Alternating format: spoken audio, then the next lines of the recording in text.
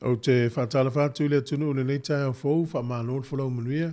Tau tuale nei ti whonga la moi Wellington o le aso lua u tātou iai luas furu tolu aso le masina o a pewila lua afe luas furu mal wha. Alo mai o le tātou sanunga loto le atai ta ia le sunga i le whaiwhi auto ina whawhiringa Reverend au whanga whawhia mawala i wau mai le kalesia whapatonga ke usiano Sāmoa Cannon Street Porirua. Ius mai al whawhonga.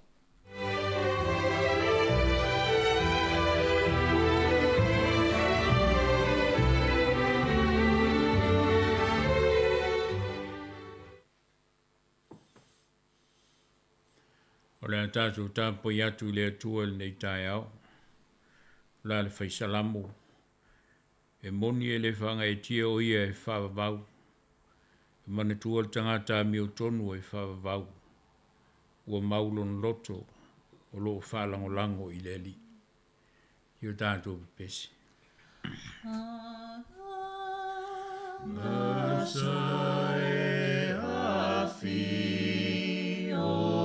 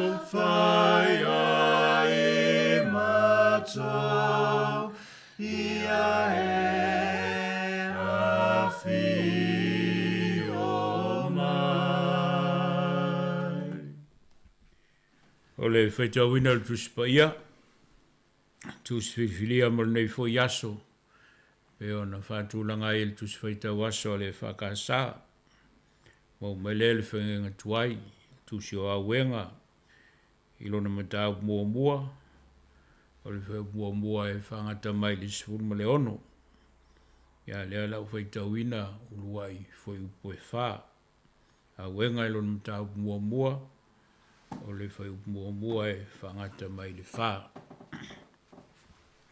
Whawhonga e whionga pa ia le atua. E, wano whatoa tasi le ai sa tumu i tangata.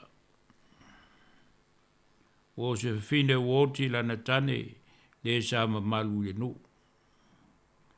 O le saota mai tai i nuu. O whai o ia. Ma le wa vatu le taulanga. Matua tangi o ia i le pō. O iai foi o na ala fau o na loi mata. O lato uma e sa mana na o ia te ia. O le aiso lato fa mawhanawhana ia te ia. O fa ole ana wo uma ia te ia. Wa vei la trou, mai e ita ia te ia. O tā whea iuta ona o le puapua ngā, ma le ngā luenga tele. O nofo ia nu ese, o le maua ia se malo longa, a to uma e ua tuli loa ia te ia, o la to maua atu ia te ia, I mea wā piapi. Wa whanoa noa a lau siona, ina o le ai, ne o mai I le tausaminga.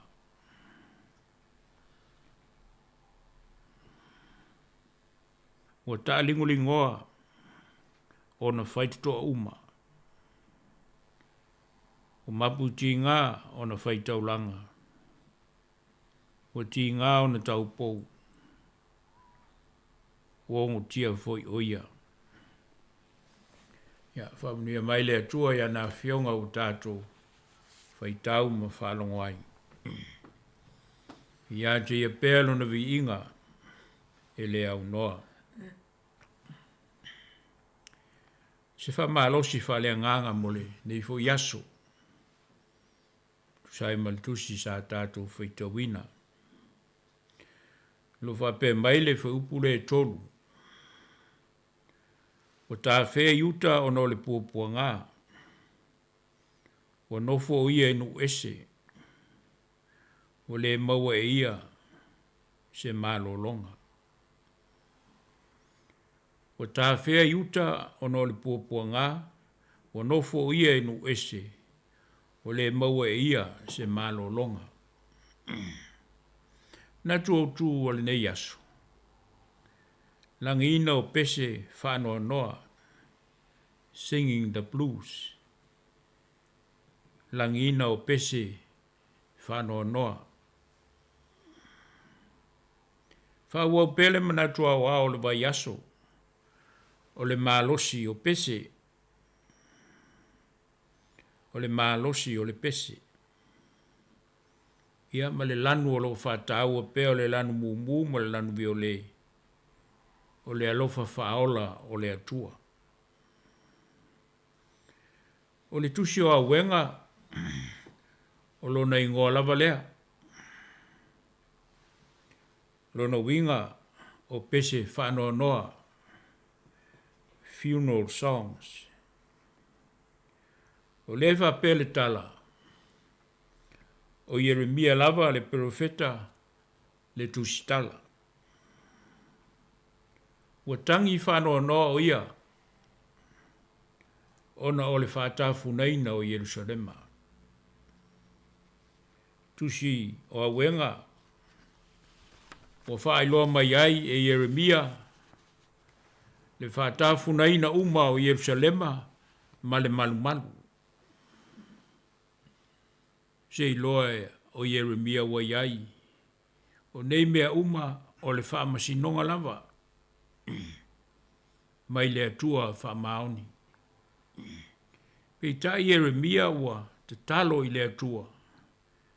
I lo nā alofa. A wai loa Jeremia o le atua e alofa muti vale. Le ila I le tāwhianga I Papelonia. Le ia tu siere nei pese o le whanoa noa. O le pese o le tangi. Singing the blues. Ia o le funeral song. O ilo atu lava. Le mawhatia o le loto Jeremia. O le ua whai loa. Lona mawhatia. Ona o le malo yuta. Yerusalema. Le ai o le atua. O to I lalo ia Papelonia. O le whanau no Jeremia mona lo I mata. O le na o ia. Pei tai o winga fo iai. Le anga sala Israelu. A wā o manatu Israelu. Tātou te ia I le atua. Pei tai o I lava I taimi o le pōpua ngā.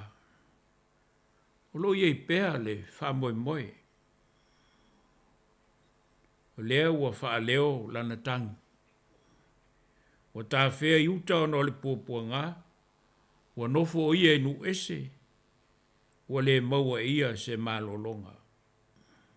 Ai wānei. Le winga o lanu o le neiva yaso, o le alofa whaola o le atua, the redeeming love of God. No winga ele o manatu le atua, e tu ai whaapea o na tangata e le ai. A oe whaatalitali i le atua, e toi wha atua toa ina i lātou. E se i toi tau tala le pese o le whaanoa noa, po le tangi a Jeremia. Ina ia moa i foi, se a nganga, tātou te fia pe pese ai, whaatasi ma le profeta. E whaavaenga i o lo, vai ina e ele mata upule nei. Mua o le tuula fo ina. Lona lua o lona mafuanga. Tolu o le wha moe. Lona wha o le loto wha maulalo. A tu whaatasi ia mea. Ma fōringa o iuta. Ua te tau le tā le tua o le vali. Se iau au ina pe lava o se tamaititi. Ua whamatala e loi mata o Jeremia, fōringa o le nuu o le atua. Ua tu la fo ina, ua nā o ia. Whamatala e loi mata o Jeremia, le mafua anga, ona o le angsala. Whamatala e loi mata o Jeremia, le whamoe o le atua whamangalu. Whamatala fo i loi mata o Jeremia, le loto whamaulalu, i loa na Sāmoa, ma foi i le atua. E maa losi lea o loi le pese, na te tatala langona, po le alava, na te whaaleo, ma tu watu le manao, o le atua whaola lava le tani. Mai le a whaina lu tātou pese, pe langi ina pese o le tangi po le whanoa noa, a wai sili o ne tātou lata ai, i le no whaali i o le atua. Ai whawhetai fo ia Jeremia, e lau tele atu lana tangi, tangi mo le aipa ia, tangi mo le malu, tangi mo lona nuu. Ia o tātou, na o le lava e māsani, matau iai, mo tātou ainga, tātou te whetangisi ai. A le whai upupu lava lea o lo i le whenga inga fau, o le tusipa ia, whai mai, ua tangi Iesu. Mo tātou umalava, ma le laulangi. Si o tātou te tālu. E mata whanoa noa, la ngona o le nei tae au. Pe tai o le whaaleo ina i pe senga. Mātou te mauti no ai le mālosi o e fōa i mai.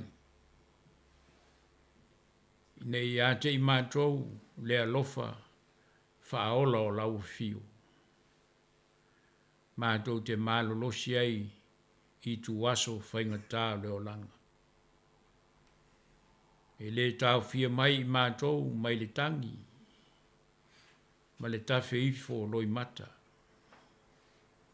Pei tai o lo whamatala i nā, lo mātou vāwhiso tai malau fio le atua.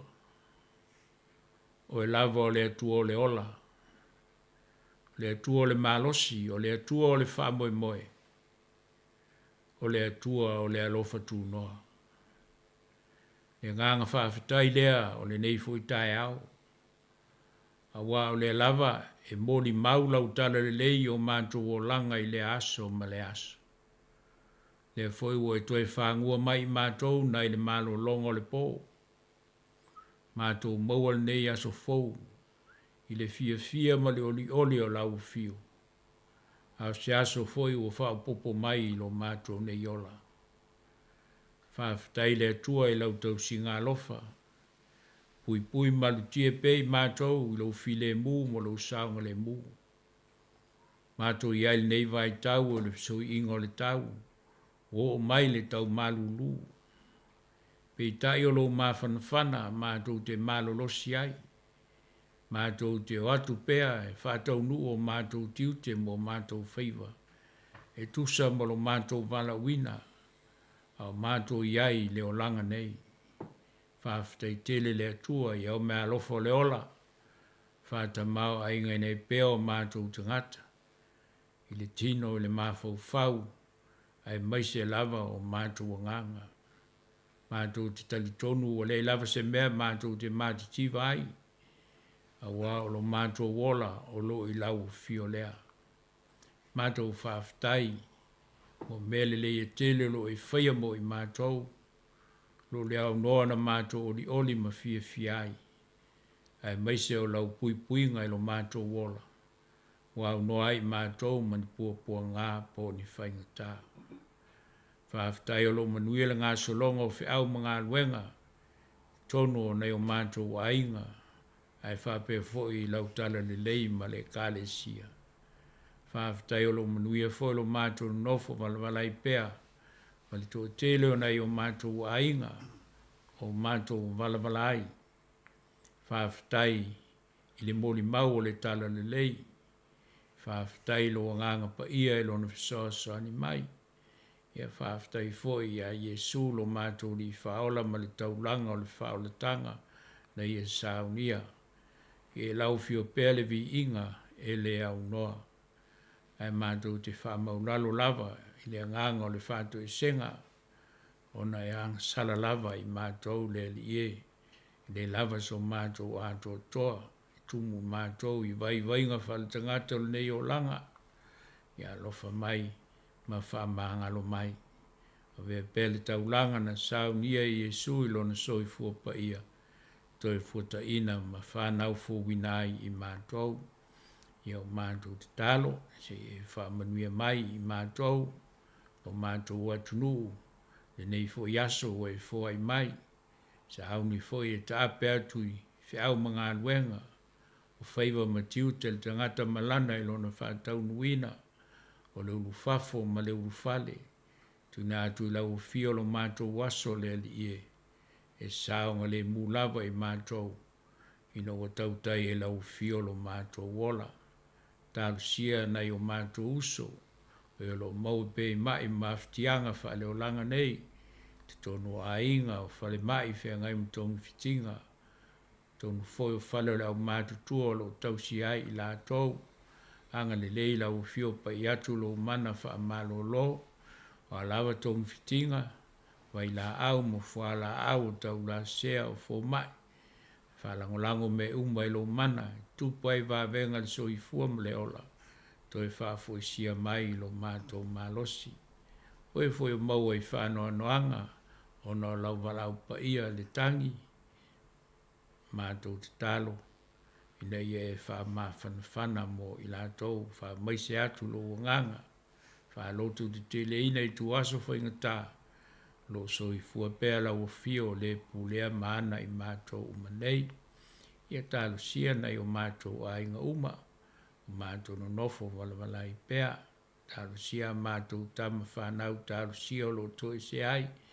Whiau mga luenga o onga mata alonga. Tuli loina pē lātou I lo wanga le lei. Ia whamanuia le ngā solonga o fufuanga mwha moe whai. Au mātou iai te tonu o le nei atunu. Nei o mātou ainga tau a tiai. Ai maise o lau tala le lei ala I le kāle sia. Ia e soa li mai. Maua pēr le fia ma le oli o mātou loto. E ofo ina atua I pēr lo mātou wola. Ina ia whai ai lo lava fina ngalo. I o lea la mātou te talo e tele lava te talo le leo le loto o e sila fia. Whai e pēa lo fina ngalo mo i mātou. Wa o mātou wole mwala watu. E ala le suafo i su lo mātou lima lo mātou whaola. Amene.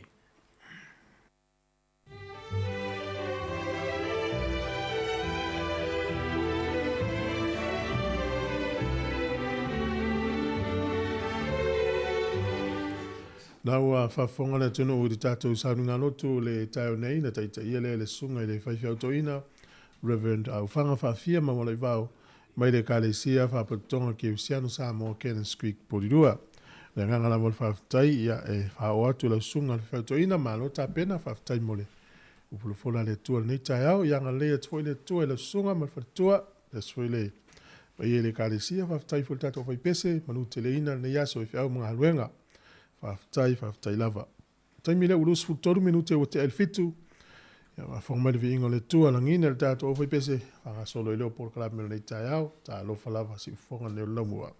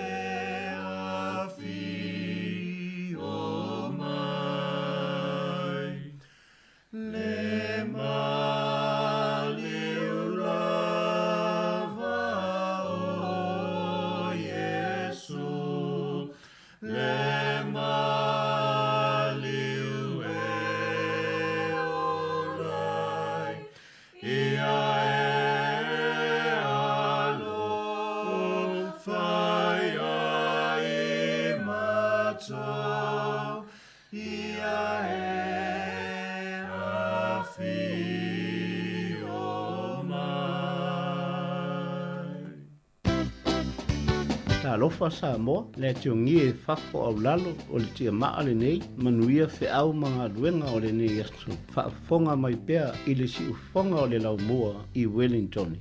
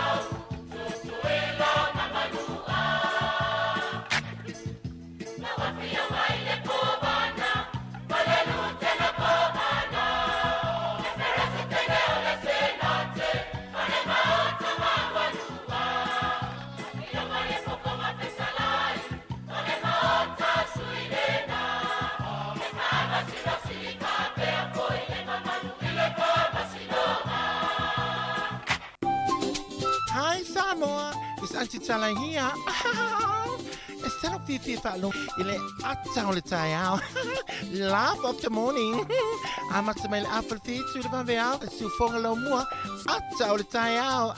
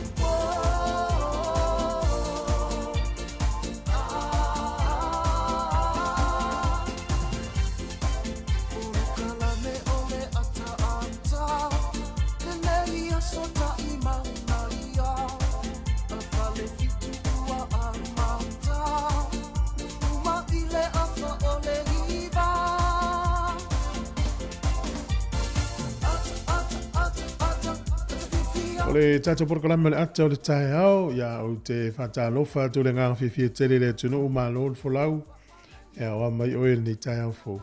Ia, moni lava le alongo fo le ni tae au i nei puri ruma Wellington, wa amatona malulu le tau, te tonu ia o lo seki ia le mea nei te mafuta mai ai, po le tunu fo nei te alai mau mawai, mai mau mai tato whasalonga ni fo ia so whatalofa tu le ngang whiwhia tere malo so i fua. Ta heo neo le aso lua utato iei wa lua sifuru tolu aso le masina o ampewila. Tau sanga e lua afe lua sifuru mo le wha manu folau. Nei ta maham tina matutua o le loa loa o le tato tunu o le manu se leo tunu o le tu wai o tina manu tina. Mai sifoi nai whai lele pe fau nai wha nau lo iei pe tuanga wa onga le toi vai yaso nei ni usile nei o le tuanga tamaiti. A talo wha tfo isunga i whawhenga ingam whale tua manu folau munuia. Ele nei foi tu la tai au le am tari tato por kalame le ata o le tai au swing al por kalame le tai au nei o malota le fo le valu i ona mo le lava no fa tasi mai le sunga ta se salem sem mai Sāmoa e mate to lua tu por kalame le tai au nei o no to ngi sunga tasi ele la ma tala no fa so tu fo itala mai Sāmoa mtala tu ni sile nei se pa ele iva ta tu telefon ta riva le tai au nei ya ma lo fo lau ma lo le supo mo la to fo ile wa ma lava ngā luenga ia, ma lo wale tau, ma lo wha ma losi. Ia, o le tele au ngā luenga, ma lo le stofi, o le aso ma lo ai o le stofi. E ia ngā luenga e wha awau pia e le ma lo. E le winga na wha mtaranga, e wha ma losi mai, to e fo tai au ngā luenga nisi, a stofi ma lo, e ona wha umaile le aso whareile. Ona tua fo i tātou e pi e wawa ai ele wha ingo le vai aso i mawhtanga whale ainga, whale kāresia. Ia manai ta alonga e o mai ai, fo i le televise mata ia ia mata mai ta longa le stofi ia fa solo tu ale le as for le sto na ia sa io vai oko ia manuia ia fa nga malanga la to malanga mai nis foi malanga se atu manuia to fa nga malanga ia o te mine yo la ta to se ia to sfa fianga a mai ale fa fonga le talo fa lava nei ta to wo foi so se tu no langi lo mo mai fa se longa lo fa tele atu por kalame po kilani kala estete ia so se vai ngol moto isaute ma moto i matu nei pa pe fu ai nga Australia Hawaii o Amerika o Tutuila o Sāmoa Kanata o Alaska ia maisi tu o ina yuso i Afrika isaute o lo mai mo mai foi ma fatasi mai tato por kalame tele waso fatalo fatu por kalame nei tai au ia mese nei tato pa anga yo fa felo i mai alo fatele atu Erika ma lo Ellen tina fa na o matoka finga iai asenati ia alo fatele atu por kalame mo uto umalava tai lava tina fo ia epi peti alo fatu por kalame sunga ia Ray LK dia for tai au ia Terini Willem Welma ya sina leo whaftai lava. Ya whaftai whawhawin tani anu mai au kilani alo whatu porkalame na to umalewe tono taavale ya alo whatu porkalame manuia ngā luenga ni aso. Ya maoe o tono whalwhai ngā luenga ya pe wa e whalongo atu ele fie iai. Te whamanosi mai tato vai me whatasi ni aso alo whatu waltina ya lupe mai Brisbane manuia fo ile ni aso. Ala tato wol whawhiwhianga a matai le tai au. Ya wale sunga ya fiu se mole tufunga talo whalaba.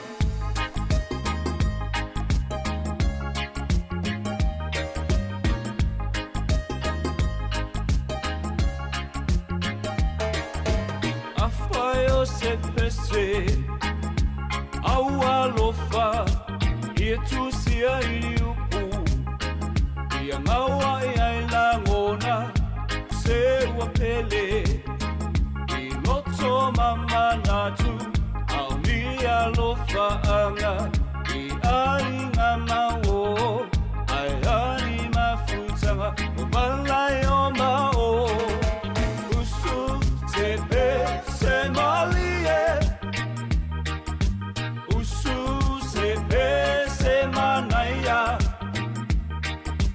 Ese patu pula mona Ese patu fia fia Ese pa malu ai la mona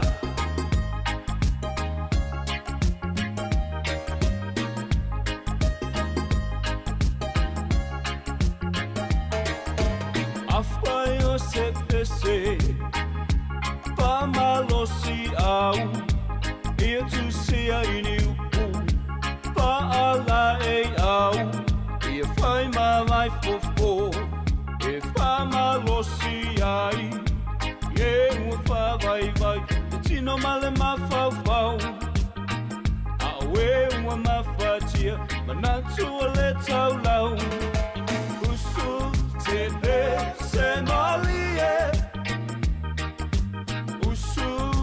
Ese manaya Ese patu pula mona Ese patu fia fia Ese pa malu ai la mona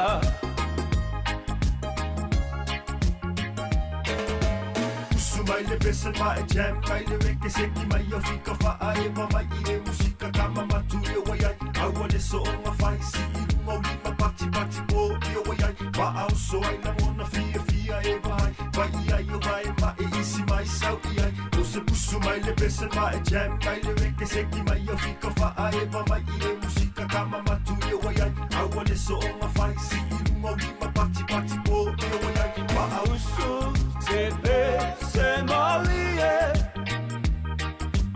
Usu se pe se manaya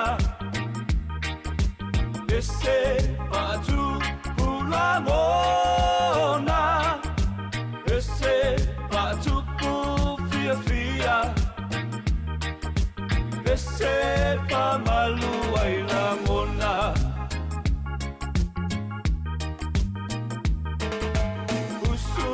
Se pe malie Usu se pe manaya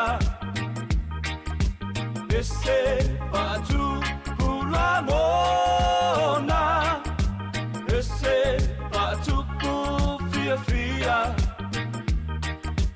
Ese pa malu ai la mona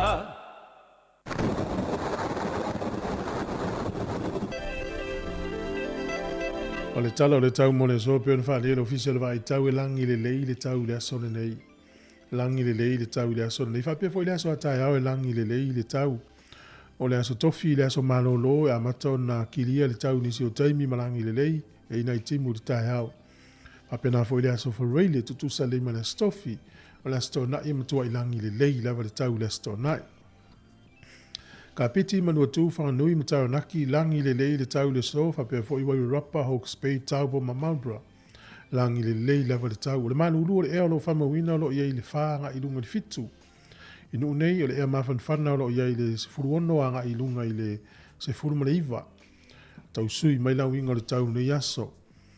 O na wawai le motu i saute i le aso le nei, le isi au e whaalawe lawe mtua langi le lei ia le tau i le motu ato i saute.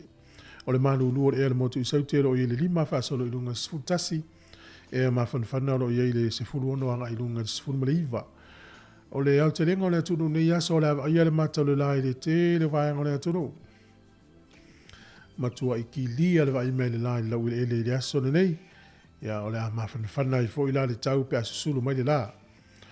O le vavai le i a pia nei aso e langi le lei le tau le tatu o tunu o tolu sifuru fo le vela lufu fitu le ma whanwhana. O le angoto i fo le lai le so Wellington i le toe se furu iwa minute i le ono na nei le fiafi. E o soa ele la tai au, le toi tasi le minute le fitu i le tai au a tai au.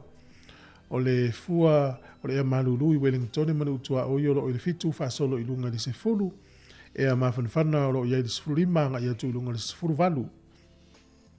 Mo la toe wha ngota ni aso manu ia whai ngā whaiva. Pe le tai Wellington i le te au le se fulu i le tai au nei. Sua le tai i le toi sifuru iwa minute le lima le fiafi in toi pele o le tai toi valu minute i le se furu tasi na nei le pō. O porirua sua le tai le te au le iwa le tai au nei pe le tai le te au le toru le fiafi toi sua le tai te le titi o le afo le iwa le fiafi na nei. Tala na o le tau ma le tala o le tai, ia mo le swinga o le tupe le ni aso wha mano le anga lei le utatu a inga i Sāmoa, ia o manuia na. Tasi tala ni usila mo lau tupe Sāmoa, e tala, Fia, tupu sa moe le so, tāla lima ono sene i le so. Tasi tāla ni usila, maulau tupe Australia iwa se furu sene. O le tupe Amerika lea e lima valu sene i le aso nei. Tasi tāla ni usila, maulau tupe o le paangatonga, tastesi ma le tolu o le paangatonga i le so. Ia ma le tāla fiti lea ua tāla, tolu se furu sene i le aso nei. Tasi tāla ni usila, maulau tupe Sāmoa, e tāla lima sifuru ono sene i le aso le nei. Ia company nei le le tupe, ia au te minei, ia la tātou se e atu i la mano whaamirianga wa soifua, manuia le was whanau. Mō rātou umana soifua nei aso le serufu tolu nea le masina o a Pewila, ia manuia tele utou wa soifua nei aso, whapopo i le atua nista usanga stele mo utou. Ia, Mōn tau whamanuanga, o whato e mōn mea lofa, ia o me vai. Mōn tau whamanuanga. O le Filipi e lua wheu poe valu. Ni atu le as whanau le uso ia whanga, ia lo mafuta mai nai wai tele. Wia tele waso i fua ni aso, mas fo ia tofine alina nai mafuta mai tutuila, manuia fo ilo was whanau. I le nei aso, whapopo i le tuanista usanga stele, maa nō ngā lue, ngā lore, whaiva. O le tuis whai tau, Filipi mtau poe lua alo nufeu poe valu. Nei loa foi o ia ua tino mai i le tangata. Ua wha maulano e ia te ia. Ua na ana ua o i le maliu. O le maliu lea i le sa tauro. O le tusi lea paudo le kale si e Filipi o lo wha mtala ai a lo tatu wari o Yesu. Ia ilo na wha maulano. E le i whai i eisi e wha maulano na wha maulano ai ia te ia. Ia ua ana. Na usita i lava lo na olanga ato, na usita i na ola i se olanga usita i le tolu sumo tupu tau sanga na soifua i o ia o le tangata. Se yo o le maliu, o le maliu le di sa tauro. Ia, o ena soifua le yaso, fata ita i ala o ke riso, pa maulalo, ia ma alofa isi tangata. Manuia lo was soifua, ese nei fa manuia i uto was whanau.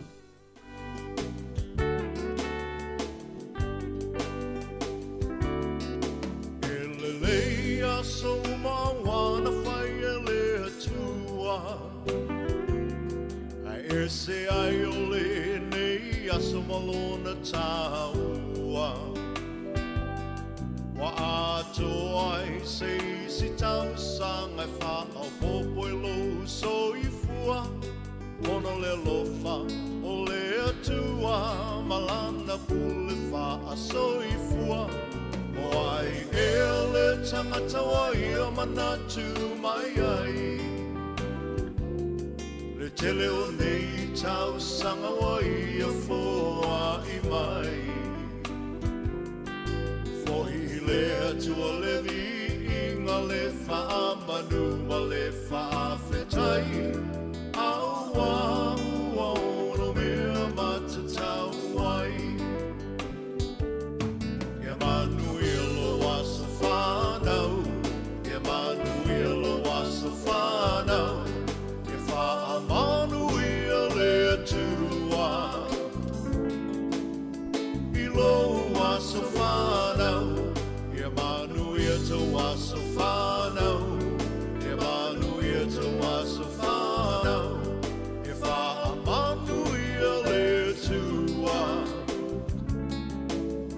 I tō wasa whanau.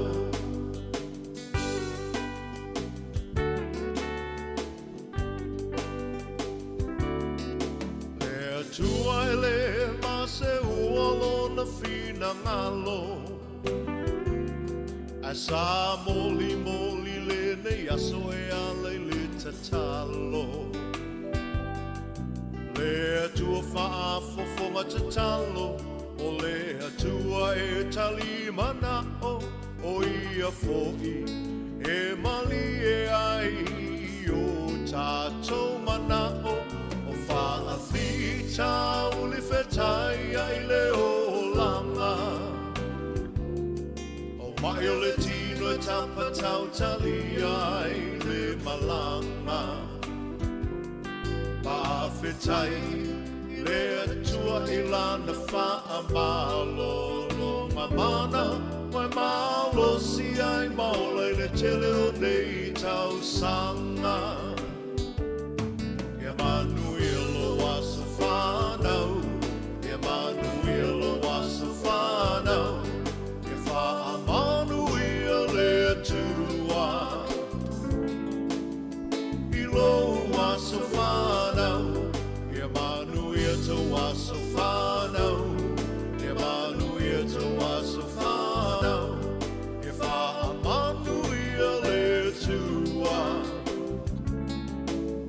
I tō wasa whanau.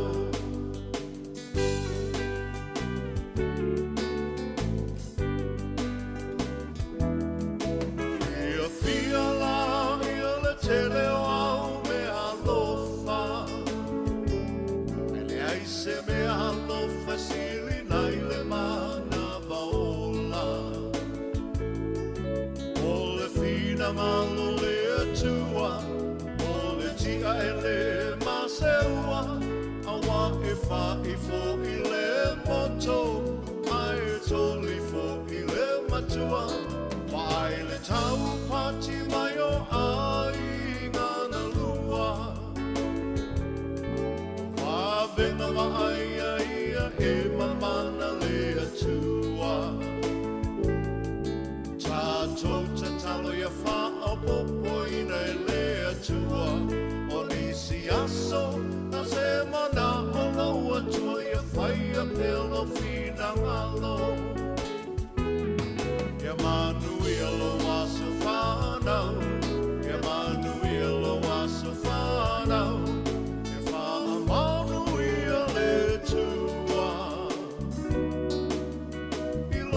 Wasa whanau, ia manuia te wasa whanau, ia manuia te wasa whanau, ia whaamanuia le tua.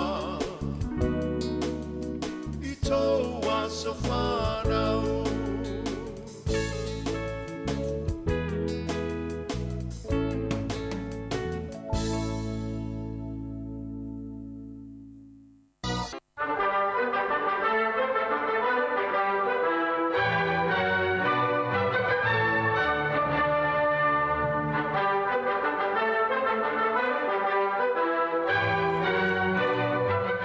Tala whātu le tunu whamalo lava le soi fua manuia e nei futai me le tai au smel whafonga le wawai fui le nei tala o le tala whaasala pito lo langi mea na tupu i le so te usanga mawai i le aso luas futonu a perila o le te usanga tasi valu i valima o lusia falani masia mani matuata te e lava tunu unei ina ua tau mawhai saina e avea ia Japani o se tasi o na territory.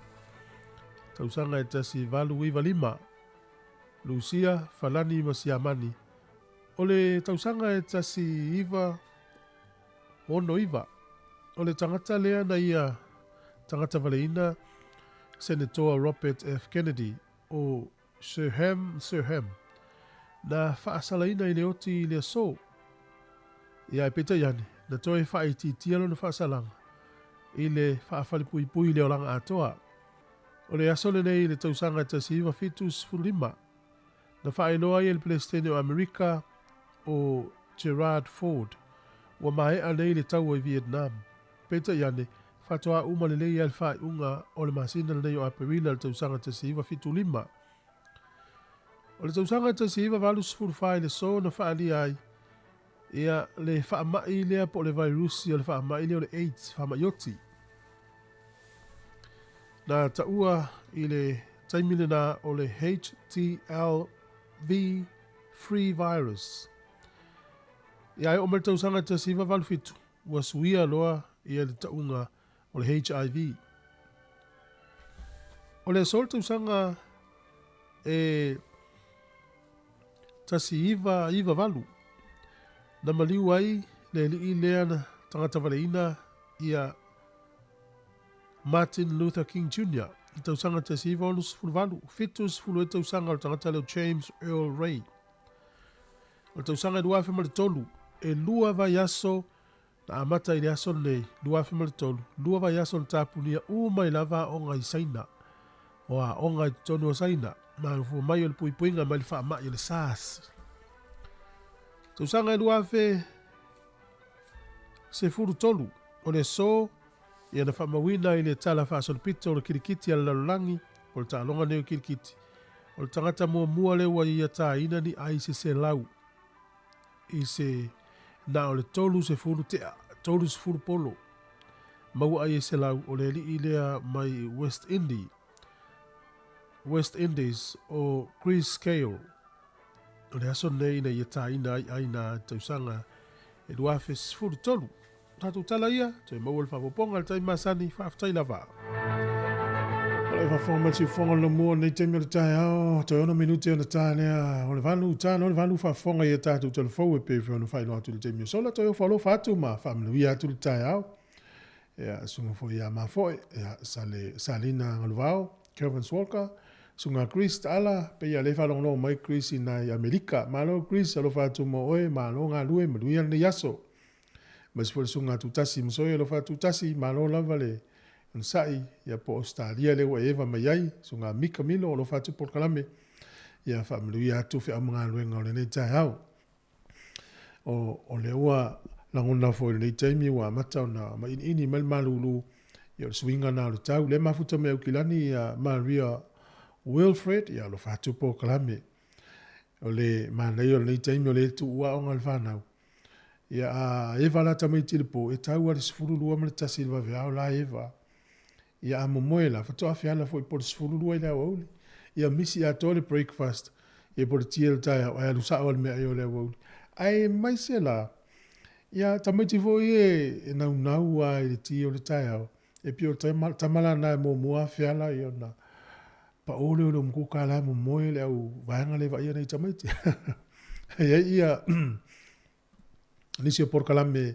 nisi o unanga ia avita mai te tu o il temine o tu wanga wa o ngai o matu e whainga luenga ia wha no whai ate utolo o whai nanga luenga lei o le vai o nei tamai o nisi o unanga e tutongi tupe o nisi o unanga e whaifua e le tongia ia manuia tele ni aso i fuafuanga umana atunu ale utapena mai tatu telefoto e 5 minute o le talea o le tulavalu si fonga leo la mua lo fatu foi le lenga leota manuia le tai au o kala me tātou du tāo nei ia ta no sunga ta se salte o le valu anga leiva tātou telefou ta leiva mauro la no le University of Victoria sunga fa linga le ota mate fa so atu du tāo leiva ile afo leiva anga sfulu e o le tāo sfulu o le por kala me le soifua malo loina e o si mai fa fonga fa vifianga le tāo ia o ta pena mai tātou telefou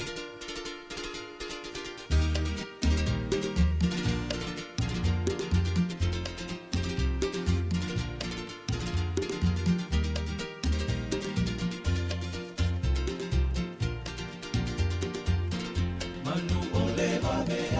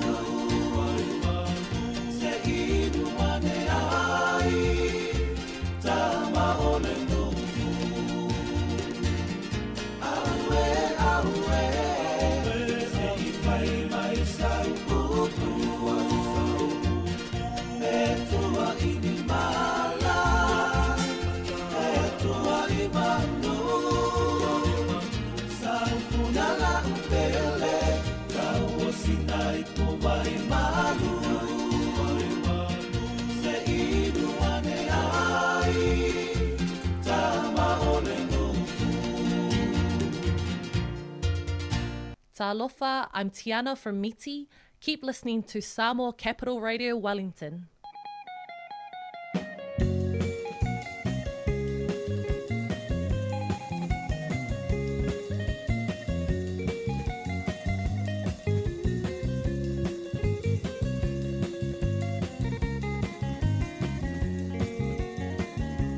Te whaafonga le whawhiwhianga na ma le whaipese le whatulima no le utale walu i au si mai loan whaafonga i tātou talafou o le nei tae au talofa.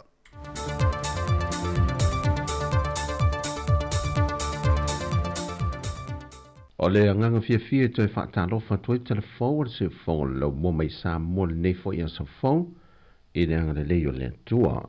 Ano maia o nisi ne meo lo tutupu i lo tātou atunu i Sāmoa. O lo mana o mia le whaatun sele o sei fo maloloina ai ono Dr. Alec Ekeroma. Se vai ngā tupe e tolu se lau wafe tā la. E whaatawina i a lava le waila au. E whaaso e no whanga i o lo to te lele numero i lanto wa a fia le tenki fiva. Whaatase ma onga ma no whanga ofisa o lo ngā lulu e tangata. E manatu foi ai ono. O te tau o na whaatino ni ai ai ngā mōta ngā te uru whare mai i le atunu pe malanga mai atunu e whafo mō Sāmoa. Ina ia malanga mai mawhango vai la au ia la tau te whaongaina e mō le tino e pui puia mai ai le namu. O le whaamaumonga mai le masino Novema e lua se lau se funma le ono i la tau wa a fia. O tāu sang fol whaatono se fua maloloina e le whaalapo tongo se fua maloloina le lolangi po le WHO. Ina ia fesoa swani mai le antino. Whatase ma le tāpalo se fesoa swani mai le vaenga le vai whawha Sāmoa. Ina ia mawai se fesoa swani. Sau nofo iai ono, o le la sanga leo ngā yuinga wala atu iai le soifua maloloina. Ai te tau o na ngā lulue whatasi male antino. e whaatino lo ngā ruenga le wha maina leo te wha maota, e tinei aere na molo tau avena le siama. Wa toe whaafou le whaingapa anga le malo Australia ma le tātou University o Sāmoa i papa i ngana ngana, lea na amata mai le tausanga i lua afe ma le fitu, wa manu i aile to tele o alo ma whana wa le atunuu, ia o onga whaamtata SS le APTC, e anga wa ai tusi pase o lato na whaau umaya ia o onga, e sa ili e nisi ngā ruenga i ngā rue i atunuu i whafo ato Sāmoa, e malanga atu iei mga lue ai. Whai lua le saunuanga au tua le fionga le minista wa onga maanganu, le fionga se ula Ioane tua au. O le toi whafowina o le whiangainga malosi le nei na vao le tātu Universitea o Samoa, ma le malo Australia. O se fesoa soani matua tele lo nao ngā mole tūtau ia o onga, mole whaalelea atili o le tomai maanga vaai o tātu tama whanau, i so se matata o loa o onga ai. E le tausanga lua afe se fun malevalu, na te lele fesoa soani a lea onga ne le APTC, na whau uai whanau e se lau ono se fun maleono, e au fie matama i tai se fun male tolu, e tusi pasi o le vaengalo na lue me whaiona ngā lulue i nei whanau i atunu o i whafo, e au fie ai le palama, o le welo, wha le leo masini anu le wila maisi. Sau nol te mai tai komseno le malo Australia i Sāmoa, o se fesoa swani le tapu e nai le soi whango le lumanai o le atunu, e meise i a inga o alo ma whanau, ua maua hawa noa ea o oinai i le APTC. Ua lisi mai i se pepo whaamtalanga mailimtanga luenga o whaatu angam whai ngā whaiva, i tu ai ngā tau mawha o le a wha ngā solo iei au whai whaatu anga wa mai o na restalina i lalo o le mtanga luenga. Mō tau maftanga le mtanga luenga, e iei ainga o le tai au pe o le vaisalo, kokoesi, panikeke ma le limo fua. O le tau maftanga o le au auli, e au fie le lu au, sa laki, ia, po le povi masima. O le laasanga fau o whaatino le mtanga luenga o whaatu anga mwhainga whaiva, e le ngata ina i haru le se le ni le au whai whaatu anga le atunu. A ia whaonga aina lava tau mawholo o moa i o tātou lava lau whanua, e moa ai le soifua maloloina nai lo le whaalanglango atu, e tau mawha o lo awina mai atunu e whafo. O a foi fōntanga o le a whatou teia le mtanga luenga e whaia mai i Sāmoa, o le tūlanga lava i o tau mawha o le a whaanga soloai, mai whaasolo lava le au whai whaatu anga, ma le au whai whaiva a le atunu. Wa polo ina le whaamasinonga le ofiso le loi e sili, e na i o lātou sa ili le ainga o se tala voule o lo omoli e le whaamasinonga, na ia whaia ni winga mātanga i se tēnei tite na o le fitu tausanga le matua. E whaamaumaunga le mtanga luenga o leo le whaalawe lawe le nein tūla i mai le amatanga o le māsina nei, e se funma le valu tausanga o le talavou e pei o na tā ua. Pei ta i lumba le whaamasinonga na ua whasilingia e vui Clarence Nelson, le talavou i o na tausanga, na ia wha loa ai ua se funma le fitu nei o na tausanga. I lalo foi al polo inga ngai i le ofiso le loi sili, i na ia sa ili atu mātua o le talavou le nei, i na ia malu ai le pui ngape au o in te tala mai i tua, mo lona saunga le mui na ia mauti noa e le mawhai o na toe wa ia i le taulanga, e meise o no whanga whaitele to tele fo i mawhanau e iai, i ripote leo le mata opule nei, o le teinei titi nei o lo masano mia na ave sea wha malosi mai e le talavou mai le no whanga e ta a alo i whanau i tu o le Friendship Park. Na maua mulmuliane se ainga i le taulanga le teinei titi nei lata i le se fulu i le pō, ma ripotia i loa i le matanga luenga o leo. Mai o se whafangu fo i le mō mātua na umia e vui Clarence Nelson le whaamsino le whaamsinonga, mō mātua umaya nga i le taulanga ai maise o no whangai whaata whawhao i whanau, e na ia mata i tuwina i teimi uma, ia mauti nolo lātou saunga le mū. Na wha i loe le tua leo, o se teimi mō mua le watula i mai se mata au whapene i te tono le taulanga. O le asolulu o le vai aso nei, e tula i eile te levo itali o na mōrianga i luma o le whamasinonga. O tala ia mai sa momo le ne yaso, Manuia tele o tātou tunu I tiu te whi au mga luenga le a whenga iai. Whasoi fwoi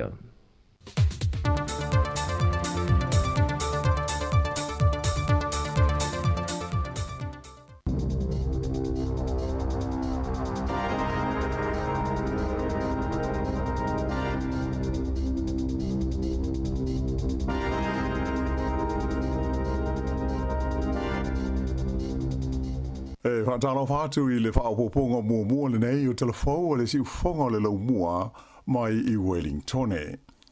Ua tua ia le sosaiete a tangata whainga luenga le malo po le pisa a ia le whainga malo so whaatasi I le whaatamala I le tau fia leo soli ngā tula whono e awala I le vaea o tangata whainga luenga o lo whea ngai ma le puipuinga o soli ngā tula whono e a fia ai tamaiti a e whape fo I le fesuia inga whaana nao tupe, ma le whaatinoina o ni sori ngā tula whono ma mawha.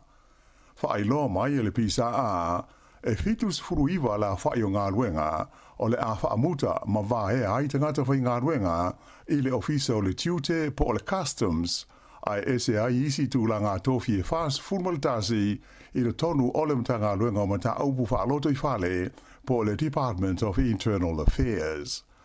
O awa no whai ngā ruenga nei e au whiai I la tau o lo tiu te ilunga o wāfu, ato ai ma malai wa alileo le tunu u, ai whapea mo tangata o lo o ngā lue I le puipuinga o a whaina e awala mai I ata video ma whesota inga tele wawawe, whapea ai le wha ngā ina o tamaiti ni whainga mani tūlanga soli tūla whono. E renga te lea ai o le te atu I whainga wha terrorisi, ai maise o le whaavea I o tupe, ini awala whaanana soli tūla whono. O le lapata inga mai le pisa a, o le whaai unga le malo e wha malo lo ai ma vaea nei tangata whai ngā luenga, o le a te le lava se a whaina ai o le tunu a toa. Whaalia e le minsta o le tiute o Casey Costello, e mana o mia o na a toa ma le lei le ngā luenga whai le ofisa o le tiute I le puipuinga o tua o New Zealand, ma langolango ina ana ve whaatau inga ai maise o le ao ina leo tupe maua mo le malo. Na ia ta ua o le mafuanga lea o swinga ua fuafua ina e whaia I lea matanga ruenga le malo. Ai ile matanga ruenga le DIA, Department of Internal Affairs, se furuma le tasi la whaio ngā ruenga o le a whaamuta I le vaenga o le Digital Safety Group, ai o le vaenga mo le puipuinga o le fesuia inga whaana nao tupe, le anti-money laundering, o le a whaititia mai le limas futasi au whai ngā ruenga, I le na o le tolu se fulu e au fiai I ofisa o loo I au kilani, whapea ma le lau mua I Wellington.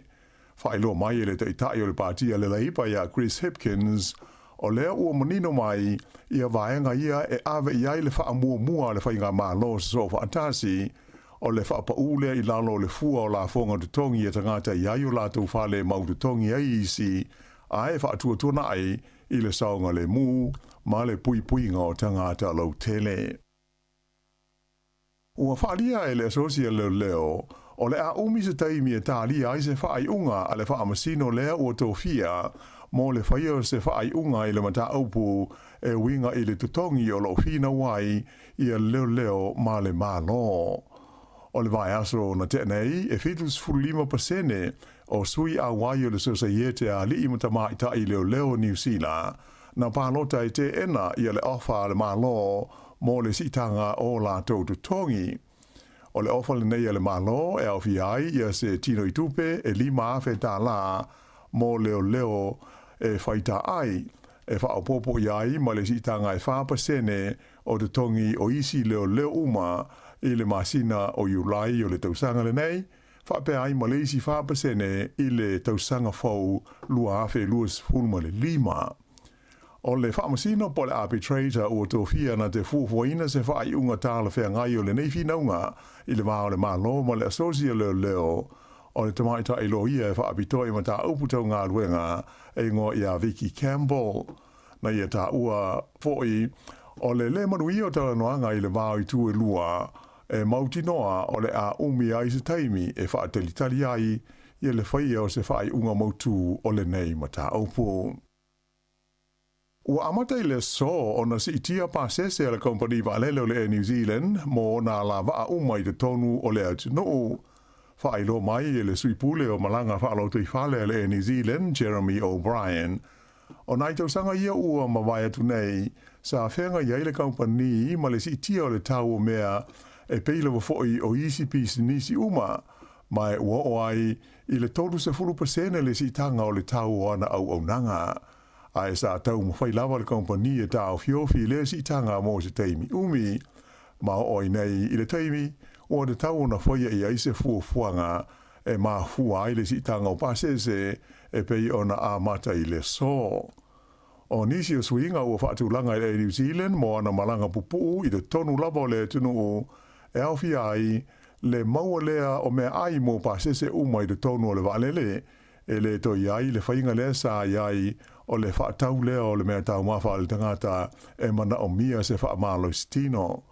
E lenga te ilea, ai o le a whaamuta fo I pasese ia sa o fia ai ma le ato, ai o le a mawhai e pasese e na o le nofoa e tutongi o na whaapopo iai ia le tau e toru se furutala mo le ato e tasi e fia ave. Whaalia mai foi e le New Zealand o le masina o Juni o le a whaamamanuai I ni swinga o isi ana malanga I le vālea ma Australia ai whaapea ai ma tumotu o le Pasifika. Ua whaelo mai le fuafuaina o se solo te te a le vasenga o fo mai la Haiti po junior doctors I le masina fo o me mo le umi e lua se furuma le whai tu la. Mai na taua o le ao no te le lava se a whaina ai o au nanga masani e le soifua ma lolo ina.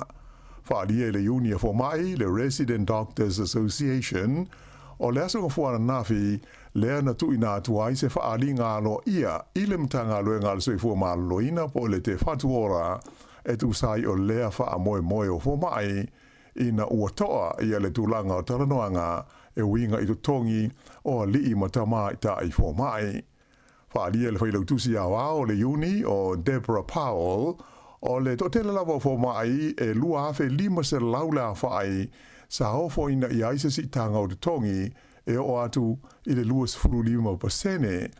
Ai o le maafuanga o le whai o le te e pe ona fuafua ina nei ona o isi fo mai e tusa mo le tolu se laula whai ia o le aono whai titia o la tutongi I le se furu mo le lua pasene. O le te ele nei e fo mai e amata I le tulai fitu I le tae ao o le aso fitu o le masina fo o me mai luas fulfai tu la le umi e fai ai. E tai o le vai aso asau nei o lo o fuafo ina ai se ilo I longa wha abito le nei mata upu I le wha moe moe o le a mawhai o na wha malia ina ai le fia fia o fo mai ma tau fia ai le whaia o se te O le atoe la langa mai e le malo so whaatasi le tu la fono le na so loia le whainga malo le leiba e ta ua o le 3 strikes e pe ona whailo mai ana nafi e le minsta lango o whaamasnonga o Nicole McKee.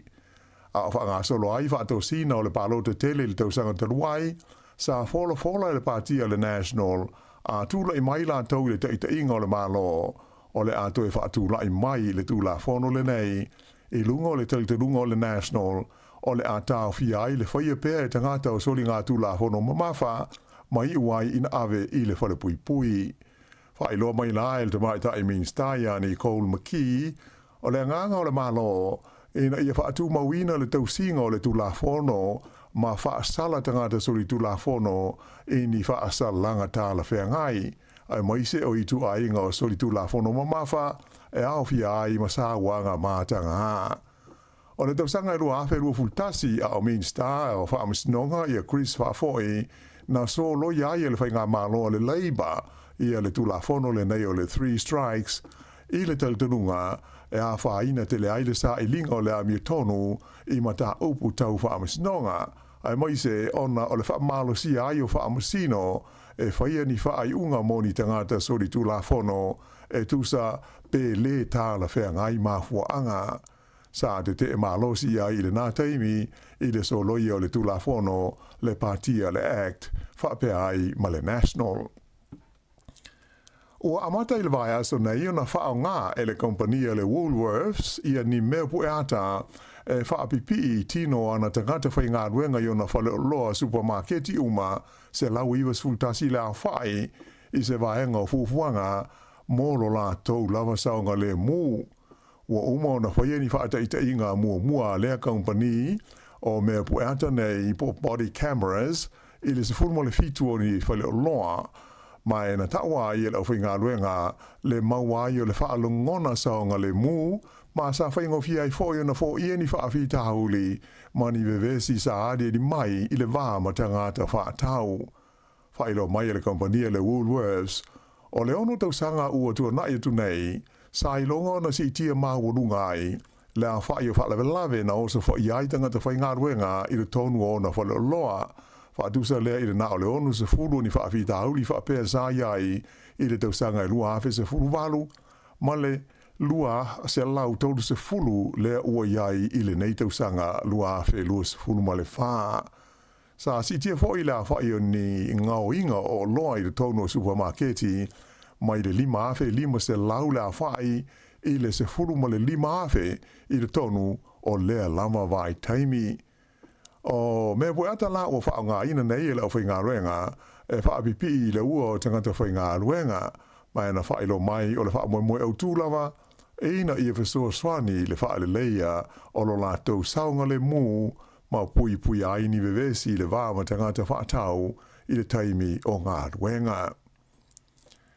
O tā pēna ma sau niu ni aile tino u mo le wha manatuina o le aso fita na mali liwi taua po le Anzac Day i le stovinei o le o wha ilo mai le wha lapau tonga a le RSA i lana upenga o whesota inga ia le au ililinga o sauninga o le awhatino ina e ona la uma i tu SS o le tino o e tofu ale aima le tu maa lo la tau o New Zealand ma sauninga wha amanatu o la whaiai le vavao i no whanga ua whausia ai maa wha amanatu o lo tusi ai suafa o le whaitau fia se lau afe o fita sa tau tua i taua te tele o le lalulangi a toa ai fo i maisi taua na muli mai ai.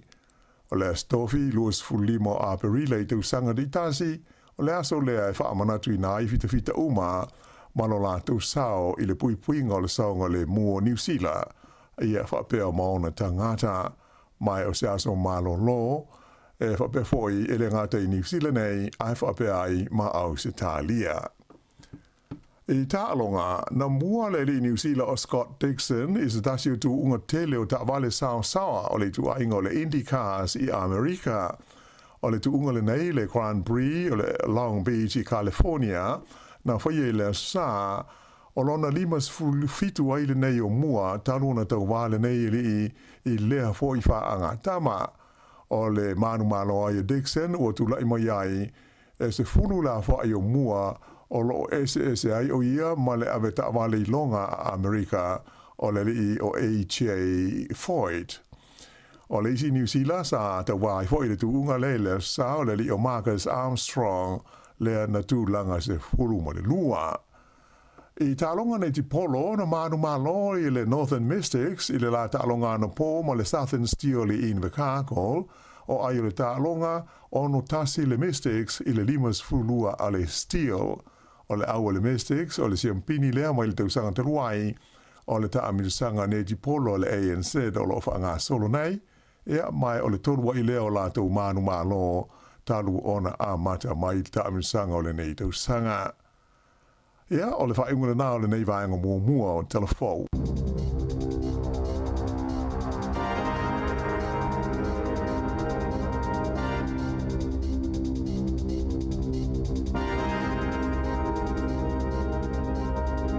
Pano whaftai te mona vino whafonga i tātou telefou i le tai au nei lava le tau reiwa fie le wenu ngol tātou leina sunga tā se salem sem.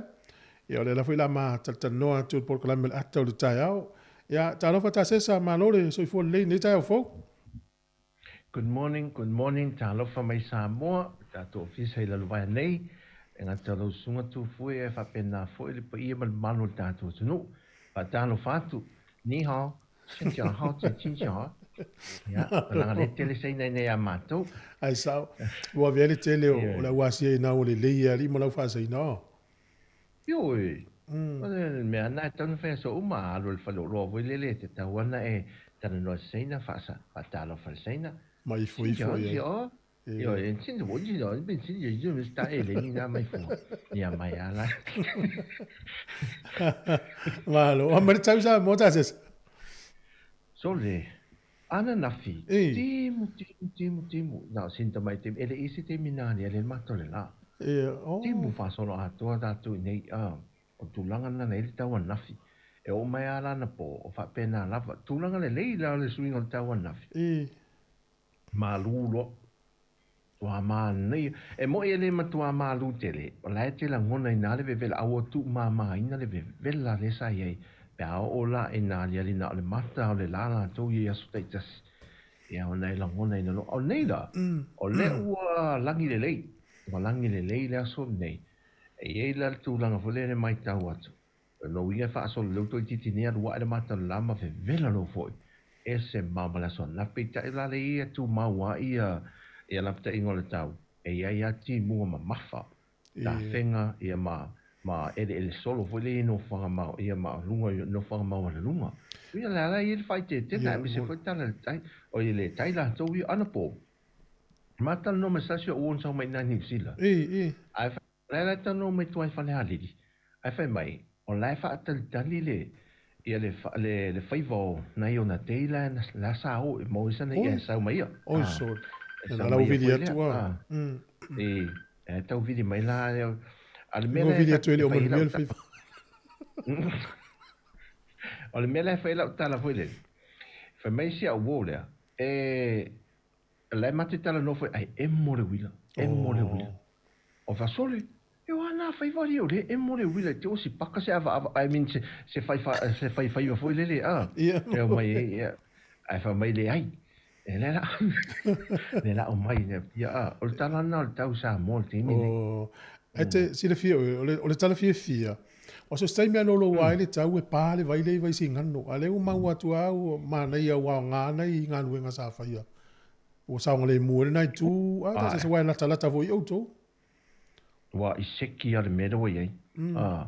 Wa iseki al melo ye o ne ina ti bunga mafa malolo wa saola a inga nei tua to le pa le wola piliki le sa faia uranga le leila ia wae wa piwa mapu mai e foi le wa o na le vaia mai singano le faia o poletinu ia moni ai o te minena lo tu ranga le ma nai e foi e polo ketila malo ia liusina nele wa matana malulu le tau le na matou lapta ia le tunu o mai le tau sanga na le masina le o ke topa le anga I tatou le fono na faina ala ta fa so I ta se system as it tal pese vai foi e ini se o tatou fa se silanga n tatou fa so ai le ni ta au e ini se o pa anga yo fa felo I mai ati oi ia fa tala fatu an toto uma lava ia fai ma tau mafa sini pahan keke le aso ai vatu le musika ia le se tau le fi vai le vanga le lau kalone na yo au tafa o Sāmoa e folo le inu fai mamango ia vai la le na tudi me fa fine wa tu ligi ma me le ki le ti vele mai alwe no folo no to le tio sane to tu me nei ia fai na lo sa ma me ti ato ia la tanta do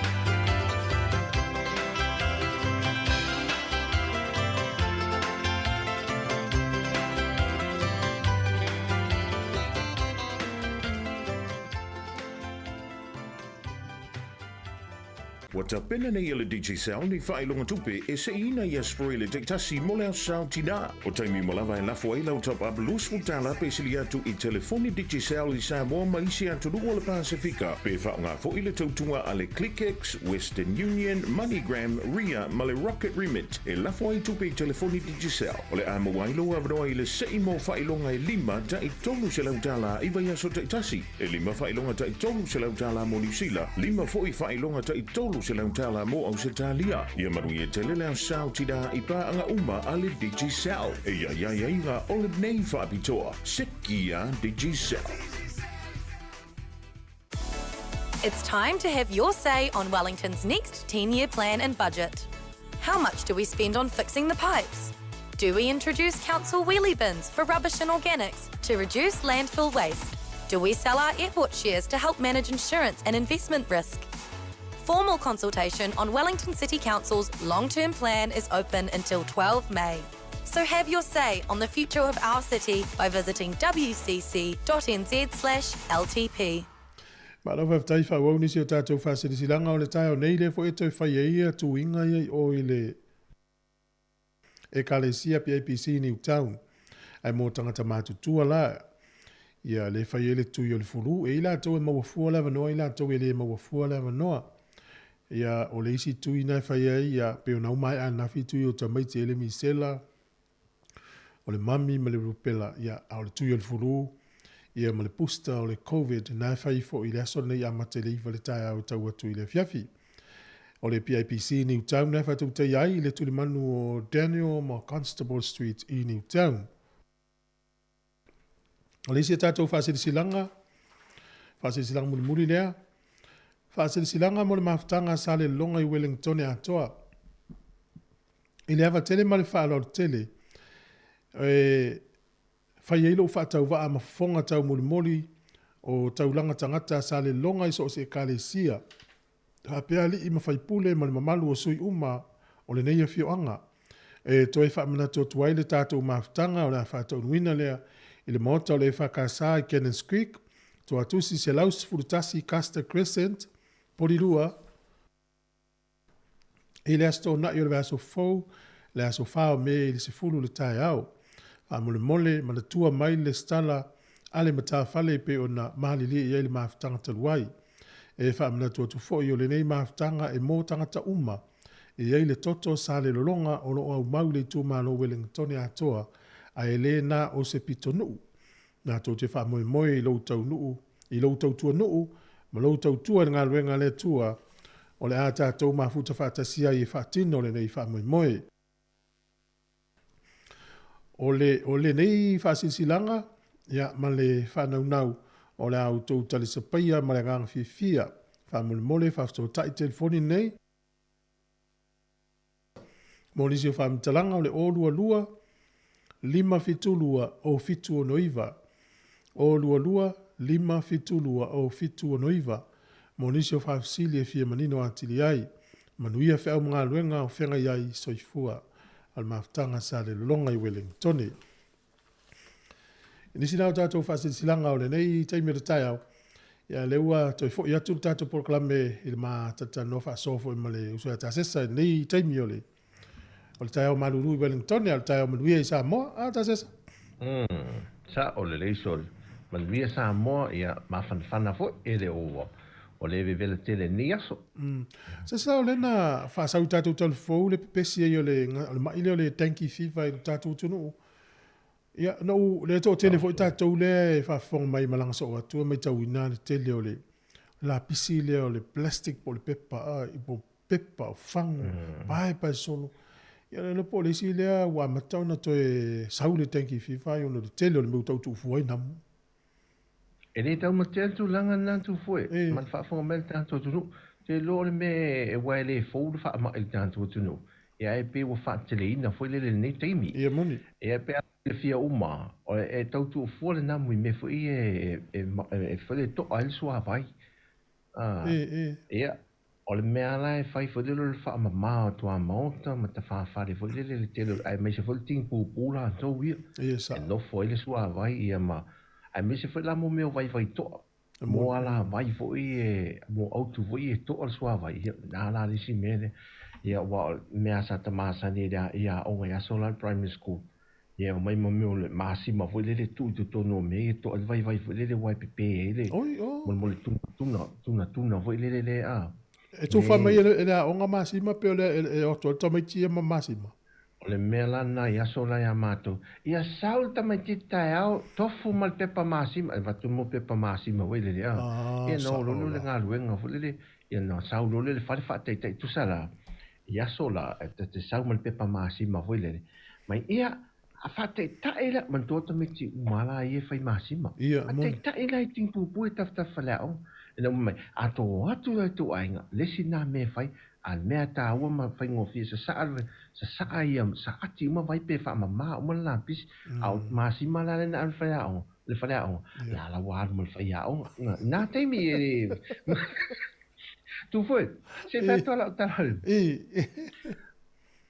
ole me we tanto ole ta o vatu se tu wala lo foi le ale tanga runga so fo mala luinya e fe tu na imo meo o tu nga foi ma meo tu langa o ai ai ngole lo fa mete pe te so nga il covid sa ola sa venele a sumai o mai mo meo fang foi le mo spray venele repellent foi le spray ele tino pui mai tanto i mala mai fafu e mai le namu me aro pui ngole namu le e tomo fai tanto ina ia a tau whaisi me whapena fo e siaki ia tātou pe amalanga mai mō mea la ia le ia awane ia ise awa nofo le e mō ai tātou i malanga me whafol namu mātou ia nei ia pe o māsani o namu Sāmoa a ual Sāmoa ia lai mai wha Sāmoa na a ula o tō le namu Sāmoa a sau New Zealand ia e uwha New Zealand fo e pe uwha Australia fo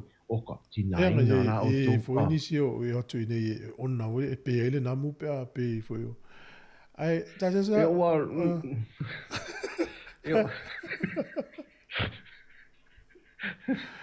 ole te tau vesilia tu foi le ole ala le polo inga le au mai ele mtanga luenga le so fo malolo ina mo tanga tau ma wale ma le fa fo ma tato tu ai malanga vai e ile vai pese spray na e welo tino pe malanga samo ai le fainga ma se na fai le stina pe malanga tu fanga le vix e patalo le tino va de inga le patalo tino le tama ya na tu atu na lima tina e o mele vix fa pi ele umia ai sola e se le patale fa pena fu tino fa na o le sina wala e o ale mene whaunga tātou nei o le spray lisi, ale mene e lisi mena pe se tulo wha pi se mam fwile le e o loli tito ia le lau tele wale to e au mai ala ua whaunga le spray o nal to tele ua whaunga wha pea se mam fwile le ia ua tele la na whea lasi ia le ai o le mena e whaunga le namu wale to e mai ala na o tātou e mua le vai o io lea la halu roia e le umia fame la mete fa pena e fole mi isi a pe fe u voi le ia le la ua fa ngala le spray le multimine a tātou e foi la masini a tu foi o te role sina me tan ma vai ia se voi masini fa sola namu voi e o vai de voi ai ia sa monio ia io e la le si bena malanga mo sa ye mo na mai New Zealand nai ia o tō lisi temina e te tu lo au pe se utu tau fo lona whainga fo ilele pe e tu leile ma e te le langona ina se longa e tu lo fonga fo ilele tu e langona ina le hi fo ilele ia fatulu tina le aingale e le si pona tu fate itai matina ma nei ala le mele tua effective al mele le ise nam mai lo le si melo na lua e la po atu fo la e fa mai fa ina tu le le fa le sumu tu lo la fa fa mai na tu monga e mo inseti fa e male namula o e la le si pona fa mai tu po vai tu lo alta mai sum vo le to tono se kila no tau no ki mala mai tai au ai na fa lawa ai na le si mena fa le la le mo o inseti ni usila e ai maltina mo tua ai au vai na mo po ai au vai na mo Fatati ala tamale de au ngai nei e se foi na ia i. Ia sa ola e masini e fa tau nei e. Ai se mana o ai e mau fo is falo lo pe o le falo lona le cheika o le falo lo o le pipitek na te alu e tonu falo lona ia e mata i mau ia tabi masini na e fa sola namu pe fi al mo Sāmoa. Au te loa le pe lo po se lo fa nga ina wai ana vertinal fai tau le menu o le te loa e. Sa ola. Na on te lo tanga u lunga pito e lalo ai u lalo te lo la tu le. O lena masarin ma fa so matasi i mo me fenga malanga foi la tu Sāmoa. O fete malanga ye. A tu fa mai me ai o valele ai tau mafana o tangata le na tongi lana me ai a le tangata mata fua. A leo fa longo ne telefone na mene fionga la wana la i swinga. Pe foi la o disi matua o atu malfana. Ata ingo au kilani. E po na tolu mal afai tulala tol malanga. A le ufa tau le ava no le mata le video ta mai ti lunga ole valele. Ia ono tau fai fafi ta mai ti lunga valele. A le ufa mai atu. Te le malanga po ia le ni usila le wo fofua mai mata fua la TV. Ia mo fusi na ta mai familianga sin ta mai me ai so soni mo. Pe le foi le me mana ia mo ta to malanga mai malanga to fa ngani company le e u ia lai o ngai le langi passes. Ia se longa lava o tau le tanga fe wa ia to pa ufo i fa to sin ai tanga. Esa langa na ualo e tasil te mina le na o malanga o ye lua te mina o malanga le middle le first class. So le no lucky ai so ea no walu la malanga ya lui fiti ia lui fiti lua fes fu ono ono le fiti walu le lola le vainga le business ea ho ne la te me ma e ai le pa se vo le tu fu mai ne me solo mai lole sautenia mai le menu vo le ti popolare me wow ni mo la va ai le menu vo le o le la mate sa fa mate lucky mai ma stasio o na ma o tu ni sa mo le fi o to na ma fai tau o la me na pikiadi so mai le wa piki de vegetarian ia sek ta wala na piki le vegetarian ia halu lo sa lo teni mai lo le me ai o fit tu foi o fit man to te lo va le lau i tu al pa moni so o fi o su le lau so o va ti tu e na le ti vire rum so le se lau ma lo ti lo tu isi va ngai o la foi o le va na du ma lau o papa langi ma le va na du lau tu me ai pai do ma le lau tu so ka tu le di o fe era lau ne fe me o so lau va ngai o te le lola lenti ti le uso le talatu o ai la wo ye lo to le me se e to so me le lau o le lau to so ngu ya ai le fa matala mai ya le pitol fa mala mal me to so lau ka mai lo mantala le fa fa me lau me tango le limo le no fo pito lunga foi le nai le me o me tu no ai halu la lo foi le wa hava no men tango ti o lau le vane tu fule lau fi wo to so o me fa longa to lo tingi di o fa se le lo ai me tanga te risi pito na fa me si kala le uso le mai le ai e o e le fa mau ta le fa mau o mi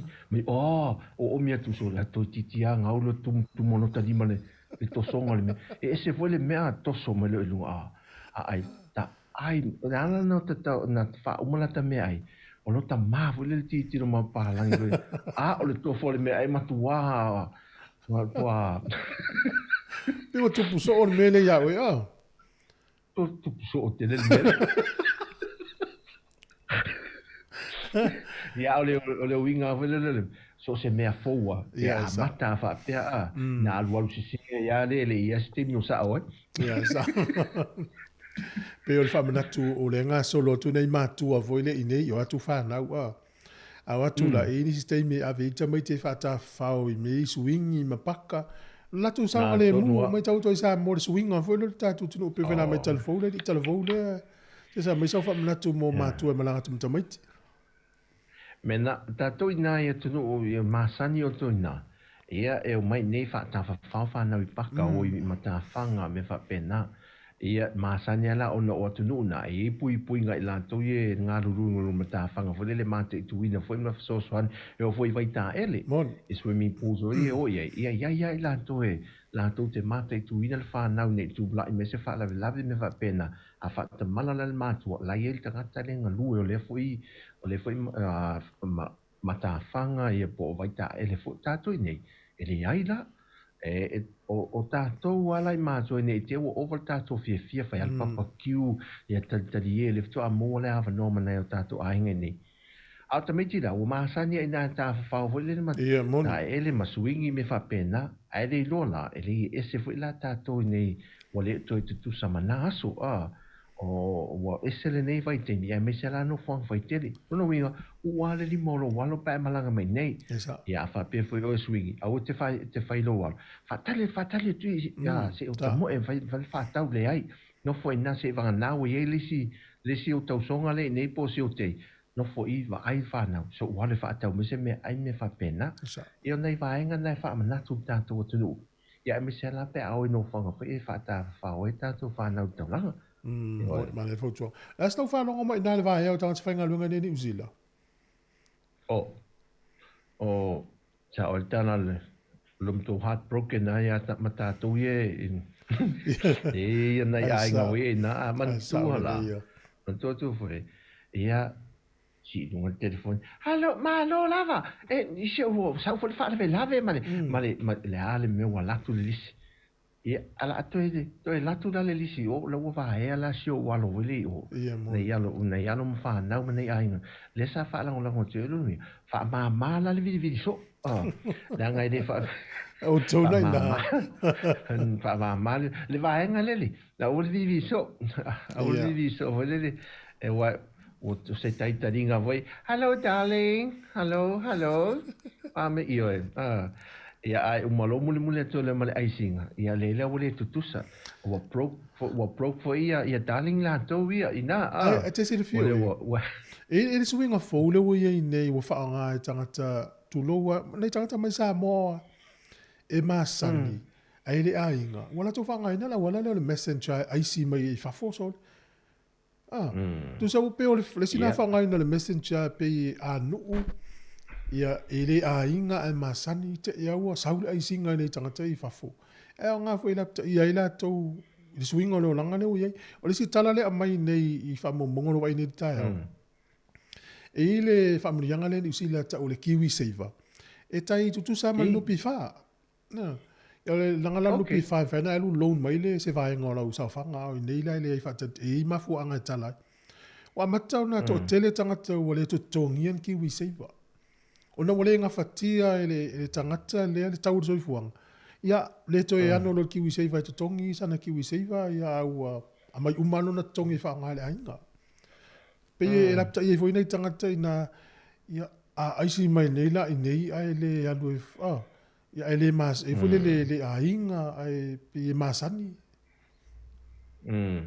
ia sa le ia tu langa na e tai folinga fo le mele tu lolo fo ia o nanga wa e lo na ta wa e pivra o nanga ne le insua fo le ta to fale mama to tu langa fo le le te le mo pui ngo ta to wa o le tavi mal te me tu la me se fa fi ta o le onis ia wa fia o se fulu pe overlose fu to sanga ele ia se me o tu pul mo to ma le la fo le to to ngiale le lanto insua fo le ia le foi lau fa matu wa foi le fa mamuru nis ia e tau sau le tupe foi le tau so ni mai ele soi fanga mal tau soi fanga le wel timi nei ia pe o nai vaenga na le fu yesu inga te pe foi la le mena ia nei ala la to o ese la mai le o to la le kiwi safe se mena kiwi safe sa ia ale loan safe la me manto le o tele el timi nei sa le loan safe tu wa le kiu ia pero solo o te lo isi lone ne el vos se lauta la lim solo ta te o fo e o lo ma se lauta la yo na mai le pe si di foi le io langa wo va ai le pe si di pe na io teina solo limata la me to ma limata la fa solo o la me la fa ne o wa sa ne alu o le mela fa te fa ila o tala foi le alu o Alu e long so mai. taulang yo fe la taulang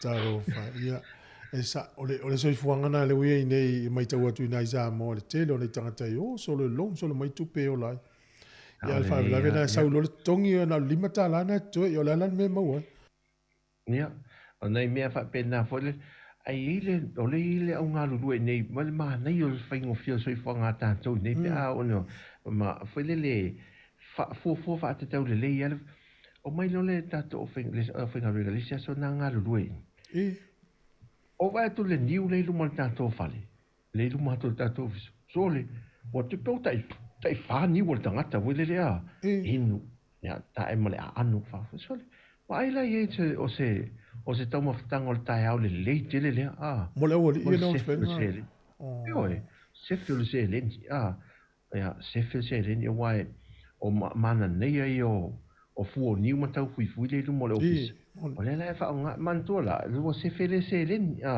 tu s'appelle ni fu ma to ni o le ni fu le tato office le fa ina ai mala to vele le ai la se fele se le esa la fa ina a tu ana o nga ni vele le ma la ni le ma ne yo la pala pa mata ho o le se tala la mai se li poti mai o fu fa le nga mai le tunu ni te mil marketi o marketi ai nei no mai tafala me se o il marketi ta se sa o le mena wa lu mat fol tanto office tu fu me fa to le tele o le me mata de le tan o le tal fata ia pi e ma manga le lunga tu i le monga le lunga monga vai tala tu tanto office le tafala nai la lo mai le ma manga lai ma sani la o me talo i tafa e fa sanga e tono ma le keito tanto office anto asoto na i umala o so to le na ma manga yo e mai la popo la yo talo ta ilima talo le lus futala o le finga la fatto talo a sitinale ma nei voi sa wi sia so me sto to talo wai te le nei ai nga nga le di so mato ai nga ni meu to ma favela foi então faço le wai le to te ni so mato ai al finga la fatto nga talo al tinale ma nei yo la tamai ia mantua la pa o le walu le moto vele le remote ia e fa mai lo la tu la wa nei pe tolu stona ele stona ele tene o la tu ta va la fa ta va la au meltinale tamai tinale ti le fa mai vai ta talo nom to ma to ina la tonga tonol pa tonol pa tonga tonol pa o le la tau mato io le fo ai mel tau tal ai mul me ia e luce se pe saula songa fua na tau talo na to ina man fa me ia na luz futala io le mera to ngi mai ton e se vela fa ngole fa va ai io tu fu le io fa ngol market le e foi le e mai mo ia na saula to ia mul le pili ia ma na ia te le fa ngol na io non avevo fare le voglio le pile col tongo ali il cash power ali te lo meu teo foi o manga nai la talata nai tu ia pia ana fa tau talo o le matua ma na ia ali ya nai ma le ano le talo ina le manga le io ma nei la talo isi talo ma poli o isi talo te tau ma fale vai foi le pe te ino ma tau ma fai foi le ma ne ese la talo pe se talo nga vale le si talo toma tau isi na susu o te mia le tongi e na saule vai tongi e mapo ole to mai po le skill na o tatu tangata ele o mau fo istangata o istangata tau fa to sina tangata fa tau ale o to mai na tangata tu watu sa o ya to apikilo tu pele si so tu sai fosi al fa ngol ai vale per market fa to ioki tangata ia tai tolto sanga o ya ongol market e company te tele la ula tamai nai fa tau mel tau langa ni malulu panko vai malulu ni malulu fa to le ya so e mese ni so la na tu mai ya halulu ai tu va ve la le ni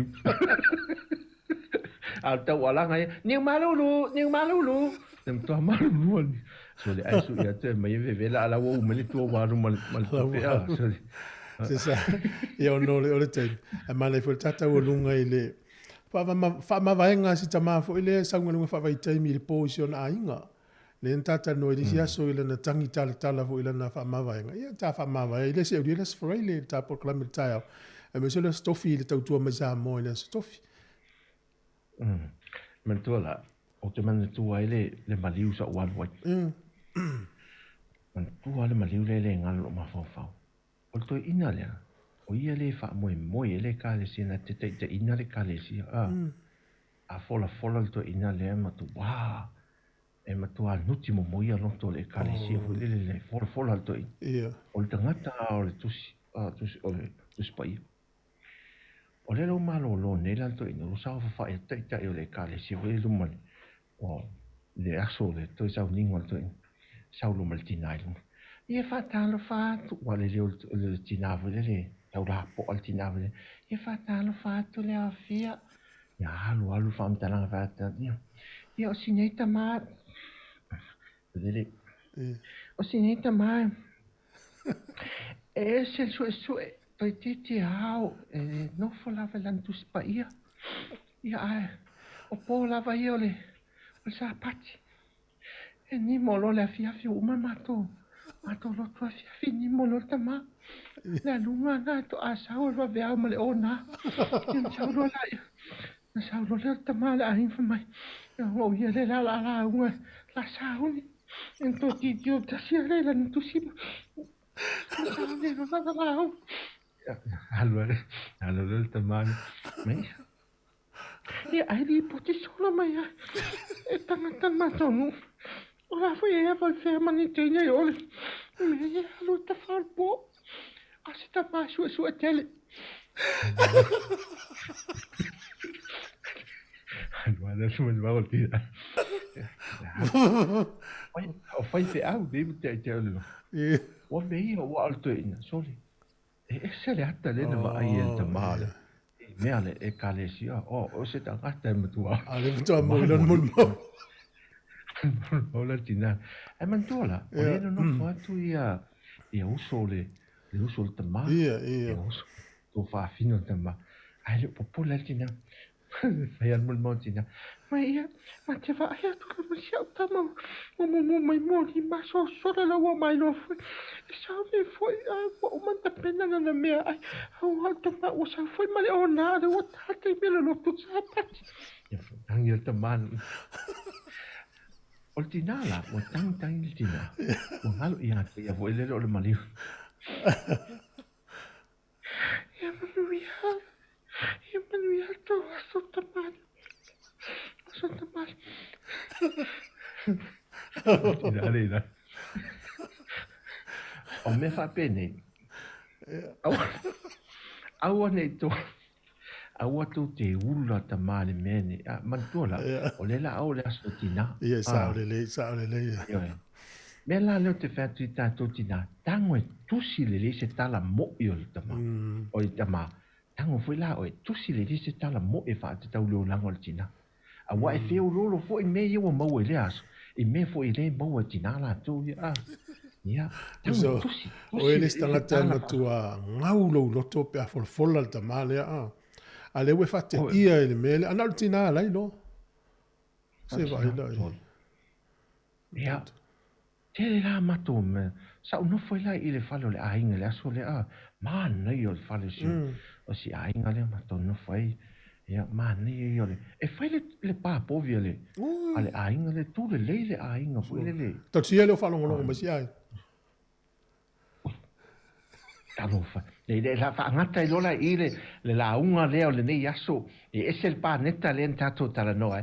Tato tenu e ese e tamao le spanetta. Tamala leo le tamao le span. O le maniu o mai o i Pluto. E le o nele la rolangi. Ia, sa. Ta fe no. Manu ia le aso fofu. Mala nel te ai. Alo facciate sa. A funerai. Ora vilia tu nele ainga yawe. A fune la tapel telefon tapel. Ja. Mamma Fa o tanga no a fine. Ia le wa mo ma tau ia la ai fo mo wanga o tau, mo wanga fo o tau. Pero ma ne ya sa mo tanto tanto pa alo fa ma li atu le tu fe no ila so fareli. Tu ma su na tu foi ia ese temi fa penei. Me se la stofi ia tanto fe no. Ja, so ich wollte nicht sagen. So ich vor.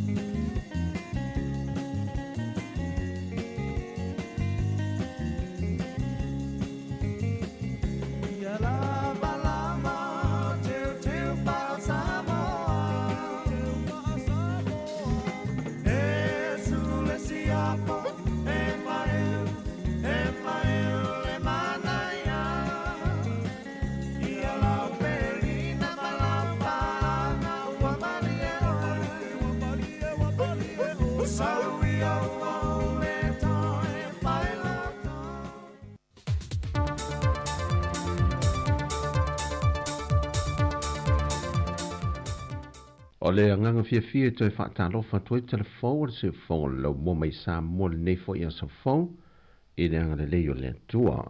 Ano maia o nisi ne meo lo tutupu ilo tātua tunu ui Sāmoa. O lo mana o mia le whaatun selo se fo maloloina ai ono Dr. Alec Ekeroma. Se vai ngā tupe e tolu se la wafe tā la e whaatawina i a lava le vaila au. E whaaso e no whanga i o loto te lele numero i lanto wa a fia le tenki fiva. Whaatase ma onga ma no whanga ofisa o lo ngā lulu e tangata. E manatu foi ai ono. O te tau o na whaatino ni ai ai ngā mō tangata ulu whare mai i le atunu pe malanga mai atunu e whafo mō Sāmoa. Ina ia malanga mai ma whango vai la au ia la tau te whaonga ina e mō le tino e pui pui a mai ai le namu. O le whaamaumonga mai le masino Novema, e lua se lau se funma le ono i lantou wa a fia. Wa tān sang fol whaatono le soifua maloloina, e le whaanapo putongo le soifua maloloina le lolangi, po le WHO, e na ia fesoa swani mai i le antino, whaatase ma le tāpalo se fesoa swani mai le vaenga le vai whafwa Sāmoa, e na ia mawai se isi fesoa swani.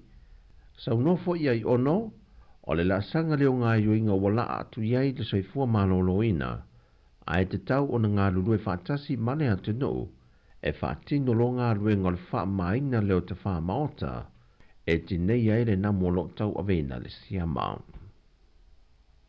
Ua toe whaafou le whaingapa anga le malo Australia ma le tātou University au Sāmoa i papa i ngana ngana, lea na amata mai le tausanga e lua afe ma le fitu, wa manu ia ile to tele o alo mawhana o le atunu, ia o onga whaam tata SSL APTC, e anga wa ai tusi pase o lato na whaau umaya ia o onga. E sa ili e nisi ngā luenga ngā lue atunu i whafo ato Sāmoa, e malanga atu iei ma ngā lue ai. Whai lua le saunuanga au tua le fionga le minista wa onga maanganu, le fionga se ula Ioane tua au. O le toi whawhawina o le whiangainga malosi le nei na wā o le tātou Universitea o Sāmoa, ma le malo Australia. O se whesoa soani matua te le tele lo nao ngā mōle tūtau ia o onga, mōle whaalelea atili o le tomai maanga waai o tātou tama whanau, e so se matātau loa o onga ai. E le tausanga lua awhe se fun ma le walu, na te lele whesoa soani a lea onga ne le APTC, na whau uai whanau e se lau ono se funmaleono. E au fie matama e tai se funmale tolu. E tusi pasi o le vaengalo na lue me whaiona ngā lulue nei whanau i atunu ui whafo. E au fie ai le palama, o le welo, wha le leo masini anu le wila maisi. Sau nol tama e tai komiseno le malo Australia i Sāmoa, o se veso swani le tapu e nai le soifongo le lumanai o le atunu. E maise i a inga o alo mawhanau, ua maua hawa noa ea o oinai, il APTC. Ua lisi mai i se pepo whaamtalanga mailimtanga luenga o whaatu anga mwhainga whaiva, I tu ai ngā tau mawha o lea wha ngā solo iei au whai whātu anga o mai o na restalina I lalo o le mtanga ruenga. Mō tau maftanga le mtanga ruenga, e iei ai ngā le tai au pe o le vai salo, kokoesi, panikeke ma le limo fua fua. O le tau maftanga o lea wauli, e au fie le lu au, sa laki, ia, po le povi masima. O le laasanga fau o whaatino le mtanga ruenga o whaatu anga mwhainga whaiva, e le ngata ina I haru le se le ni leo whai whaatu anga lea tunu. A ia whaonga aina lava tau mawholo o moa I o tātou lava lau whanua, e moa ai le soifua maloloina nai lo le whaalanglango atu, e tau mawha o lo awina mai atunu I whafo. O a foi fōntanga o lea whātou teia le mtanga ruenga e whaia mai I Sāmoa, o le tūlanga lava I o tau mawha o le a wha ngā soloai, mai wha solo lava le au whai whātu anga, ma le au whai whaiva a le atu no. Wa polo ina le wha amasinonga le ofiso le loi e sili, e na I o lātou sa ili le ainga o se tala vau le o lo omoli e le wha amasinonga, na ia whaia ni winga mātanga I se tēnei tite na o le fitu tausanga le matua, e wha mau maunga le mtanga ruenga o leo le wha alawe lawe le nein tūla I mai le amatanga o le māsina nei, e se fulma le valu tausanga o le televou e pei o na tā ua. Pei ta I lumba le wha amasinonga na ua whasilingia e vui Clarence Nelson, le televou I o na tausanga, na ia wha ai loa ai ua se fulma le fitu nei o na tausanga. E lalo foi o le polo inga ngai I le ofiso le loa I sili, e na ia sa ili atu mātua o le televou le nei, e na ia malu ai le pui pui ngape a o in te tala mai I tua, mo lona saunga le mui na ia mauti noa e le mawhai o na toe wa ia I le taulanga, e meise o no whanga whai tele to tele fo I mawhanau e iai, e ripote leo le mata opule nei, o le teinei titi nei o lo masano mia na ave sea wha malosi mai e le televou mai le no whanga e ta a alo I whanau I tu o le Friendship Park. Na maua mulmuliane se ainga I le taulanga le tēnei titi nei lata I le se fulu I le pō, ma ripoti ai loa I le matanga luenga o leo leo. Mai o se whafangu fo I le mō mātua na umia e vui Clarence Nelson whaamsino le whaamsinonga, mō mātua umaya ngā I le taulanga ai maise o no whangai whaata whawhao I whanau, e na ia māta I tuwina I temi uma, ia mauti nolo lātou saunga le mū.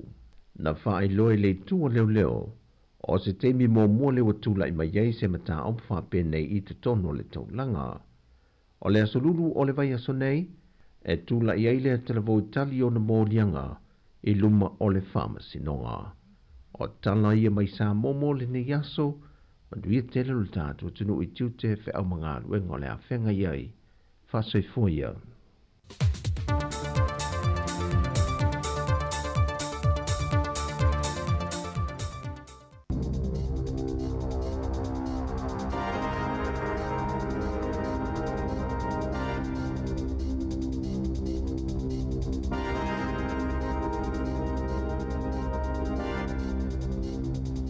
E whaatalo whaatu I le whaapoponga mua le nei o telefou o le si ufonga o le lau mua mai I Wellington.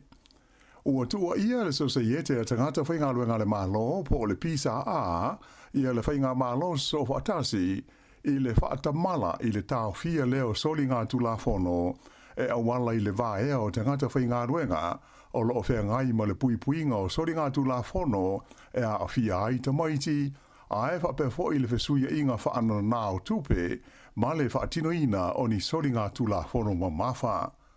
Whaailoa mai e le pisa a, e fitus furu iwa la whaio ngā ruenga, o le a whaamuta ma vae ai tangata whai ngā ruenga, I le ofisa o le tiute po o le customs, ai ese ai isi tūla ngā tofi e whaas fulmaltasi I le tonu o le mta ngā ruenga o mata aupu whaaloto I whale po o le Department of Internal Affairs. O awa no whai ngā ruenga nei e au whiai I lātou o loo tiu te ilunga o wāfu, ato ai ma malai wa alileo le tunu u, a e whapea ma tangata o loo ngā lue I le pui puinga o a whaina e awala mai I ata video ma whesota inga tele wawawe, whapea ai le whaonga ina o tamaiti I ni whainga mani tūlanga soli tūla whono. E renga te lea ai o le te atu I whainga wha terrorisi, ai maise o le whaavea I o tupe, ini awala whaanana soli tūla whono. O le lapata inga mai le pisa a, o le whae unga le malo e wha malo lo ai ma vaea nei tangata whai ngā luenga o le a te le lava se a whaina ai o le tunu a toa. Whaalia e le minsta o le tiute o Casey Costello e mana o mia o na a toa ma le lei le ngā luenga whai e le ofisa o le tiute i le pui ngā tua o New Zealand ma langorango ina ana ve whaatau inga ai maise o le ao ina leo tupe maua mo le malo. Na ia ta ua o le mafuanga lea o swinga ua fuafua ina e whaia i lea matanga ruenga le malo. Ai ile matanga ruenga le DIA, Department of Internal Affairs, se furuma le tasi la whaio ngā ruenga o le awha amuta i le vaenga o le Digital Safety Group, ai o le vaenga mo le puinga o le fesuia inga whaana nao tupe, le anti-money laundering, o le a whaititia mai le limas futasi au whai ngā ruenga i le na o le tolu se fulu e au fiai i a ofisa o loo i au kilani whapea ma le lau mua i Wellingtone.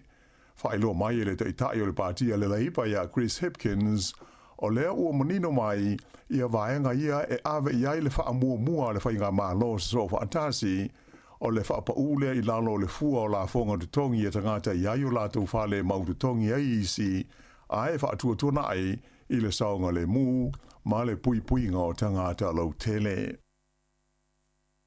Ua whaalia e le asosia leo o le a umi se taimi e tālia ai se whaai unga a le whaamasino lea ua tōwhia mo le whaia se whaai unga i le mata aupu e winga i le tutongi o lo whina wai i a leo ma le malo.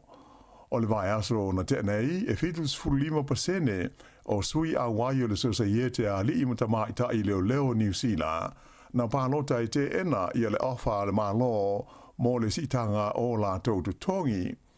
O le ofa le nei le malo e au fiai i se tino i tupe e lima afe tā la mo leo e whaita ai e whaopopo iai ma le sitanga e whapasene o te tongi o isi leo uma i le masina o Iulai o le tausanga le nei, whapea ai Malaysi whapasene i le tausanga fau lua afe luas fulma le lima. O le whamasina po le arbitrator o tōwhia na te fuafuaina se whai unga tāla whea ngai o le nei whinaunga i le mao le malo ma le asosia leo o le tamaita i loia e whaapitoi ma tā uputau ngā luenga e ngō i a Vicky Campbell. Na ia tā ua fōi o le manuia o tāla noanga i le mao i tū e lua e mautinoa o le a umi ai se taimi e whaatelitali ai i le whaia o se whai unga mautu o le nei ma tā upu. Ua amata i le so o na si itia pasese a le kompani valele o le New Zealand mo na la waa uma i te tonu o le atunuu. Whailo mai e le suipule o malanga whaalautu i whale a le New Zealand, Jeremy O'Brien. O nai tausanga ia ua mawai atu nei, sa whenga iai le kompani ma le si itia o le tau o mea e peila wa foi o isi pisi nisi uma, mai ua o ai i le tolu se furu pasene le si tanga o le tau o ana au nanga. Ai sa tau mwhai lawa le kompani e tau fiofi le si tanga mo se teimi umi, ma o nei i le teimi, o le tau na whaia i aise fuafuanga e ma fua ai le si tanga o pasese e pei ona a mata i le so. O nisi o swinga ua whaatulanga i New Zealand mo ana malanga pupu i le tonu lava le tunu e awhi ai le maua lea o mea ai mo pasese uma i le tonu o le valele e le to iai le whainga lea sa iai o le whaatau lea o le mea tau mawha le tangata e mana o mia se whaamalo stino. E lenga te ilea ai o le a whaamuta fo i pasese ia sa o fi ai ma le ato ai o le a mawhai e pasese e na o le nofoa e tutongi o na whaapopo iai i le tau e toru se furu tala mo le ato e tasi e fia ave. Whaalia mai foi e le New Zealand o le masina o Juni o le a whaamamanuai i ni swinga o isi ana malanga i le vālea ma Australia ai whaapea ai mātu motu o le Pasifika.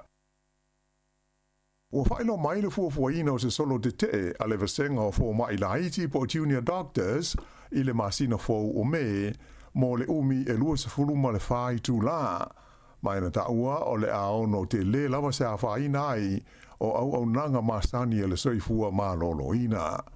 Whaalia le unia fō mai le Resident Doctors Association o le aso fuana nafi lea na tu ina atuai se whaali ngā lo ia ile mtanga loe ngā le soifua mā loina po le te whatu ora e tu sai o lea wha moe moe o fo mai ina ua toa ia le tūlanga o taranoanga e winga i tu tongi o li i matama i ta i fo mai.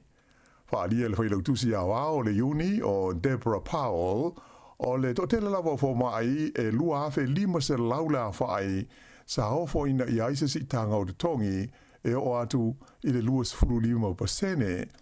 Ai o le maafu anga o le whai o le te e pe o na fua ina nei ona o isi fo mai e tusa mo le tolu se laula whaai ia o le aono whaai titia o lātou te tongi i le sifuru mo le lua pasene.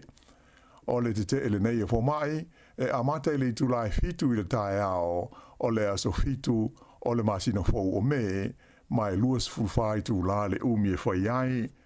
E tai o le vai aso asau nei o lo o fuafo ina ai se ilo i longa wha abito le nei mata upu i le wha moe moe o le a mawhai o na wha malia i nai le fia o fo mai ma tau fia i le whaia o se te.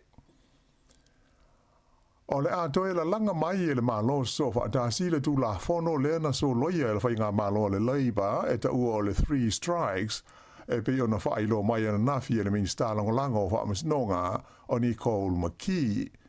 A fa ngā solo ai fa to sina o le palo te tele le tausanga te ruai sa fola le partia le national a tula i mai la tau le te inga o le malo o le atoe fa tula i mai le tu la fono le nei i lungo le te lungo o le national o le atao fia i le whaia pēr e tangata o soli ngā tūla hono mamafa mai uai ina ave i le whale pui pui. Whai loa mai la e le tamai ta i Minstaya ni Nicole McKee o le nganga o le malo ina ia whaatu mawina le tausinga o le tūla fono ma whaasala tangata soli tūla fono i ni whaasala langa tāla whea ngai.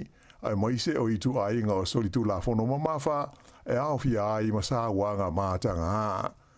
O le tausanga e rua afe rua fultasi a o Minsta o wha amasnonga i a Chris Whafoi na so lo iai e le whai ngā malo le leiba i a le tula fono le nei o le 3 strikes i le taltununga e a whaina te le aile sa i linga o le a miotonu i mata upu tau wha amasnonga. Ai moise ona o le wha malo si ai o wha amasino e whaia ni wha ai unga moni tangata sori tula fono e tusa pe le tāla whea ngai mafua anga. Sa te te malosi ia i le nā taimi i le soloi o le tula fono le partia le act whapea ai ma le national. Ua amata i le vai aso nei o na whao ngā e le kompania le Woolworths ia ni mea pueata e whaapipi tino ana tangata whai ngā ruenga i o na whale o loa supermarketi uma se lau iwa sultasi le au whai i se vaenga o fufuanga mōlo la tau lava saunga le mū.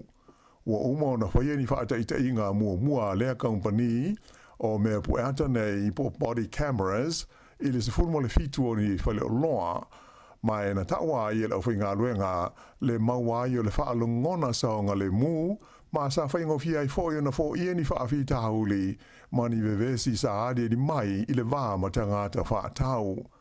Whailo mai e le company le Woolworths o le ono tausanga ua tua nai atu nei sa ilonga na si tia mahurunga ai, le a whai o whalavelave na osa whai aitanga te whai ngā ruenga i le tonu o na whale o loa. Whaatusa lea i le nao le onu se furu ni whaafita hauli whaapea sa iai i le tausanga i lua hafe se furu walu, ma le lua se lau tolu se furu lea ua iai i le nei tausanga lua hafe lua se furu ma le whaa. Sa si tia fo i le a whai o ni ngao inga o loa i le tonu o supermarketi, mai le lima afe lima se laule a whai i le se furu ma le lima afe i le tonu o lea lama vai taimi. O me pueata la o whao ngā ina nei e le o whai ngā ruenga e whaapipi i le ua o tangata whai ngā ruenga mai na whailo mai o le wha moe au tūlawa e ina i e whesua swani le wha le leia o lo la tau saunga le mū ma pui aini vevesi le wā ma tangata whaatau i le taimi o ngā ruenga. O tā pēna masau niu ni aile tino mo le wha manatuina o le aso fita na mali liwi taua po le Anzac Day i le stofi nei o le o whailo mai le wha tonga a le RSA i lana upenga o whesota inga i le au ililinga o sauninga o le a whatino ina e ona la uma I tu o le tino o e tofu ale ai ma le tu ma lo la tau o New Zealand ma sao ninga wha amanatu la whaiai le wawao I no whanga ua whausia ai maa wha amanatu o lo tusi ai suafa o le whaitau fia se lau afe o fita sa tau tua I taua te tele o le lalulangi a toa ai fo I maisi taua na muli mai ai. O le astofi luas fulimo a perila I tau sanga di tasi o le aso lea e wha amanatu I na ai fita uma malo la tau sao I le puipuinga o le saonga le mua New Zealand ia wha pea maona tangata mai o se aso malo lo e wha pea foi e le ngata I New Zealand nei ai wha pea ai ma au se talia. I tālonga, na mua le li New Zealand o Scott Dixon is dasi o tu unga tele o ta'wale Sāmoa o le tu ainga o le IndyCars I Amerika o le tu unga le nei le Grand Prix o le Long Beach I California na whaie le sa o lona limas fitu ai le nei o mua taluna tau wale nei I lea fo I whaanga tama o le manu malo ai o Dixon o tu lai mai ai e se fulu la fo ai o mua o lo SSI o ia ma le ave ta'wale I longa Amerika o le li o AJ Floyd. O le isi New Zealand sa te wai fo I le tu unga le sa o le li o Marcus Armstrong le na tu langa se fulu ma le lua. I ta'alonga nei ti polo na manu malo I le Northern Mystics I le la ta'alonga na po ma le Southern Steel I Invercargill o ai le ta'alonga o no tasi le Mystics I le limas fulua a le Steel. O le aua le Mystics, o le siampini lea mai le tausanga te ruai, o le taamirisanga ne ti polo le ANC o lo whaanga solo nei, ea mai o le tolua I lea o la tau manu malo, talu ona a mata mai le taamirisanga o le nei tausanga. Ea o le whaingu le nao le nei vaenga mua o telefou.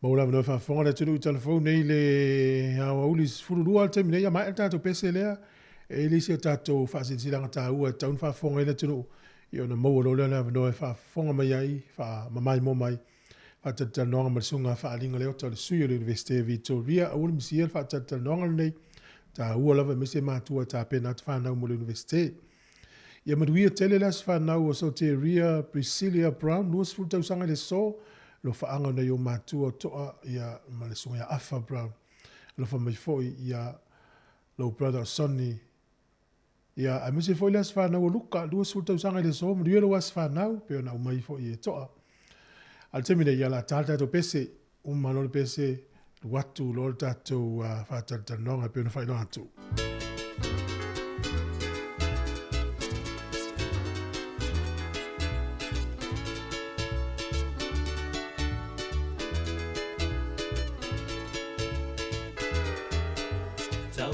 ai le atua loa, ai le anga pala ai I le moa, tamali I le tu whanua ai loa I ona fua.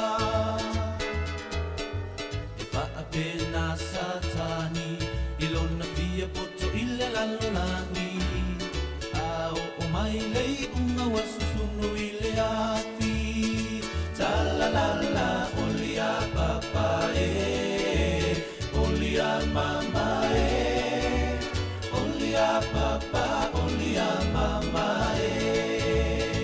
talalala olia papa olia mama olia papa olia mama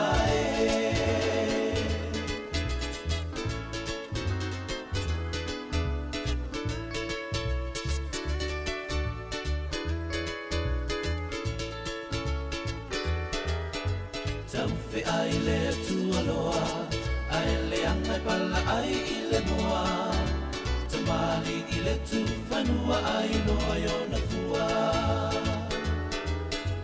E wha pena satani, I lona fia poto I le lalanagi, a o mai lei unga wasusunu I le afi, talalala olia papa olia mama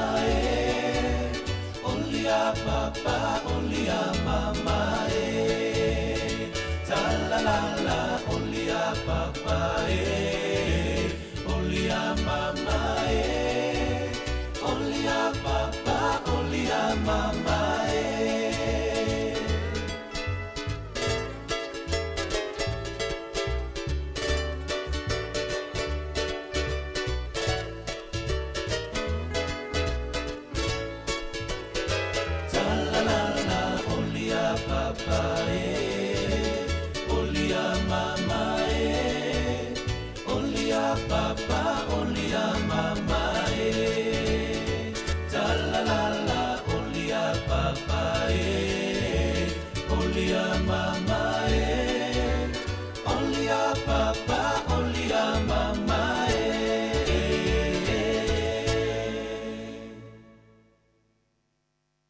O le whaasisilanga tāua, e whaamana atu i le mamalo le tātou au whaafonga, e iaila wa ia te tau i lalo le tulafono o le Broadcasting Act tasiiwa valuiva, e whai e sau whaasea po o se whai tionga i mata upu, tau i whaasalalanga i lunga le Sāmoa Capital Radio. O lo o au ili lalo le upenga o sota inga le pūlenga o whaasalalanga, po le Broadcasting Standards Authority, bsa.gov.nz. A inga mo le whai o sau whaasea i se polkala me whaamanu alia i lau whaafonga anga. O lo o au fia i vaenga nei, o le ale teime mawhaiona whai se whaasea, o ai tu ainga polkala me mawhaiona o whaasea ai, o ai e whao o iai la o whaasea mō le teime mō mua, whaftai.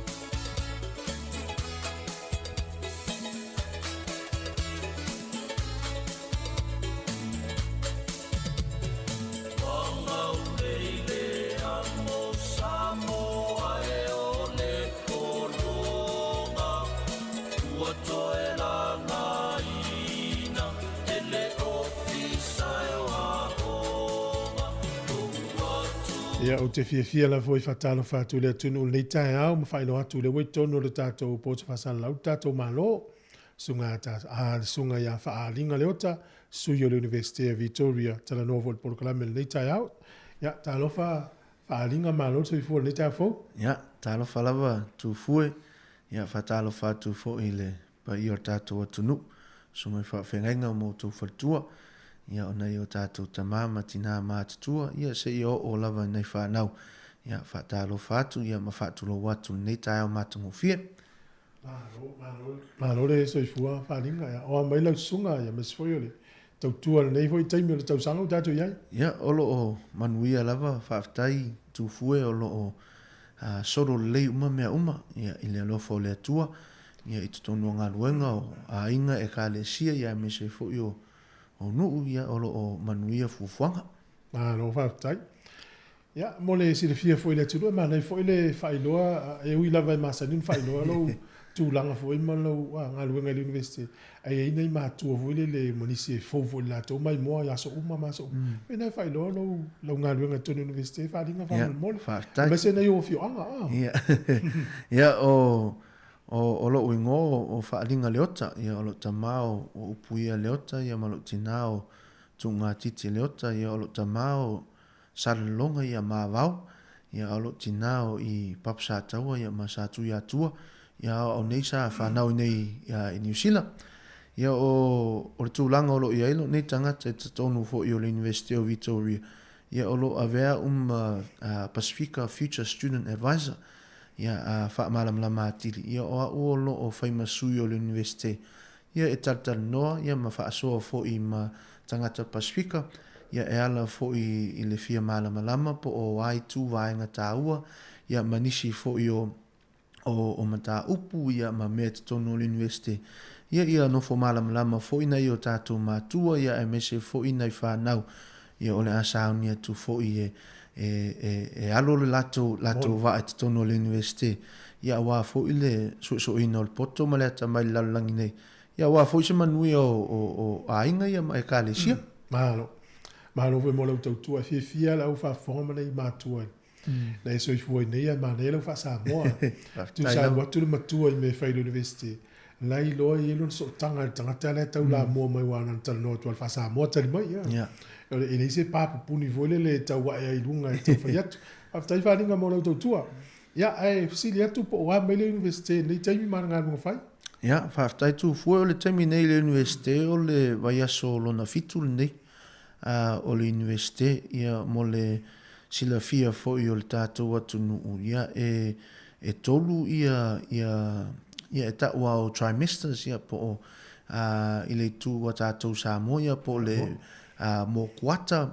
me whapena ia o le vai aso lona fitu leo o le trimester mua ia o le suʻisuʻina foʻi o nei whanau ia o lo whaasolo lava ia lātou vasenga ia mamata upu te tonu o le universite o le taimi nei sa whaisina ese foʻi le whainga o le universite le taimi nei ia awa foʻi ia vai aso sa mua ia vai aso 5 ia ona malo lo lea anga i whatatau lea i le eseta ia po le Easter ia ona malo lo le vai aso ilu ia o lela ua whaawau le awhalona lua o le trimester mua lela ua o le vai aso lona fitu ia o le taimi nei o le matua pisi lava nei o tātou tangata te tono o le universite ia e ala i le e pe o le afa mua pe o vaenga na e tele na meu introduction o le amatanga ia ma le amataina fo i o le lātou savaling ia ai o le taimine ia o le taimine o le taimi o tustusinga ia matwhaitaunga ia i vai aso uma ele ngata i vaenga na ia o le taimi fo i nei wa amata fo i ona vai ia tamaiti ia nei o tātou tangata ia i le itu lea o le associations ia o le mea mana ia na te tolu o le universite ele ngata ina ave mata upu e whatatau i le vaenga o loo fia suin. Ai o loo whaawau pia ia le itu lea o le tātou ngangana, ia o tātou tūmanga, ia e mese fo i tātou whawhiwhianga, whaataita inga o loo iei le kulupu Sāmoa i te tono o le universite. Ia e whaingo le Victoria University Students, Samoan Students Association. Ia o loo o i o loo o ai ia tangata Sāmoa. Ia sila fia fo i lesi, ia ma mit fo i lesi, ia wha maasani. Ia ona whai leo i la tau fufuanga ia awa fo ia nispor kalame lo iai i tau vanga maisi universite i te tono New Zealand. So o vaenga mana ia lo o amata ona pisi e fo ia nei alo manei whana, ia manei o tātou tangata. Ia ai sili ai ia le lātou pisi.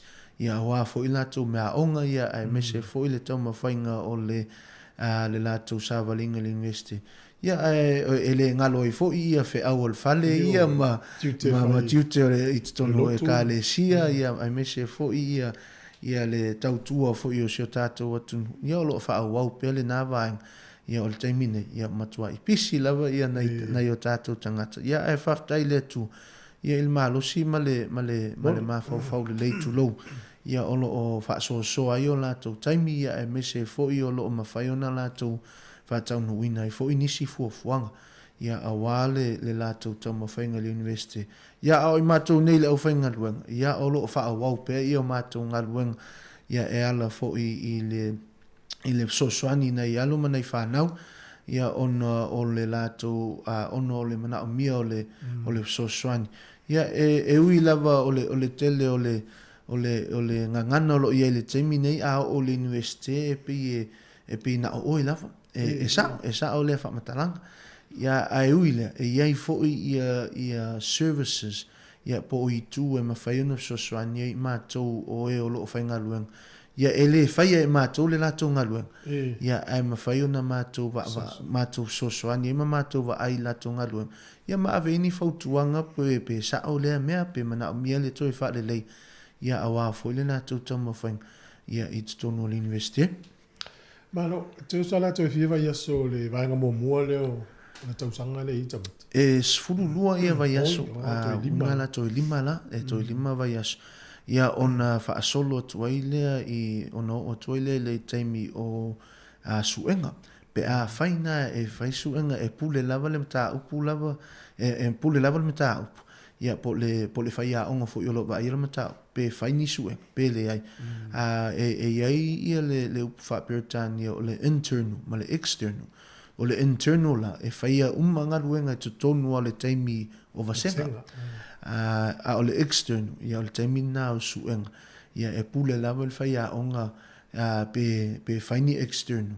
ia po suenga pe fai uma tonu ia o atula le vai aso mul le vai aso sfulua e le ni extern ia wa amata ia ina ia le holiday a tangata ai o atu le fai unga ia suenga ia ono sai lava ia na yo tato tangata se uma ia suenga ia o le lava le aso uma suenga ia fato a mata lo na ia malo longa ia po le holiday fo il nata ngata e fu lava ese lava ia mata up ia ai fua i faia onga lo va ia na mata up o ase singa tu tonu university faina sa noi vanga ia o le temi nei o tele ia asia singa a onga i tonu le university la malanga tu le university o le tu walalo la ina e se tato watunu ia tatano na yalo mafanau ia pe tatano fo i a onga ia ona o nisio tem ele sila fia e nei matua ia o mai ia o malanga mai ia le a onga i tonu le university ai pe o mana ia o le mena tu fu e mafai no atu e va ai ia tamaiti a onga ia e fai ono atu e va ai le university o to tele ona i o tātou tangata ia e pi e tala no le vaenga le university a matua le i va ai lava i ai e le i o vo i ai ia e le ia le pe o le tala tātou e le ia le o ia e le ia le o ia e va vai ia po se mea le a mo le numanai a fai e le ai ia va ai po le ase mea onga ai o le temi fo le nei o lo tele na matou malanga fo ia onga ia e mese fo ia vaenga o le atu nu nei New Zealand ia o lo tata no ai fo i matamaiti ma fa ia onga ia e mese fo i nei matua ia manai o tatou anai o tatou tangata Pacific ia o lo o matou malanga fa taitainga o vai so fo ia o le au malanga i fo i Hawke's Bay ia matou tata no fo i manai na yalu manai fa nau ia onga i Hawke's Bay ia o le pe o le vaenga ma na ia na o le matou ngaluenga ia ele ngata o totonu o le matou fal ia au fafo atu fo ia ale le ia totonu ia ua le le fo i fafo ia e ma na ia na o le matou o i vaenga i nisi vaenga New Zealand ia ina ia matou tala noa i manai o tātou tangata. Ia ma tali e nei fesili o ia nei o tātou tangata. Ia awa fo ile university a fai ele o Victoria. Ia e o le mesili o malama fo i nei isi a university. O le mana ia na matou i tono university taitas. E valu university tono New Zealand ne. E lima nei ile motu matu. Ia ai tolu i la loi saute o vaenga la o le mana yo matou e ui lava ina ia ile matou tau vanga ia po le competition po o ai o matou e tele na o ia tamait ia ai o le mana yo le matou so tanga mai university a fai matou te loa ele o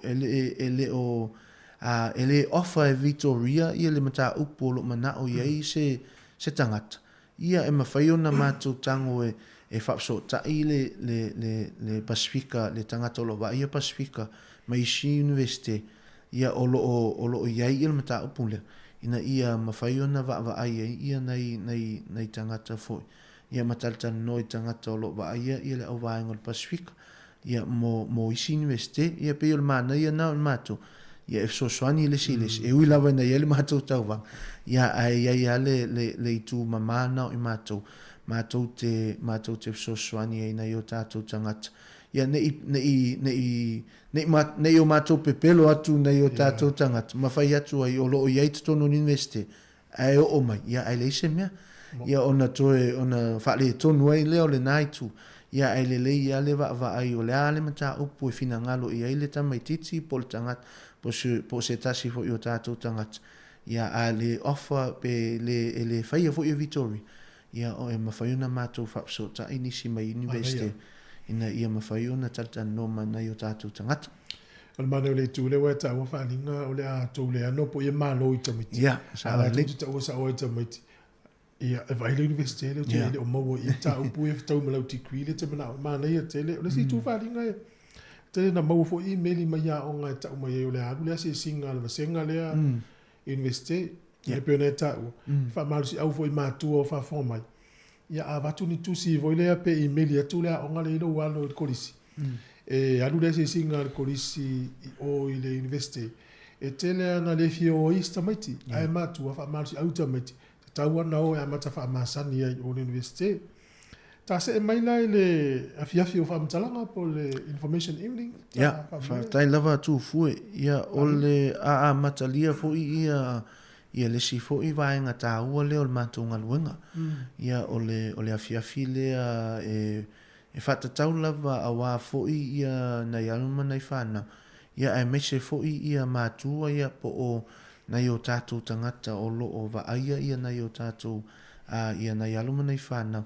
O le amatalia e amata Wellington amata le information evening a Wellington ia e whaia alea i tonu o le university whaia o Calvin campus ne te iua le silafia le tātou atunu e tolu ia campus o le campus ia po o vaenga o Yale University tonu o Wellington ia o le campus o lo whaia ia le le information evening e whaia lunga i Calvin lunga le maunga o nala le amatalia o le aso fitu o le aso o me o le aso fitu o me o le aso lua le o le aso lua o mo le vaso le to lua vai aso ona whaia le o le fuafuang o le afa le lima e amatai e ia le expo o le mānei o le expo o le expo lea e o mai ia tangata mo mata upu ese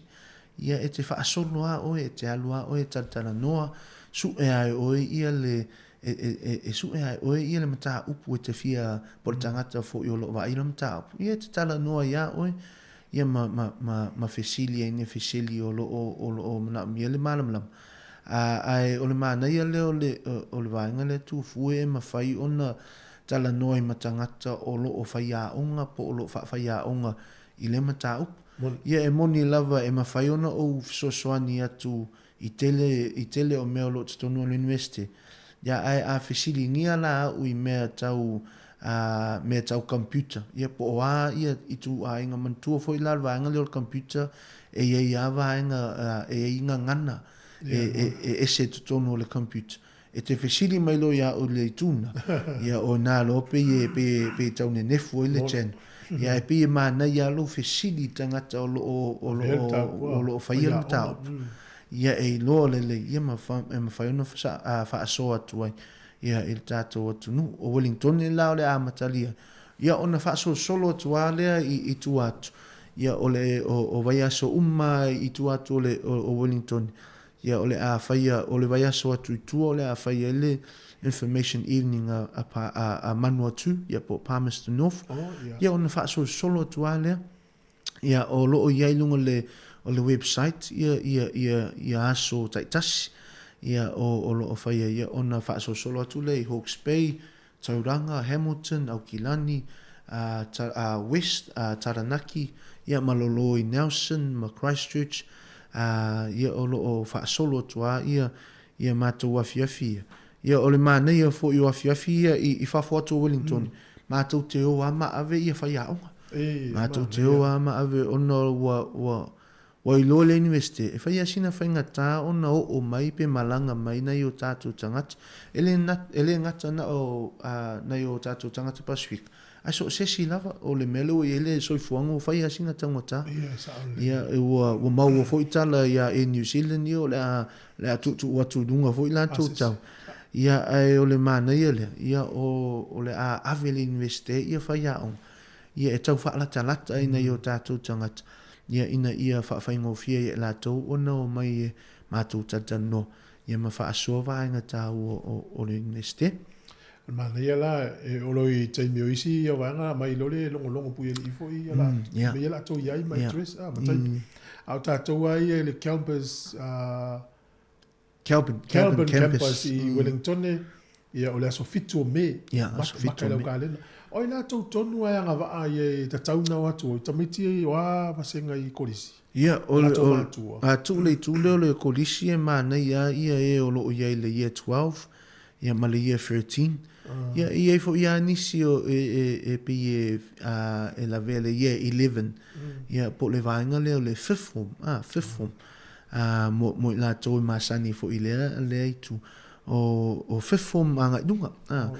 Po le year 11 anga ilunga. Ia o pe o le year 9 ma le year 10 ia pe lato mata. Ia ai mana ia le year 11 anga ilunga. Ia pe o vaenga ta uana. Ia e mawhai ei o lo iei fo I vaenga ta ua tau scholarshipi. Ia ai me se fo I no foanga. Ia le tūleo le accommodation. Pe o vaenga ta uana e mana ia tata no fo ele ngata o mata upu. Ia o nisi fo I vaenga ta uana mo una yo tātou tangata o wala tu silafia. Mahalo. Ele stala ina e watu wai? Ia, e mwhai ana le stala, ia a le mawaseva no le stala, e mwhai ana su watu ia mātou mafuta fu na fiafi. Le la whai ana whamanatu ia, tai lava. Career Expo, se mwhai na e whamalino le wanga leo? Ia, tai tu fui o le wanga leo le Career Expo, ia o le wainga tā ua le o te whiwha aso atua le tātou atunu. No fo va ai awa o le tele o Career Expo e tele o le vainga le o Career Expo e pe a whataita inga a whai o se ho e whai tutono o le ho e iaila ia o Career Expo ia e seki lei ia lau ia e tofu ala lau ia ma universite po o private institutions ia po o nisi fo I o ngaluenga ma pisi nisi. Ia e mawhai ona o atu a ina I o tātou tangata. Ma talatana noa solo e ui lava ina o whainga luenga le University of Victoria. Ai e mua pe whaasiri ia te au ia le vaenga lea o le lumanai o tamaititi. Ia po tangata fo lumanai o tangata. Na I o tātou tangata. A whai a leo university, ia, mana ia, a ia su e se vaenga e te fia ai. Ia ma e iloa e maua I solu mana I manuia. O le vaenga la leo le Career Expo, o le tele o lau, ia o le tele fo ina o vaenga ese o te tonu o le atunu, ia po o te tonu fo o I tu malo, ia ma vaenga o le atunu. Ia e whataita inga e iai uma ia investe varu. E iai fo I ma pisi nisi whataita inga e ANZ Bank, e iai ia meo trades, ia o le au whai au wala, ia o tangata o lo whaua, whauina ia whale. Ia te alua o e talita noa po le ale vaenga te whimana o ia. E iai fo I lama mātou. O le vaenga tā wala, lea tu fuino whimana o e whailo le tātou, si o tātou atu nuu foi o lo whafonga mai.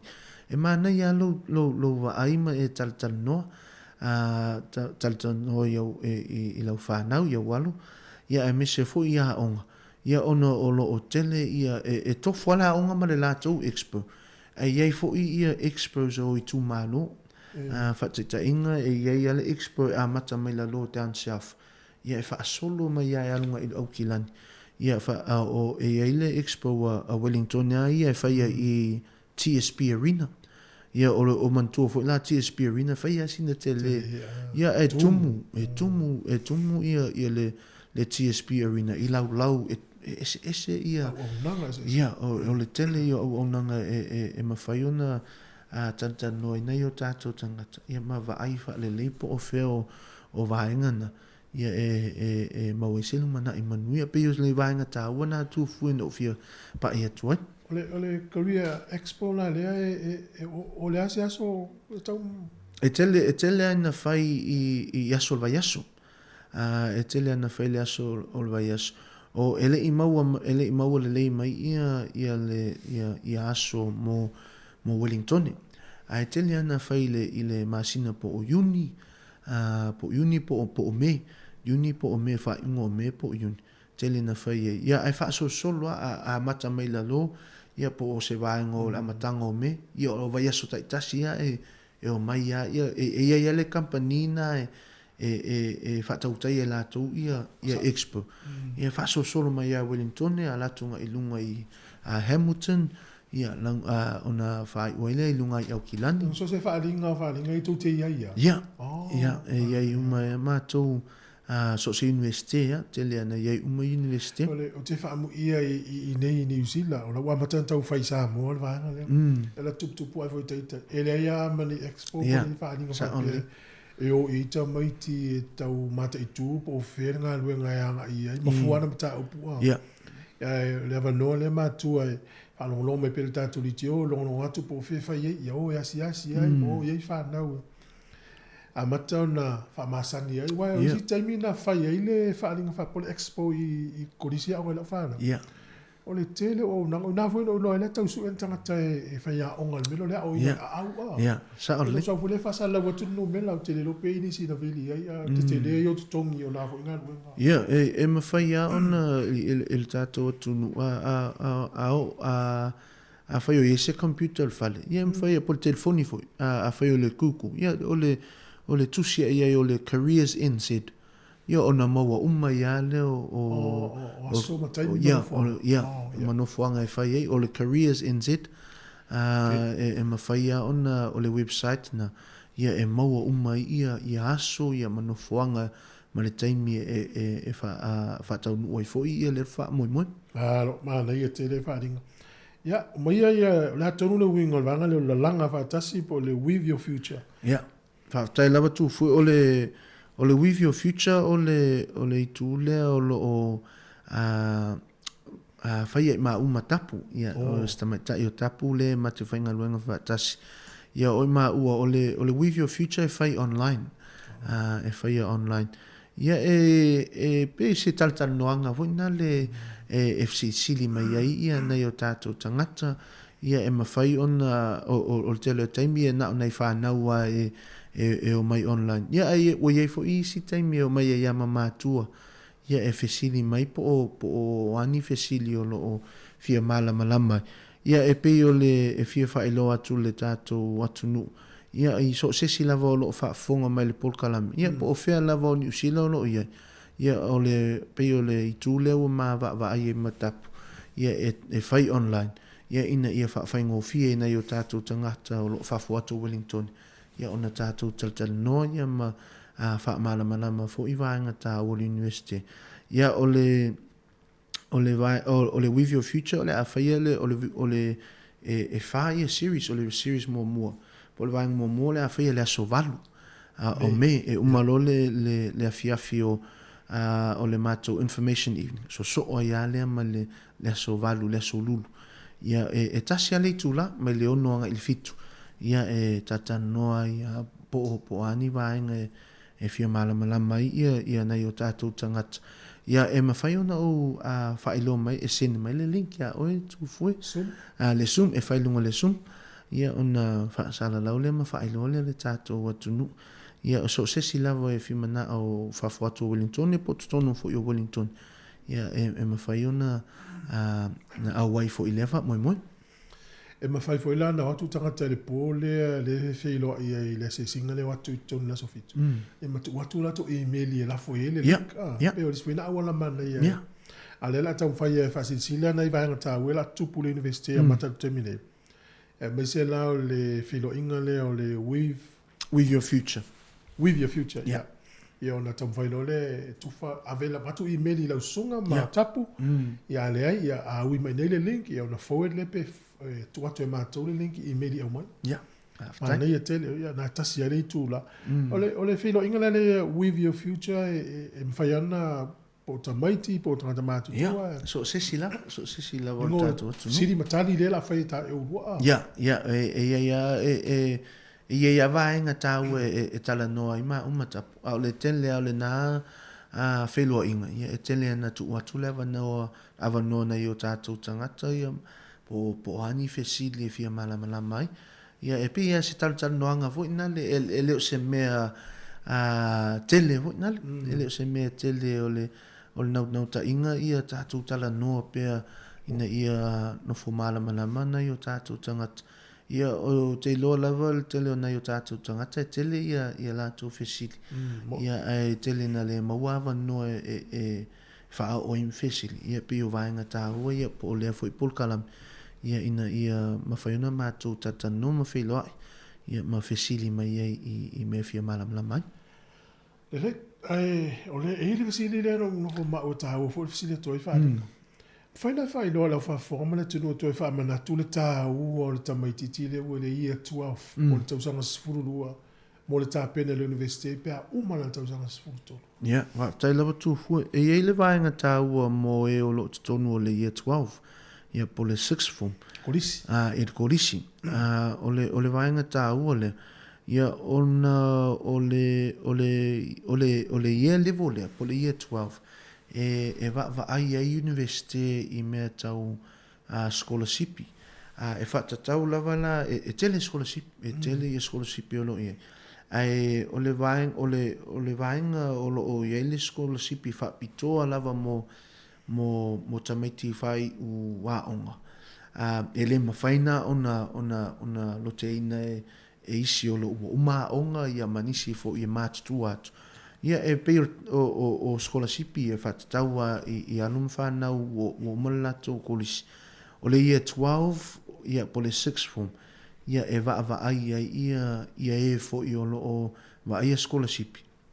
Ia e base ia le lato whai unga I results, ia po le whai unga fo I po o maka I tono o le ia 12.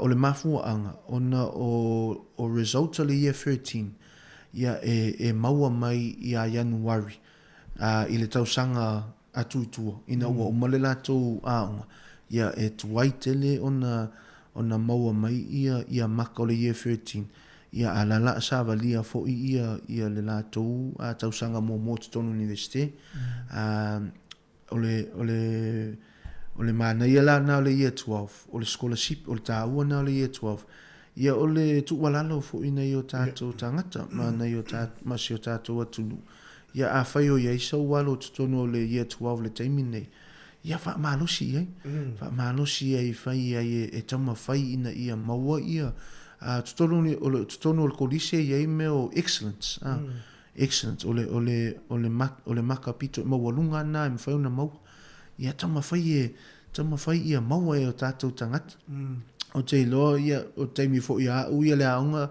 mawale achieve ia walawa na ia ai le maua scholarship e mana ia le merit ma le excellence tama whai ia le merit ma le excellence ia a le maua vaenga na ia pa umai lalo le achieve ia ai o le mele tule achieve ai le mau ia e pa umai ia na le not achieve na ua e le isesi vaenga I tua to le achieve ia ai pe o le nau ta inga na ia ma tu lau lava si o tātou atunu ia o le tu walalo fu ina ia mas fautuanga fu te ma fai e unai nei o tātou tangat ia po alum whanau ia awa fo ia merits ma excellence fai ngō fie ona maua ia scholarship ia ono ia manisi fo I olo ia le ia 11 ia po le 5th form ia mana ia tāpena pena ia awa o le mea vave lava le taimi ia e toi whahaliu atu ia a wo o mai whai ingo tausang sa au nia tu fo I mo le si fo I tausanga wa fo I tau I vinga tutono le au ia a oe o lo ia 13 ia ono sa ia o pasin tau taimi ia ai va ai inisi scholarship o lo ia ma whai lo mai ia ma longo mai tatu tala no ia mwhai no so soani atu After tele wharinga mo le porkalame nei tai au se le tāua wa tāpena ina fo whanau mo e whiriwhiri anga I universite. E se whaanga o toi a tatele I whato wha? Whaftai lava tu fue ia e le ai se whaanga pau lava o lea ia o le anganga whaftai lava se o tātou atunu ia le tāpua ia fo I o mātou ngā luenga ia me se fo ia mātou tiu te o titono universite ia e pe ona whailoa tu fo tātou atunu tele o taimi. Ia tatalo mai ia ma ina ia tamawhai ai titono o universite. Ia e whaia sina whainga tā. Ia o le tātou universite Victoria ia e na o le afe lima se lau. Ia afe wha se lau ia tangata Pasifika tamaiti o lo o aonga. Ia mai le luas fu tolu afe. ia ele o se vainga te le tātou. Ia ai mana o mia lava le tau tatalo. Ia ina ia mawhai ona whatau nu wa inga luenga. Ia au le anganga whaaftai ia seo tātou atu nu. Ia awa foi ia le tāpua ia foi o mātou ngā luenga. Ia ai mese foi ia le tau mawhai ngā wale so swani ia mole atu foi ia lo whaanga. Ia e seo tātou atu nu. Ia na yo mātua. Ia mese foi seo e ka le sia. Ia ai mese foi wo mai masani ma seo mātou aing. Ia ai mese foi le pa ia tātou atu nu. Ia wha manuia le atu e fufonga nei a so i fua mai manuia. After tele lava la sunga valinga, ya manuia foi a fufonga o le alo tu nei aso. Bia foi lo ngā luenga o Whareile University. Mis foi auto umano ngā lue so soni le tino. Ia whaftai mo nei ten. Sunga valinga leo tapi on talo atu programe le tayo nei. Whareile University Victoria.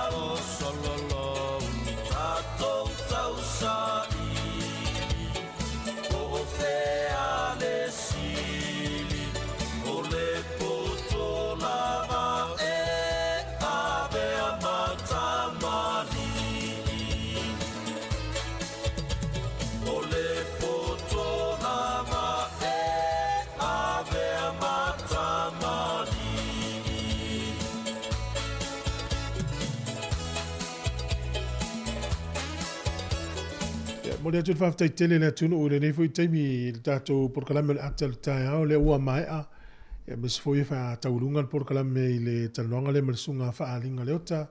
o le sui o le University of Victoria. Ta ua tele nei whaamtalanga nei tātou tino.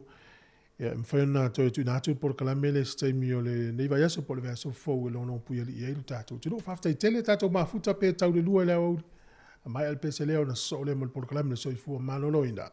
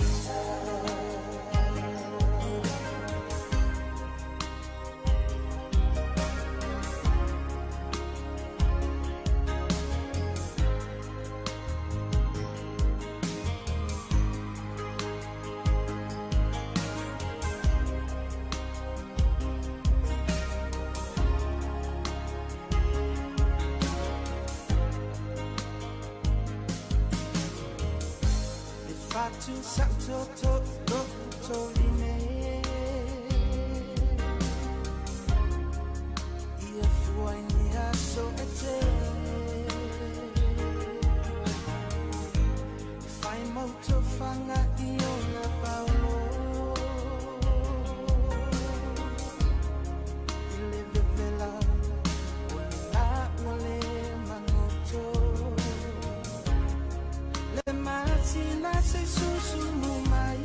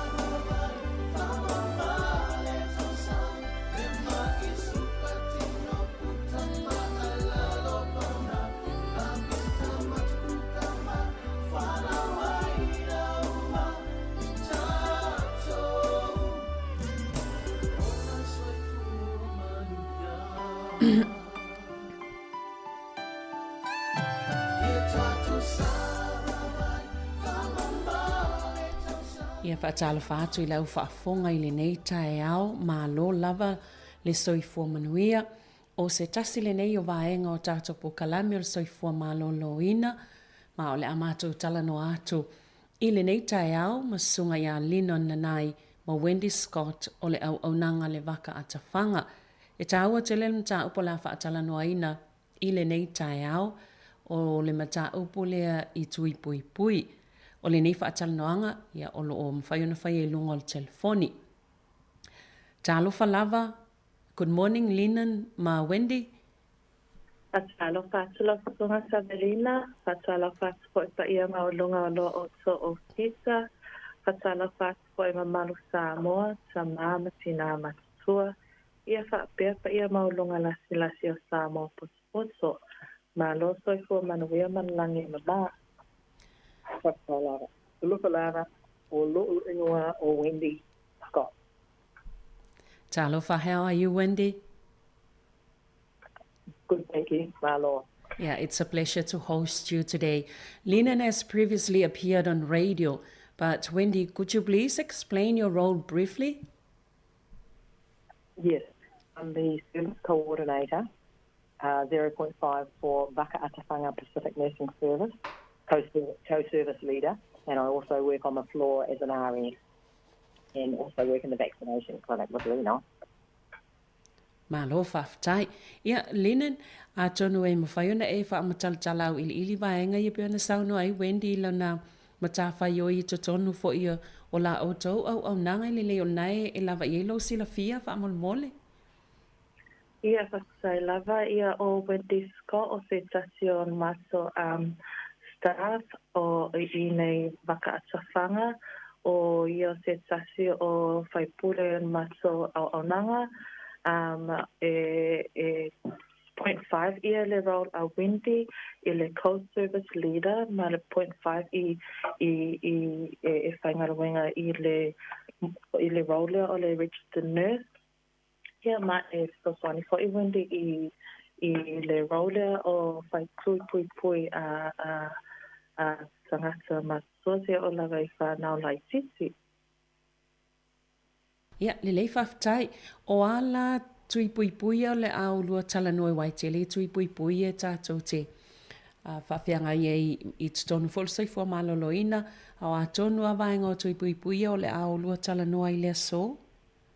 Ia, o le tā upu, o le mā tala noanga le nei e whakwa so o le National Immunization Schedule po o le polo kalamile o lo tu mai o le Ministry of Health o tui pui e amata mai I le teme o ua whanau ai ia pepe I le ono vai aso sei o lava I tausanga o le ono tu lima tausanga tangata matua ma o lo o whamamawhaina ia le sanonoanga whatua aso le nei taia o le tausanga ia tulu tasi ma tulu lua tausanga po le year 7 ma le year 8 o tupui pui ia o lo whai ia onga ma le MMA o le misela le ma le rubella ia tupui pui ia o lo mawe le sulu masina ma le sulu masina o samaiti ia whapea po I ma le koviki ma le flu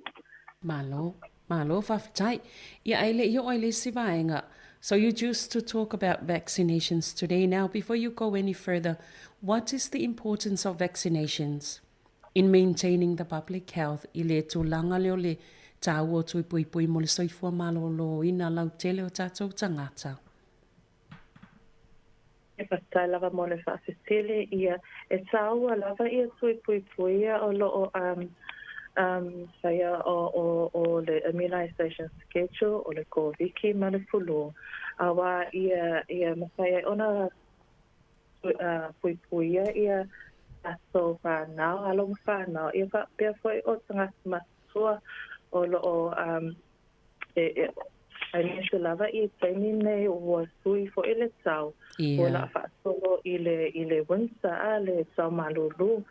So e whaingofia lava o na mamai ai ia a nese lava ia tato tina mataba masua na o tangata o lo o iai fo o isi mai o lo o maua e whaingofia ai ona pisia ia le fulu ia te ilaso papea fo e koviki. Ia e o lava I tamaiti la iti, e whanau la iti, o tere lava ia wha mai o lo o pisia. Le lava le pui ia sanga le muai, ia soe ko malolo ina. Ko tato atangasa Pasifika. Malo whawhitai. E mawhaina o whesili mo mua tu wha mole a linan. Ona iei nisi tangata fo ia e aunga tatai whai tui pui, e aunga tatai fo I ave lātou whanau whai tui pui. Ona iei popo lenga I le tūlanga o nisi a aunga. Ia pe mawhai fo I te le lopo le ase vaenga mwhana tali e lau o, because some people might be reluctant because of the potential side effects of vaccinations. Befiono to tali vaenga, how do you respond to those concerns? Yes, it's true that some vaccines do give side effects, but most of them are. Sorry, it's Wendy here speaking. Most of them are minor side effects. Some people do get more than minor, but that's more rare than common.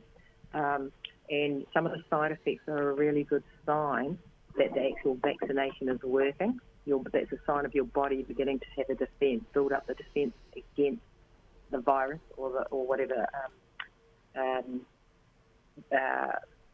illness that they're going to be getting. So, for example, for the flu, if people get the flu vaccination and they get it early, so the flu normally takes about 2 weeks before the vaccine to build up in your body. And people will get slight side effects. Most of them are minimal. For example, it might be like feeling tired after the vaccine. Some people might get a headache after a vaccine, and just general feeling tiredness. And most people will get a side effect in the arm. They can sometimes get a reaction in their arm. They're really sore, just for about 24 hours. Those are the things, the main things that happen. Some people will get their temperature will go up, and for that we just need to keep an eye on the temperature so they do get given a vaccine. But those are the most common side effects. They're very rare though. Thank you. Common ones, yeah. Yeah, so it's our lava le e mo e lava o lo ia ia malato e tau fefefea ia tangata e whai tui pui.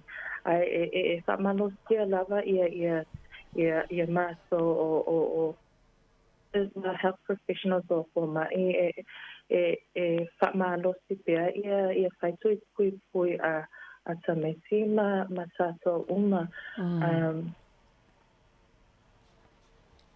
Ia, moni le lei whaftai, ia, o manino le vaenga wa fo ilai, sala fo ina wha na fesili. Ia ona iei lava nisi o tātou tangata, e pe i whaonga tā ona oe, e whai tui pui, e ui lava i le mālusi o la o tautau longolongo. Ia a iei lava vaenga i e pe e aunga tatai tangata, e whai tui pui ona pōlenga ia.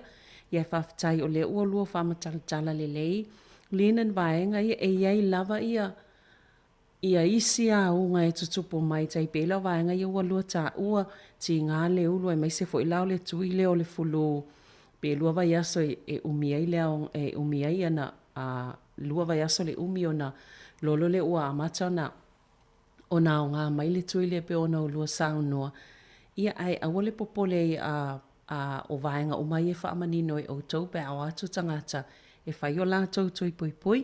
Ia Sāmoa isi vaenga ia walua tā pena i lina, ai mai se le schedule na e tā ua o tui o nei whanau witi. Ia whakai, Sevalina, ia o le National Immunization Schedule o le polokola mele o lo tu mai o le malo. Ia mawhai ai ona whai tui pui pui a alo whawhanau, mai le ono vai aso, solu masina, 5 masina, se fulu lua masina, se fulu 5 masina, o le whātau sanga a smeiti ia e o i le tulu tasi ma le tulu lua tau sanga. O le mato o nanga ua a mata ia whai tui pui pui e a mata i le tolu masina a pepe a wā o le ono vai aso o le teimi le whatatau waire siake o le fōmai lo GP e mawhai ai ona whai o mai ia siake a pepe mawhai ai le tui mua lea i le appointment lea i lo family doctor o whanau ua te fulu tasi ma te fulu lua tausanga o loo iai le tui pui pui e lua e ta ua o le HPV o le Gardasil ma le isi tui lea o lo ta ua o le Boostrix o le Tdap ia o tui ia e tele ina whai te tonu o a onga i tausanga fitu ma le valo po le year 7 and 8 so e iai lava ia ko mai whapitoa o nurses e mawhai ona o atu ia o ngā e whai tui pui pui ia pe o nurses mai le regional public health. O le HPV o se virusi lea po le virus o lo o ta atele pipisi pea matua pipi i le saa le pepa ia i o pa o tino tangata se tu lo po o le skin to skin contact. Ma o le wha mai leo le HPV e whaingo fia lava ona pisia i tono o tatoana ma whanau so pea le whaese tui pui pui o le so te lava sangata o e iai lava te teimi o la tōlanga e a fia e le siama lea o le HPV o te le lava teimi tato te le iloa o lo iai le virusi lea i tono tato tino ma e tele lava lea wanoa e ono mafua e le kānesa i tele o ni tausanga muli ane ma a fia umai ia ali ima tumaitai. So o le tausanga iwa se o le lusfulu ona tausanga e mawhai ai ona whai tui pui pui lea le whanau le HPV ai o lo mawhaina tele i te tono o a onga i le year 7 ma le year 8 a whai ele ua misi ia lo walo o whanau i te tono a onga e whai tui pui pui ia e mawhai lava ona fisota i mai ia mato i mata o onanga e fisota i ma book e whai ia tui pui pui le a la whanau. Ia, malo. E iei se whaatanganga e mo mia mai mātua mo tamaiti nei pe a whai tui pui pui. I olo iai e whai lava ia malianga o mātua. Ia i loa le lei ia po wātui o lo o whaia o ia onga. So e le lei lava e whamalama o mātua ia tui pui pui ia awa e o tametia e la iti o e sulu tasi ma sulu lua sanga so e fimana o mia pea lava ia le consent a mātua e whaia ia tui pui pui ia a whanau. Ia, malo whawtai, ia nau tau whafunga mai mātua, ia e meise fo'i i lātou o lo wa aia whanau i le tāua vaenga ia a whai mo umia le malienga mātua mo whanau ia i lalo i fotau sanga e te tau i ona whai o lātou tui pui pui e se le tāua o vaenga pe ona Sāmoa i linen ina ia pui pui e le pipisi atu i lesi tangata o le wha mai ia po o siama ia po o virusi nei e a whai na ilo lātou soifua maloloina. Ioani si vaenga linen? Ia o le sivaenga o le MMA, le tui o le MMA, la aso no atuai, ia Wendy. Okay, MMR actually stands for measles, mumps, and rubella, and these are 3 viruses that can be caught quite easily if you haven't been vaccinated, and they're very serious. So for measles, the measles virus, if one gets it, it causes a rash and fever and a runny nose and a cough and sore red eyes usually. One of the concerns for the measles virus is that it can cause ear infections, lung infections, brain and swelling, and but sometimes death. And that's our biggest concern, to make sure that our little ones are vaccinated against the measles. And as we hear at times, there's outbreaks throughout the country, so we need to keep our eyes on that, as it's a really serious virus. For mumps, the mumps virus can cause fever, headaches and swelling around the face. The mumps virus can also cause swelling of just our reproductive system, and areas of our reproductive system. In severe cases, mumps virus can cause swelling to the layer, what they call the outer layer of the brain, and this can cause a very bad swelling, and of course this can eventually lead to death. And that's why we need to get on this early and get these vaccinations into our little ones. The measles, mumps and rubella vaccinations occur at 12 months and 15 months. Now rubella is a virus that can cause a rash, fever, and again swollen glands. Some people with rubella will not feel sick. They don't know that they have the disease, but they can spread it to others, and they can spread it easily. Rubella is dangerous, especially for women who are pregnant.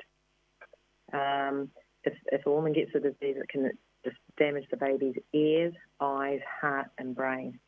So again, that makes it serious.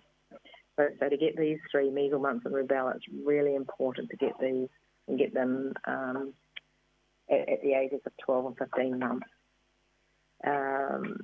The nurse, if you haven't had them, then talk to your vaccinated practitioner, your GP, or any of the health professionals who administer vaccinations, because it's absolutely important. The MMR is free to young people who are eligible to receive publicly funded healthcare in New Zealand. There are 2 doses of MMR, and it protects 99% of people against measles, mumps, and around 85% of people from mumps. 99% of people against measles and rubella, and about 85% of people from mumps. So it's really important that we get this, and if we don't, then we spread it amongst the community. Yeah. Yeah, thank you, Wendy. Are there any common concerns or misconceptions parents have about measles vaccinations for their children? And how can these concerns be addressed? I think sometimes one of the main concerns, especially when you're a little one, you're 12 months or 15 months, and sometimes it's pain from when you come and get them. They think that's going to hurt a lot. And with all children, when they get a needle, it is actually going to be sore for them for a little bit. They sometimes think that the viruses might not be good for them, the actual vaccination. They're concerned about what's in it sometimes, as a lot of people are with all vaccines, and it's taking away the fear around that. What we need to remember is these vaccines have been around for a long time, and they've been tried, and in the area I work in, I don't know of anybody who's had any really bad adverse effects or anything like that from it.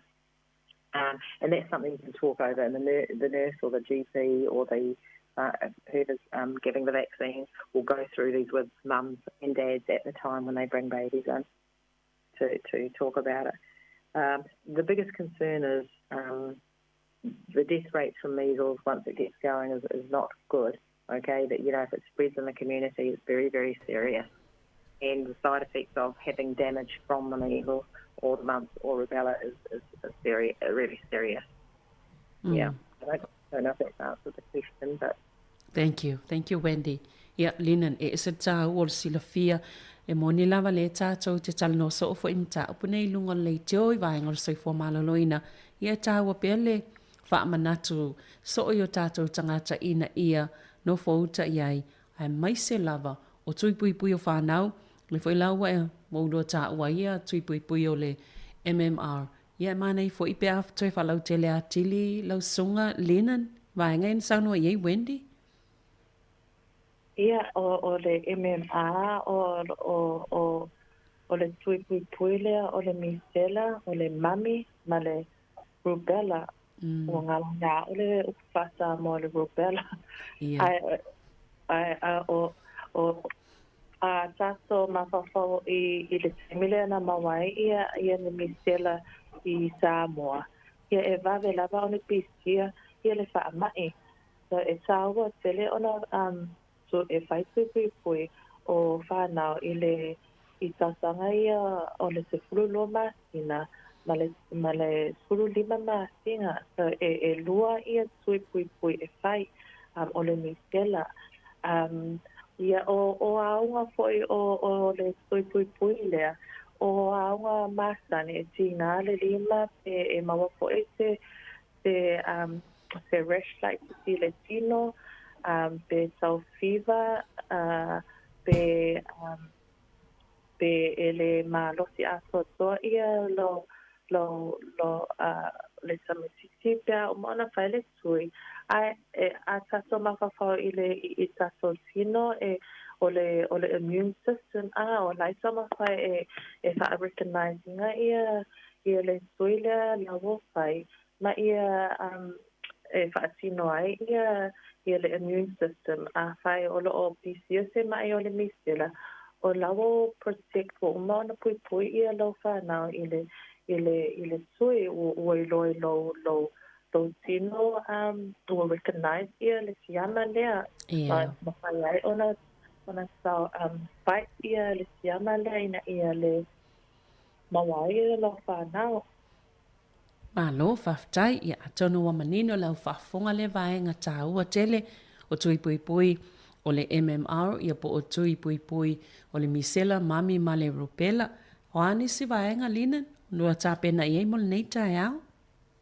Ia le si vaenga o le schedule o le polokalamu o le tui pui pui mo tangata ua whaasfuru 5 sausanga. Ia ma le ono furu 5 sausanga.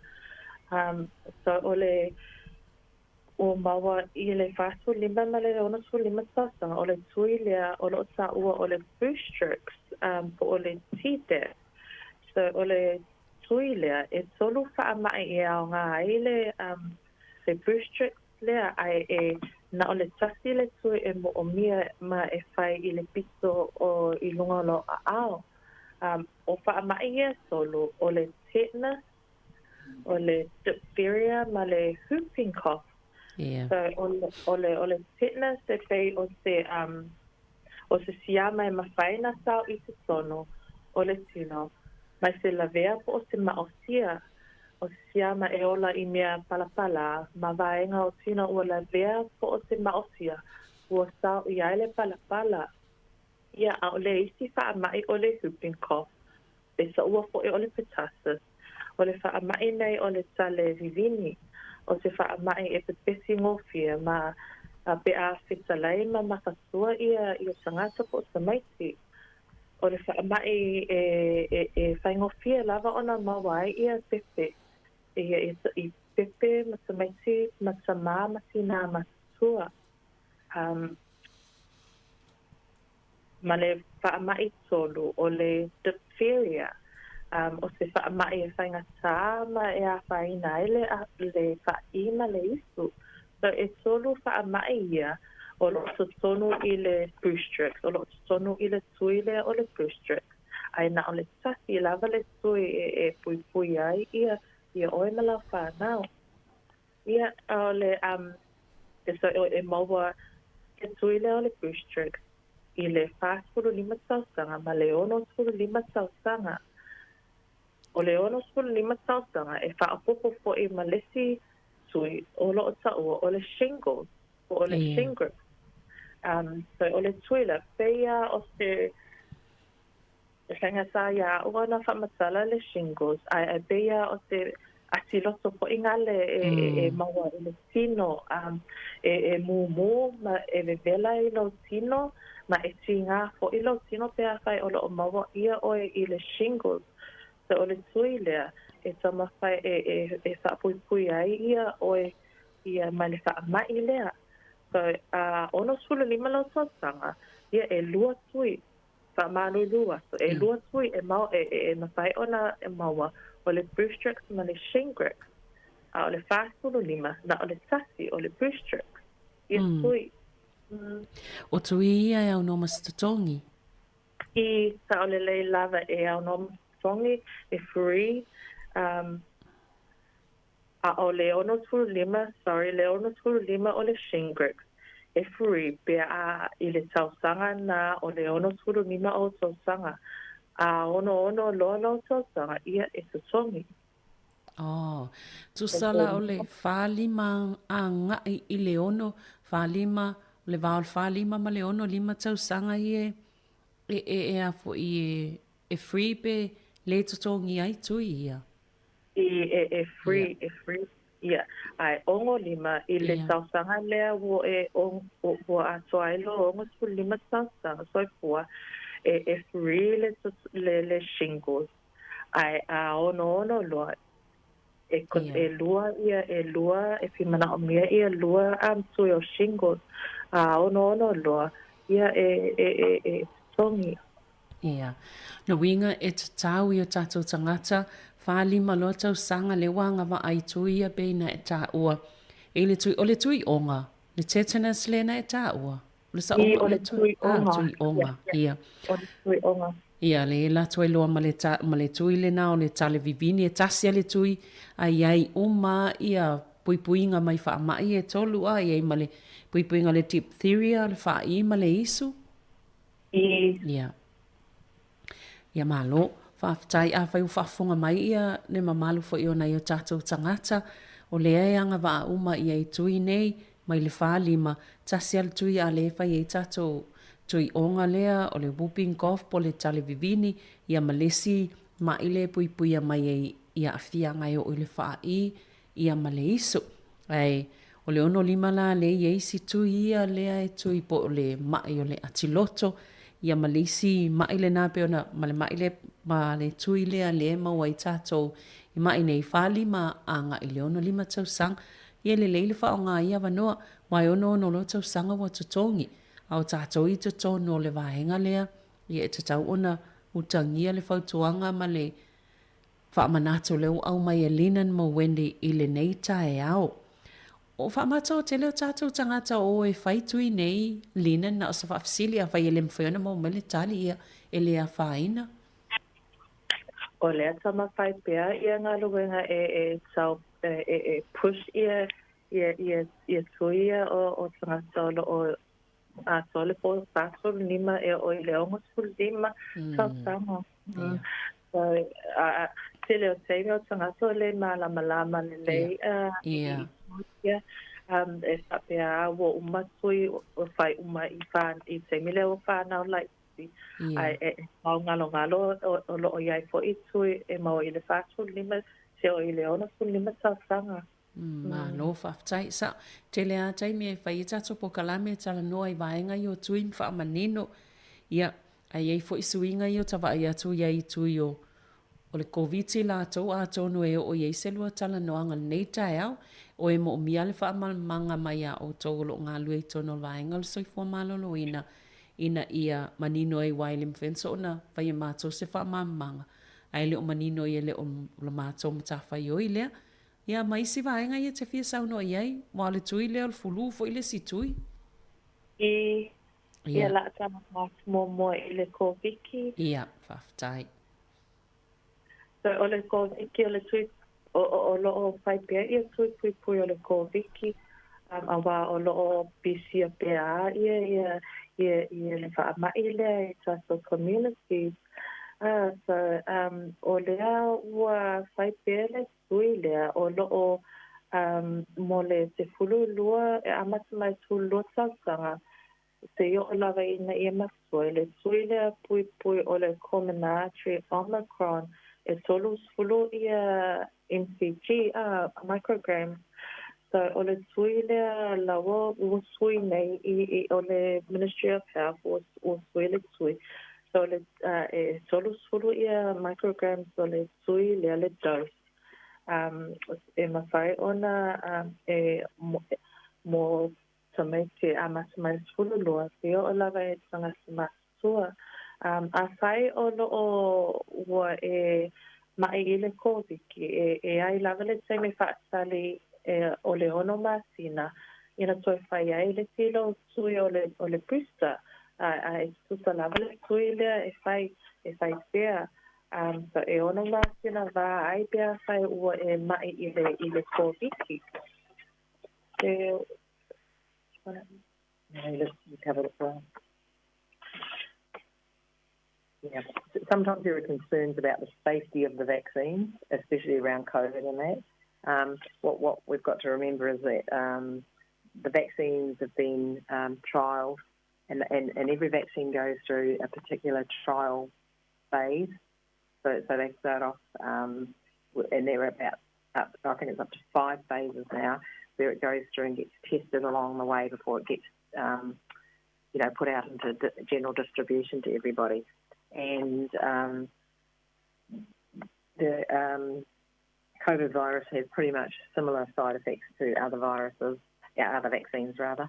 And, the usual stuff about sore arms, headaches, feeling tired and lethargic, and a bit of pain, sometimes pain at the site of the injection. So, and people get a bit of fear around that it hasn't been tested correctly, and it's a new virus out on the it's only been around since the beginning, partway through COVID. But what we've got to remember is that they've been absolutely tested like all other vaccines get tested, and the processes have all been absolutely the same process that you go through, so people can feel encouraged that they have been produced safely and correctly. Yeah. So I just thought I'd add that because people do get a bit anxious about the background to them and that they were rushed through through COVID. Yeah. Yeah. Paule o vaenga I le tui o COVID lina no lua fia whalau tele atili? Yeah. Yep, pahoana mole savelina. Yep, ma le flu vaccination for le tui o le flu o le a sau le sau malulu le winter. Me whaingo fia ai ona pepesi ia pa mai ma o le o mapai ona whai tua le flu e amasa mai le vai aso moa a pelila. So o loo iai lava I tanga so loo at risk po o e whaingo fia ona maua ia le fulu, whama ele o fulu. So o tangata ia e tāua lava ona whaila so tui pui pui o le fulu o pe o whine maitanga, o whine so, se kulo, o tangata matatua tina ma tama matatua, na whanau, o whanau. O tātou a Pasifika awa e whaingo fia lava ona tātou Ia I si whaama I le si tangata mai le si tangata awa e so tele tato a inga, so tele tato whanau, ma o tato tangata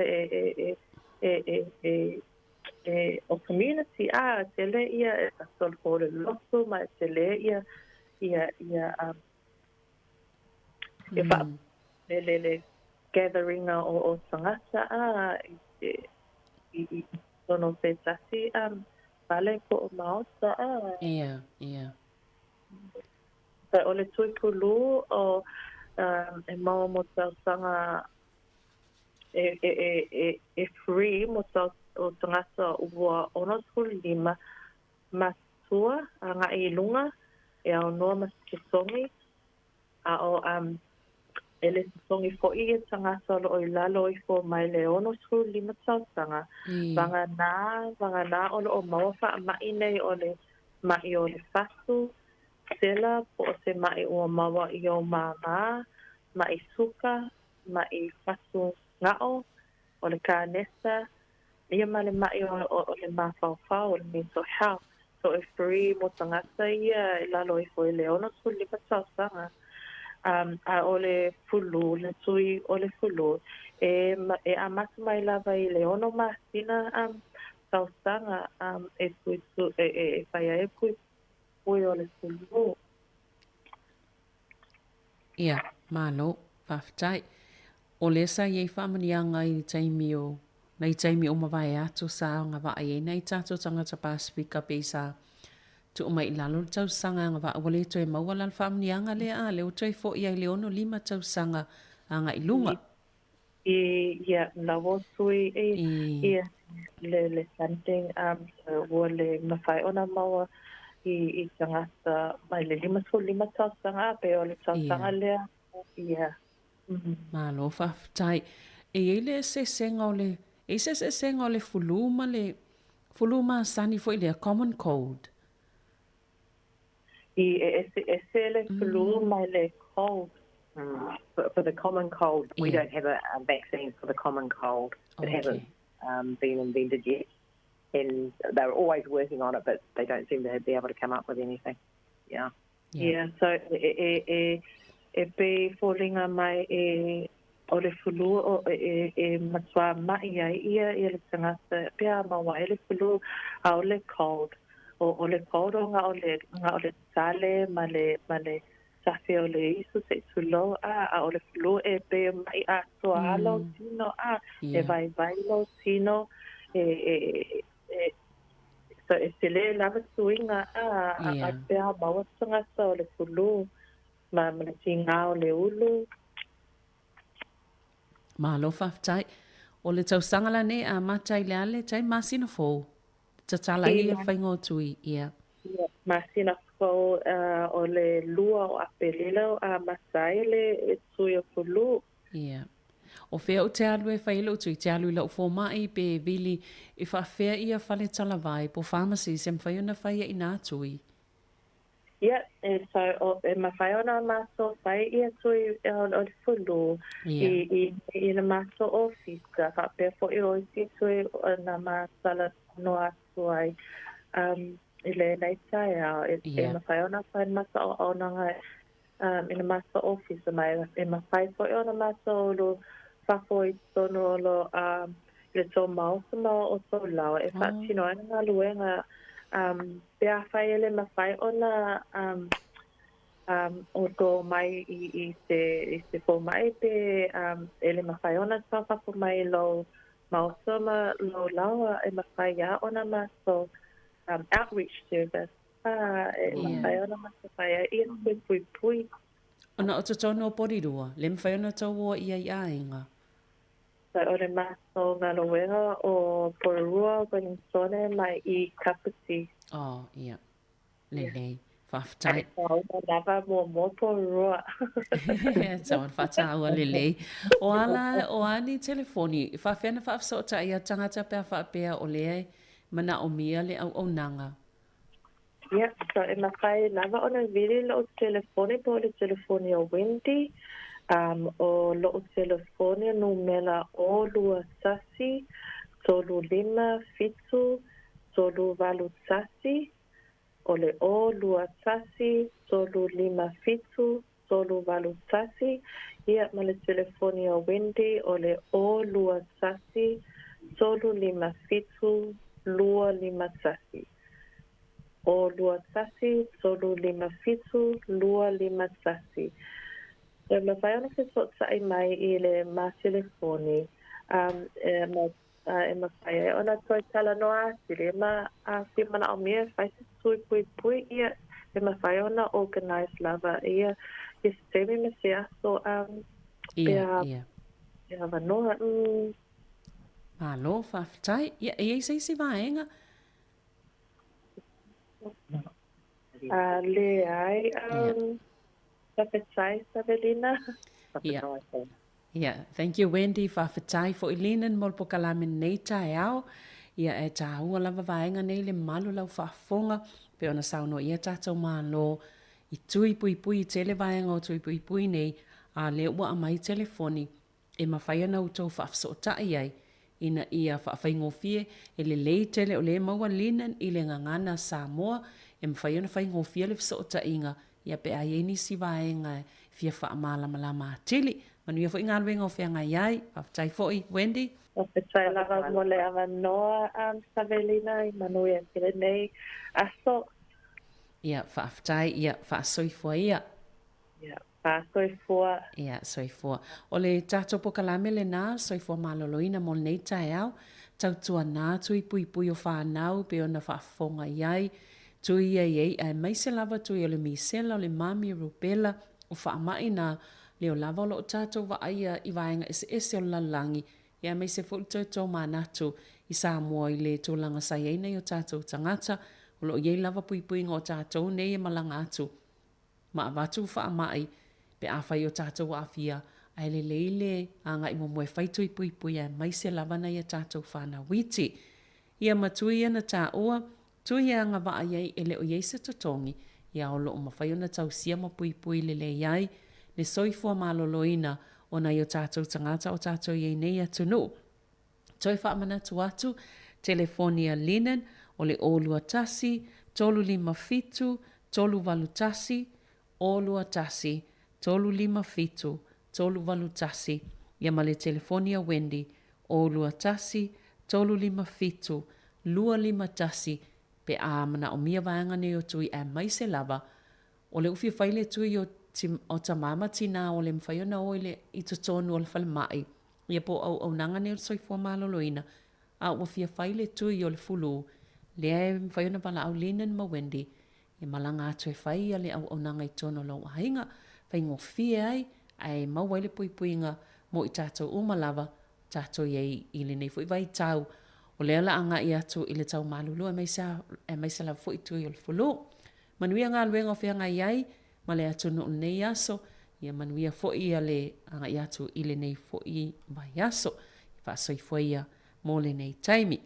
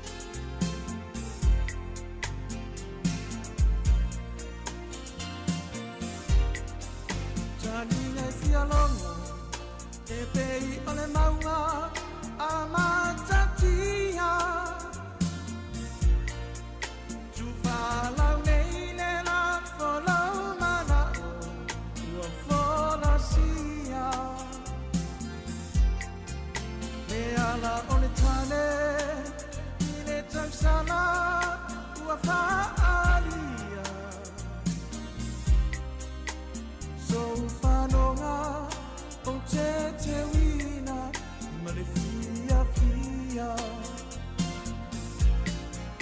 Wa ele tifo ile nonu so tamali mafale uforu la ole fisa la ole tolo wala etasi le maunga yono lau fa alo ele mafaina ngala ine lotu watofu iliu ai uatanei ifuriono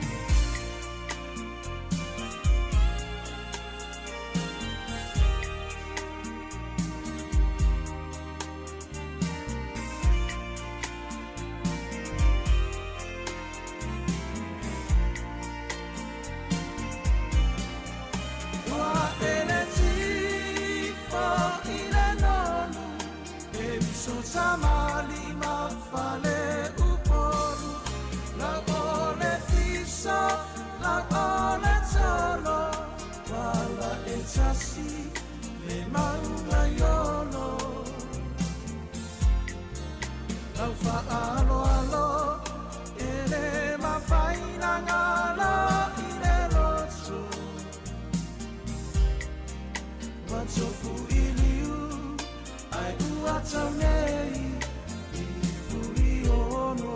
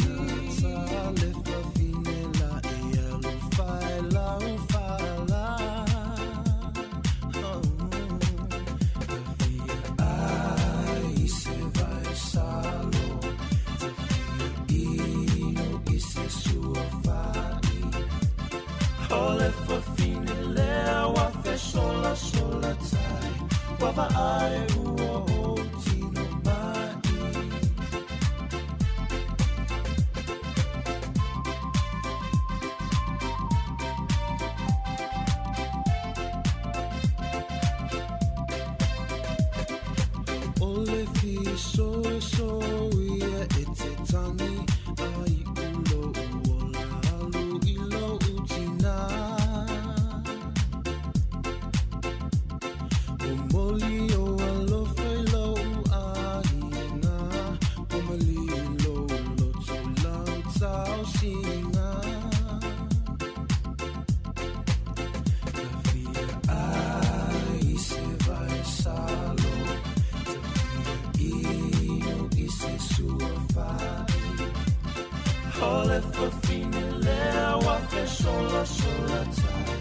Wava ai ua ti mai. Ai se vai salo, tu io e se sua fai. Ole fa fine leo a fe sola sola tai. Wava ai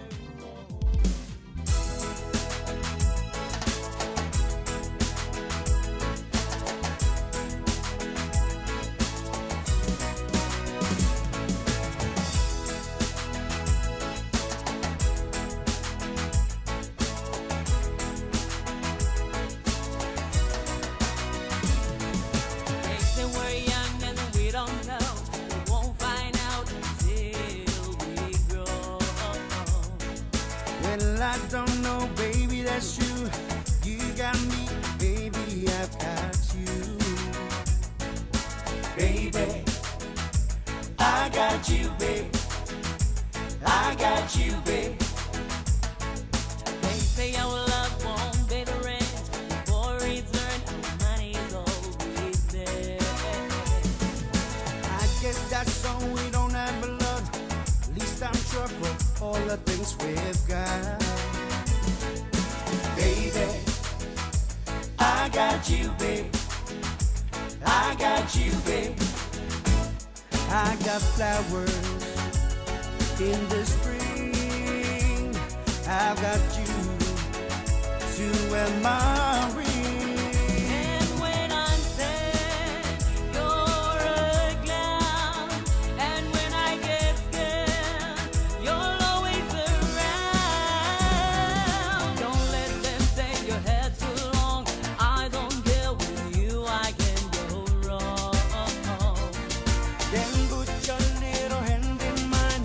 There's no hill or mountain we can climb. Baby, I got you, babe.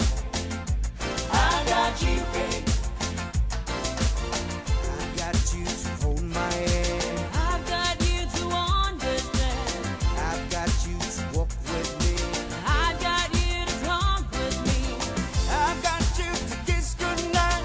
I've got you to hold me tight. I've got you to won't let go. I've got you to love me so. Yeah, yeah. Love me for my inner brother. Everything is backwards and working the worst to the forward. Okay. You don't stop now. I've got you, babe. Woman. I got you, babe. I got you, babe.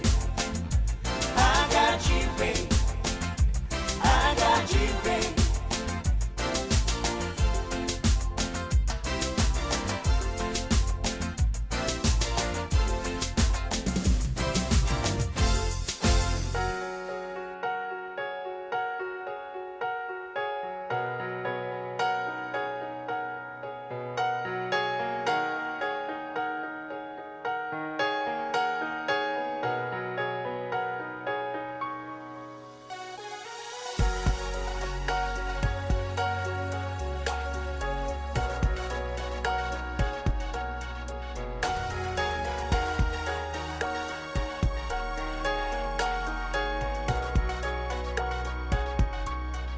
Tangi le loto.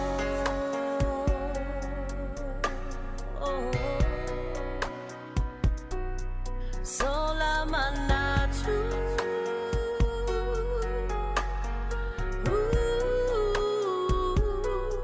Sao ole musu.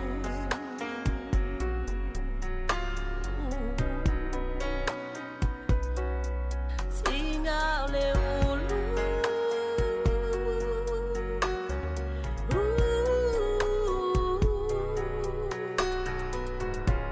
Polonga ole mo fau fau. Lau mai le valea e la ufanau.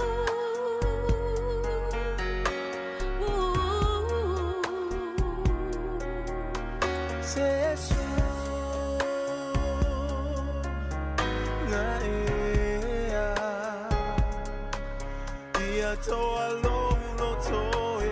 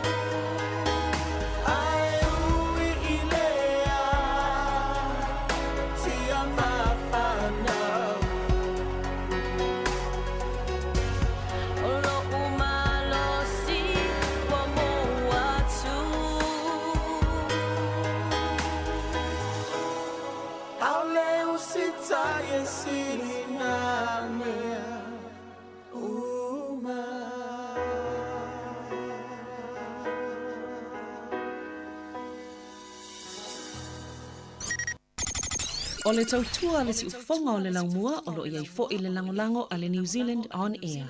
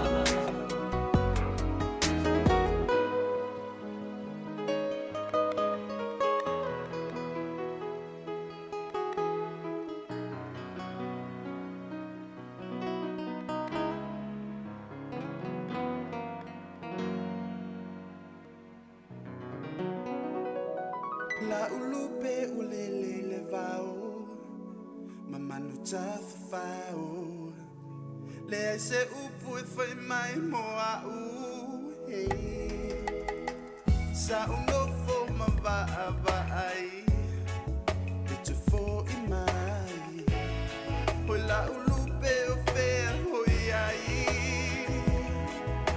La wolo mali Nang naulo uloto Hele mawhai o ngalo Malo alo fane Mo oe Oh oh oh Fale mai Sefe mai Fea o e Fea e ai Ua lem fai Fea ai Fale mai Sefe mai Fea o e Fea e ai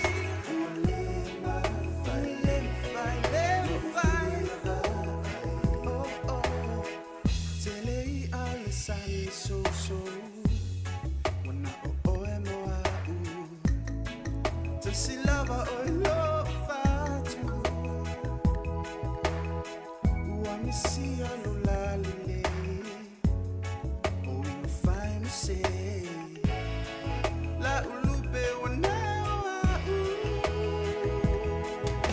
La wolo mali Nang naulo uloto Hele mawhai o ngalo Malo ualo fane Mo oe Oh oh oh Fale mai Sefe mai Fea o e Fea e ai Ua le mawhai ai Sefe mai Fea o e Fea e ai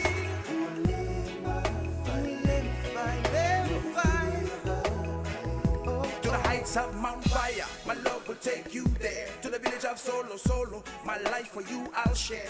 Me and you together, forever love and care. Without you in a Madrid, my baby, it'll be the nightmare. In the dance and cruise, the music left them so crazy. Putting both this reggae, nobody no feel lazy. Picked up on the beat and every man them amaze me. Mr. T, Benjamin, check it out. La wolo mali Nang naulo uloto Hele mawhai o ngalo Malo ualo fane Mo oe Oh oh oh Fale mai Sefe mai Fea o e Fea e ai Ua le mawhai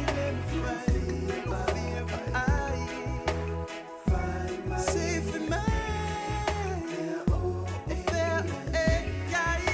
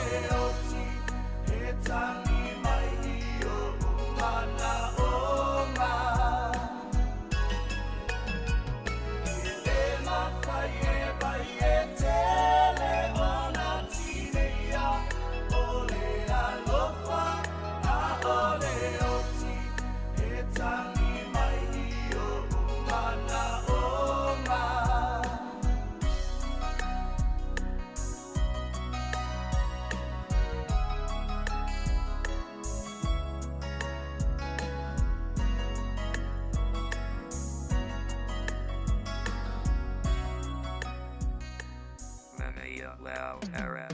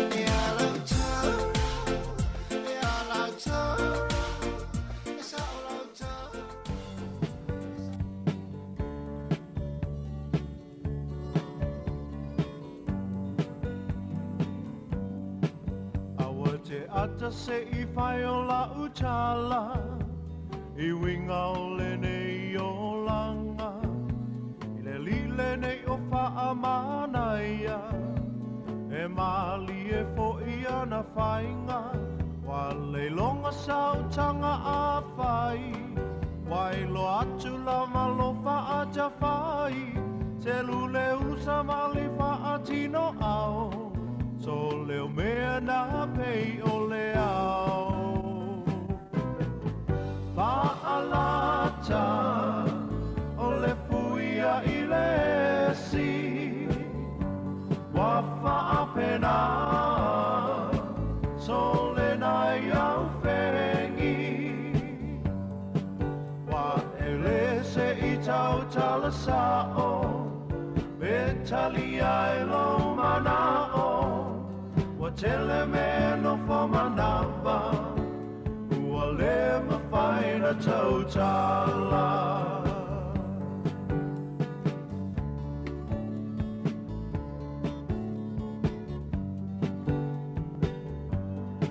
Tanga I anei e tau vai whale Le tau sala le na e anua e O oewa e wha ata whai solo Awa wa vangai lo loto O oewa e le mau tonu O ole a e liu lotu Wa umalama lo tau mawhai A ole nei lava le kea mai Whaalata le fuia I le si Wa whaapena So le nai au whengi Wa ele se I tau tala sao We tali ai lo mana o Wa tele me no fo manava Ua le ma whaina tau tala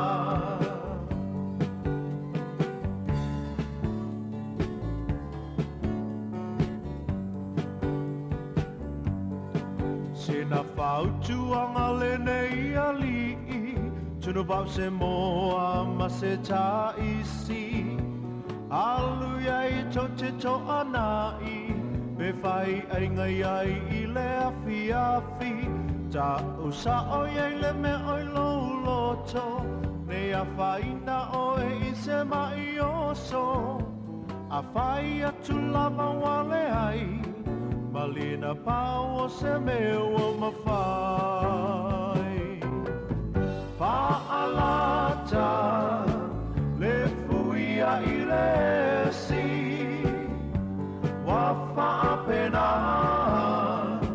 So le nai au whengi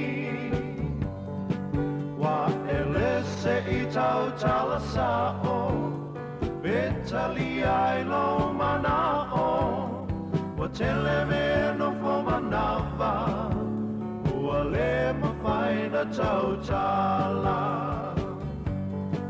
Whaalata le fuia I le si Wa whaapena So le nai au whengi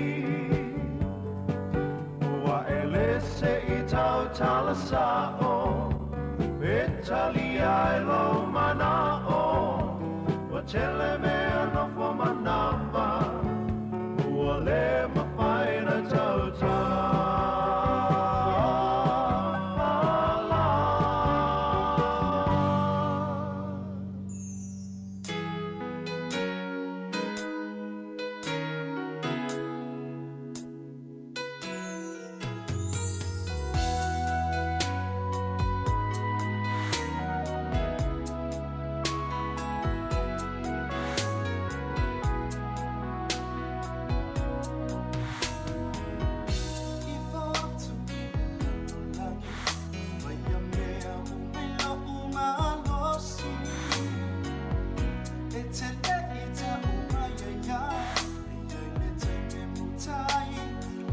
Amaoni, Lufa Amaoni.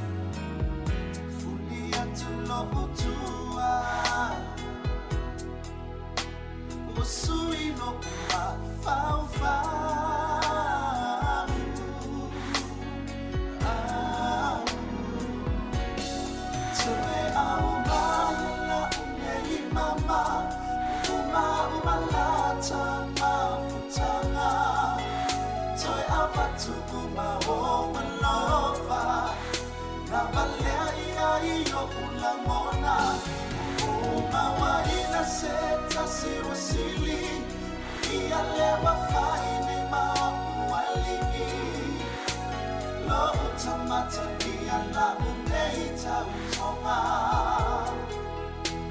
fa aonga mai no wala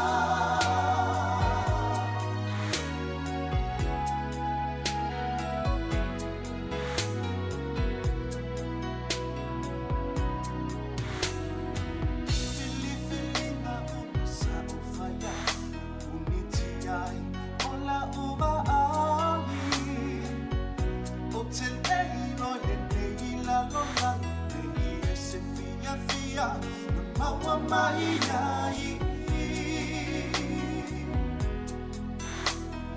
Mawa mayai Otia idea nasala Lea iso usa olotonga Malingi o unegi no imati Lea umanatu ilo upolonga Ufa amama tunei iyo tunina nau fulia tulo tua osuino uma fau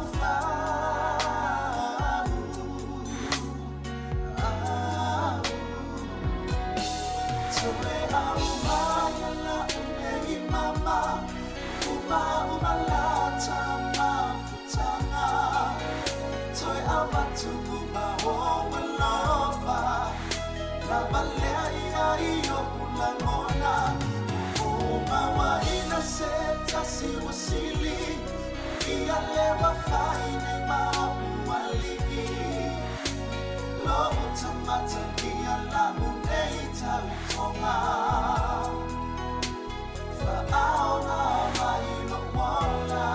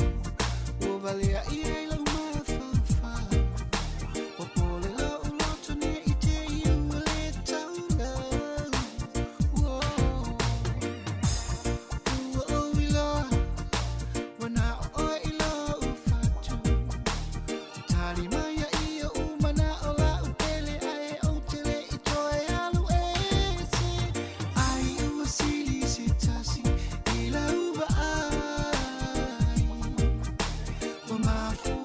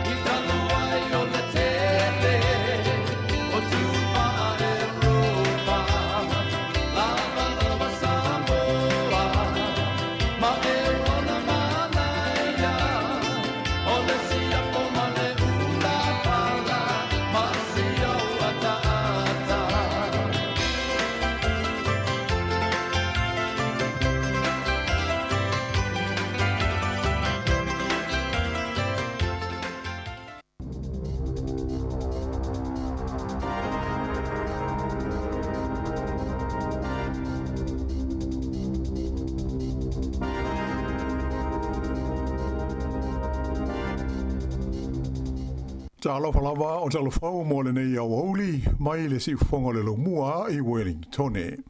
O le talo mua. E le anga ma fa le tonu le whainga e pule hai ngā ruenga so swani ma ngā ruenga la vea ai I taimi e te tupu ai ni wha alwe lawe wha fuasei I te tonu o New Zealand. O le nei tūlanga, ua wha ailoa manino mai I le lipoti o se suenga wha apitoa sa whaia I le mala wha le natura, le asa I longa o nā whaina ai nisi vaenga o le motu I mātu o le tunu I le tausanga o mawai. O le nei suenga wha apitoa sa te ia lea e le li na veo mua makowa na sili o New Zealand o Sir Cherry Mataparai. Mai na whaalia manino mai ai le lātou lipoti, le sa uni o New Zealand e tari atu ini whaalwe lawe mātu ia e ono tu tupu mai whaafusei. O le nei li poti alo ia pei ona whaalawa i tele ina mai i le so, wa i loa ai le matua lea o ngā lava o le whainga e tari etuai ini whaalawe lawe whaafusei whaapenei. Ele ngata ina e le aini vese o ta inga le lei, a e lea i fo i mani le puta inga sa ma whai na whaia, mo le silo fio le tunu i le mea e te tau na whai. Mai sa alia li mai fo i le whaale tonu o le tūlanga i tomai, ma le silo fia o le au whai ngā ruenga. Sa manino i ni mōri mau sa whaalia i lumo le nei komiti su e le mamaru lau tele le tunu sa iaira lātou la ngona ua tuu lafua ina i lātou e le mta ngā ruenga o le pui pui ngā lau tele po le civil defense i le taimi sa whenga iai ma pua ngā ma mawhatianga ona o le wha ma winga lou wā o le tau. E se fuluma le whaala a whai ni whautuanga mai le nei suenga o lo o fia i le lipoti le nei ua taati atu nei i le whainga malo e whaia i ai se whaati tau. Mai ua awanoa foil mai le mamado le tinu e ma whai o na whaitau ma sila to toa i ai. O lo o mausali pēr le ta awhi o le Minister tupe ia Nicola Willis e le to e fia whaia e le malo nisi ai ta lafu e whaatupe nai le whaapa uwina le ilalo le fua o la fonga tutongi e pei ona polo misi ai i le au whai la fonga. Ai o le manatu o le au whai tō whai ma ta aupu tau tupe a ato ai whai malatou walo anga ua whala waitele ina mai i whapea e mana o mia e le malo ona no mai ma ai ta lafu se vai ngā tupe wha au popo e o atu ili se fuluma le 5 piliona tā la le a whai mō lana tala wha te tau o tū o le tupe e pei ona tā pena ina nei.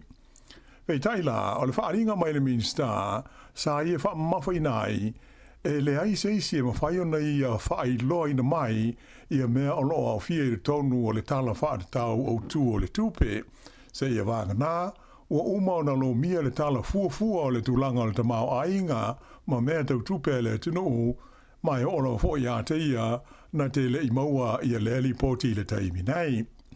Ta ua el te mai taimi Minister, o lo tu mau pēr la tau fuafuanga, e le whaia nisi ai tā lafu wha au popo, e wha atino i nai le wha pau i lalo o le fua o la fonga tutongi, e pei o na fola ina mai i le amatanga.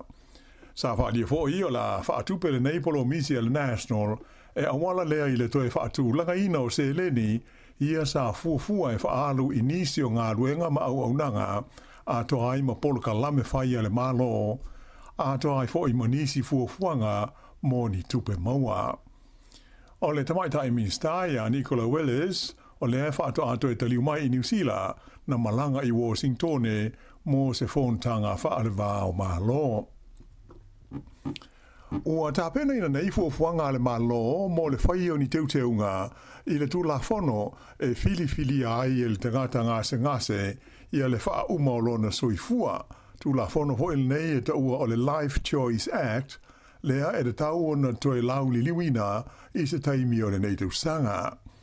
O le Minister se fua maloloina ia Shane Reti, lea ua whengai nei ma le whaatūlanga ina o tūlanga o le a o fia i lea ilo i longa, mai o lo ngā lue whatasi ai ma le teitai o le partia le Act ia David Sāmoa o ia lea e ana le pili e pei ona pasi ai le parlimene ma vea ai matula fono. E pei ona sila fia o se palota whaapitoa referendum na whaia i le lua afe lua se fulu na talia ai e au palota o New Zealand nei mata opu na mafua ai o na whaul nei tula fono e ave ai le whaatangana i le tangata mai e fili ai pe mawe o na wha umalona soifua ona o ni tūlanga o se ngā se e a fia ai. O le tasi o vaenga o lo mana o si mo e whaia i aise swinga i le nei tūla fono o le aia inga lea e anga waa aise tasi e wha o ngā le tūla fono. O le teimi nei e nā o tangata e a fia i ni mai whainga tā mai le o toe a toa se ono masina e soifua i pēr. E manatu le i taitai o le Act i a Sāmoa, e re tau na ave sea i le wha punga lea e winga i le a toa o se ono masina e soi fua i se ngā se o lona te turunga e do tele isi ngā se sili atu na mafatia ai le o mawhai o na lātou wha ngā ina le nei tū la whono ona o lea wha o punga. E langolango ina ia lea ta awhi e le wha la tonga o le hospice, lea e whea ngai ma le wainga o ngā se ua o i se tūlanga whaingata ma le toe umi se taimi e soi fuai. E to tele ta ngā tele motu mātua New Zealand, sao la taulangona ina le lulua se mafuie, e whātesi ma le ono lona malosi, e le mau mai le ai o taupō i le tai au anali la. Whaelo mai lo visa e whea ngai masuenga o mafuie le Tionet, sa o ngā te tonu le mafuie tu sa e fast 5 kilomita i saute sa ai o le ai o taupō i le loloto e tu sa e tolus 4 kilomita. E le aini mea na lipotia mai o whaalenga inai, a e sa mawhai o na whaalongo ina mai le lulu le mafuie i no ue au fiai au kilani a ngai mātū, ai mai se o le tu malo le Hawke's Bay, whaapea ma le Bay of Plenty. O atu o ia le sosa iete a tangata whainga renga le malo, le pisa a le whainga malo so whaatasi i le whaata mala lea i le tau fio sori ngā tu la whono, e awana lea i le vae ai o tangata whainga ruenga o loo whea ngai ma le pui ngā sori tu la whono e a fia ai ta maiti, a e whaapea le whesui ia whaana nao tupe, ma le whaatino ina o ni sori ngā tu la whono ma mawha. Whailo mai e le pisa a e fitus furuiwa la whai o ni ngā ruenga, o le a whaamuta ma vae ai tangata whainga ruenga i le tonu o le ofisa o le tiute po le customs, ai e se ai isi tu langa tofi e fast futasi i le tonu o le matanga ruenga o mata opu whaaloto i whale le Department of Internal Affairs. O hama no whainga ruenga nei e awhi ai la tau o lo tiute i lunga o wafu mata ranga ai whape ai ma malai wa lele o le tunu. Ai whape fo i matangata o lo whainga ruenga i le puinga o a whaina e wala mai i ata video ma whesota inga te le vavave whape le whaonga ina o te maiti ni whainga soli tu la whono. Le ngata i lea o le tite atu i whainga wha terrorisi ai mai se aile whea ave ia leo tupe ni whainga whaana nā soli tu la whono. O le lapteinga mai pisa a o le whai unga le whainga malo e wha malo no ai ma vaea nei tangata whainga ruenga te le lava se a whaina ai o le atunu o a toa. Whailo mai e le minsta o le tiute ia Casey Costello e mana o mia o na ato o toa le lei le whaatino ina o ngā ruenga whaia le ofisa o le tiute i le puipuinga leo tua oio New Zealand ma lango i ana whe whaatau o inga ai maise o le au ina leo tupe maua mo le malo. Ua whaaria mai e le asosia leo o le a umisa taimi e tāri ai se whaai unga le whaamasino leo o filifilia mo le whaia o se whaai unga i le mata aupu e winga i le totongi o lo fina wai ia leo ma le malo. O le mai aso na te anei e fitus fulu 5% le a whaai sui a wai o le sosaiete a li imata mai ta i leo o New Zealand na pālota i te ena le ofa le malo mo le sitanga o la taututongi. O le ofa le nei le malo e awhi ai se tino i tupe 5 awhenta la mo leo uma e whaita ai. Whaopopo i ai ma le sitanga e 4% o te tongi o isi leo uma i le masina o iulai o le tausanga nei, ma leisi fo i 4% i le tausanga fo ulua awhi ruas fulu ma le 5.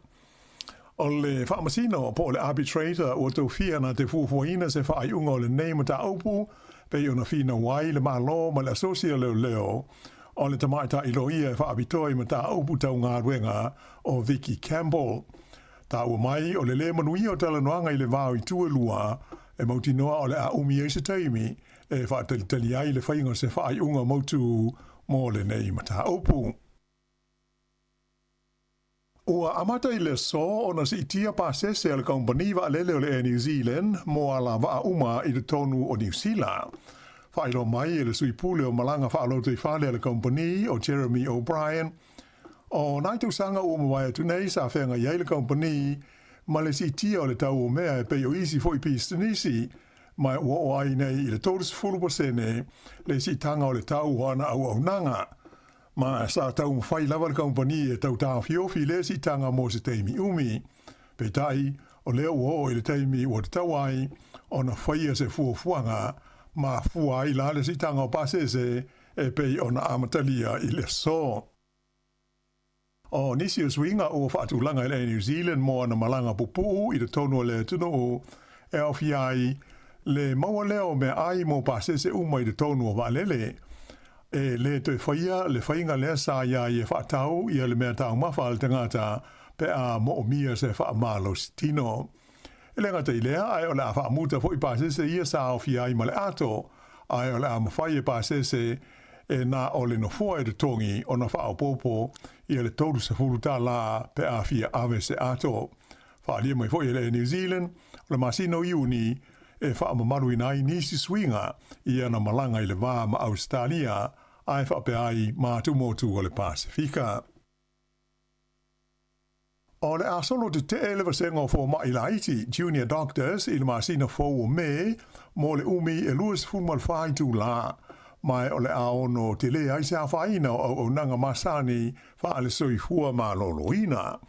Wha lia le uni e fo mai le Resident Doctors Association o na nafi lea na tui nā tua i alo ia se la tau whaaringa i le mtanga luenga le soi fua māno loina e tusai o lea fuafuanga ina ua toa i le tūlanga o talanoanga e winga i le tongi o ali i matamai ta i fo mai. Whaaria le whailau tusi awa o le unia fo mai o Deborah Powell o le o te lava o fo mai e to o lua afe 5 lau sa o fo ina i aisisi tanga o te tongi o i le luas furu 5%. Ai o le mafu anga o le whai o le te te pe o na fuafua ina nei o na o isi fo mai e tusa ma le ono se lau la whai ia o le ao no whai ti tia o la tu tongi i le se fulu ma le 2%. O le te te la le nei e fo mai e amata i le fitu le tae ao o le aso fitu o me mo le umi e luas fulu ma le whai tu la. Pei tai o lo i ele wha moe whaia ia se ilo i longa wha abito le nei mata aupu i le vai asa o mua i le wha moe o le ama whaia i una wha amalia ina le le fia o fo mai ma tau fia i le whaia o le nei te te. Ua mana o le malo e toi la langa mai le tu la fono le na so loia le whainga malo o le Labour, whaingo ina o le 3 strikes, e pei ona whailo mai le minsta lango lango whaamisnonga o Nicole McKee. A whanga so lai whato sina o le paro te tele le tausanga taruai, sa fola le partia le National, a whaia tula i mai le teita ingo le malo, o le atoe whaatula i mai la tau le tu la fono le nei, i le teltununga, o le atao fia ai le whaia pē tangata o soli ngā tu la fono mamafa, mai iu ina ave ai i le whale pui pui. Whailo mai lai le te mai tai minsta, ia Nicole McKee, o le nganga o le malo, ina ia whaatu mawina le tau singa o le tu la fono, ma whaasala ina tangata soli tu la fono, ini whaasalanga tāla whengai, ai maise o i tu ainga o soli tu la fono mamafa, e au fiai ma sāwanga mata ngā. O le tausanga ilo awhelu fultasi a o minista o whaamasnonga Chris Whafoi na so lo ia i le whainga malo le Labour le tu la fono le nei o le 3 strikes i le talitonunga e a whaina te le aile sa ilinga o le amir tonu i mata aupu whaamasnonga ai maise o le whaamalo si ai o whaamasino e whaia ni whaaiunga mo ni tangata soli tu la fono e tusa pele tāla whea ngai ni mafua anga. Sa te e malo si ai i le taimi i le partia le Act, whapeai ma le National. Ua amata i le vai aso le nei o na whao ngā le kompania le Woolworths ia mea pueata e whaapipi i tino o lana au whai ngā ruenga i o na whale loa supermarketi uma e se lauiva sultasi le a whai i se vaenga o fufuanga molo la tau saunga le mū. Ua uma o na whai ni whaataita i ngā le kompani o ia mea pueata po body cameras i le se fuma le fitu o na whale loa. Mai na ta uma iai lau whai ngā ruenga na mauai i le lātou whaalangona o le saonga le mū, mai sa whaingo fia e fōi na fō ia ni whaafi tāu ni mani vevesi sa tau wāni ali mai i le vāmatanga ta whātau. Sa si tia fōi na whailoa le company o le ono tau sanga leo o tōna ia tu nei, sa ilonga o na si tia māwalunga ai lea whai o whaalawelawe, na osa fōi ai lau whai ngā ruenga i tonu o na whale loa, e whatu sa i le lua a se fulwalo, sa iai i le a whainga le o mai nei le lua se lautoru se fulu i le nei tau sanga. A o tape na ai masau ni undi le tunu mo le whaamana tuina o le aso fita na mali liwi tawa, le Anzac Day le stofi nei, ua whailo mai le teimi nei le whaapok tonga le RSA i lana upenga fisota inga, le o ili linga o sauninga, o le a whaatino ina e ona la umai tu SS o le tunu.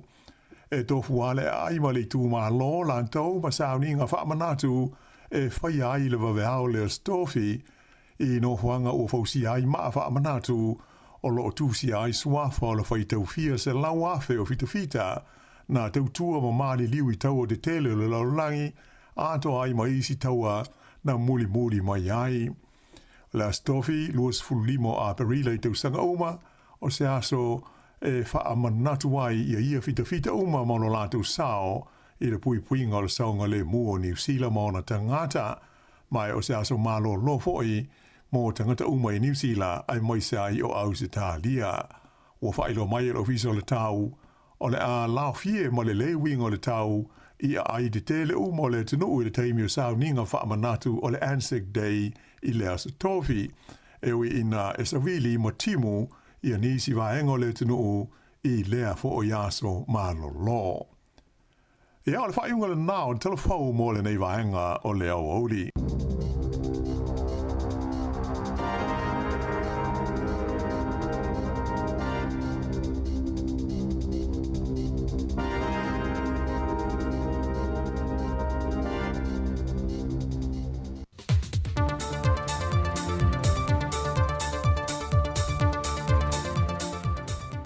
O le anganga fia toi whaatalofa toi telefou le se whonga lau mua mai Sāmoa le nei fo ia sa whong i le anga le leo le tua.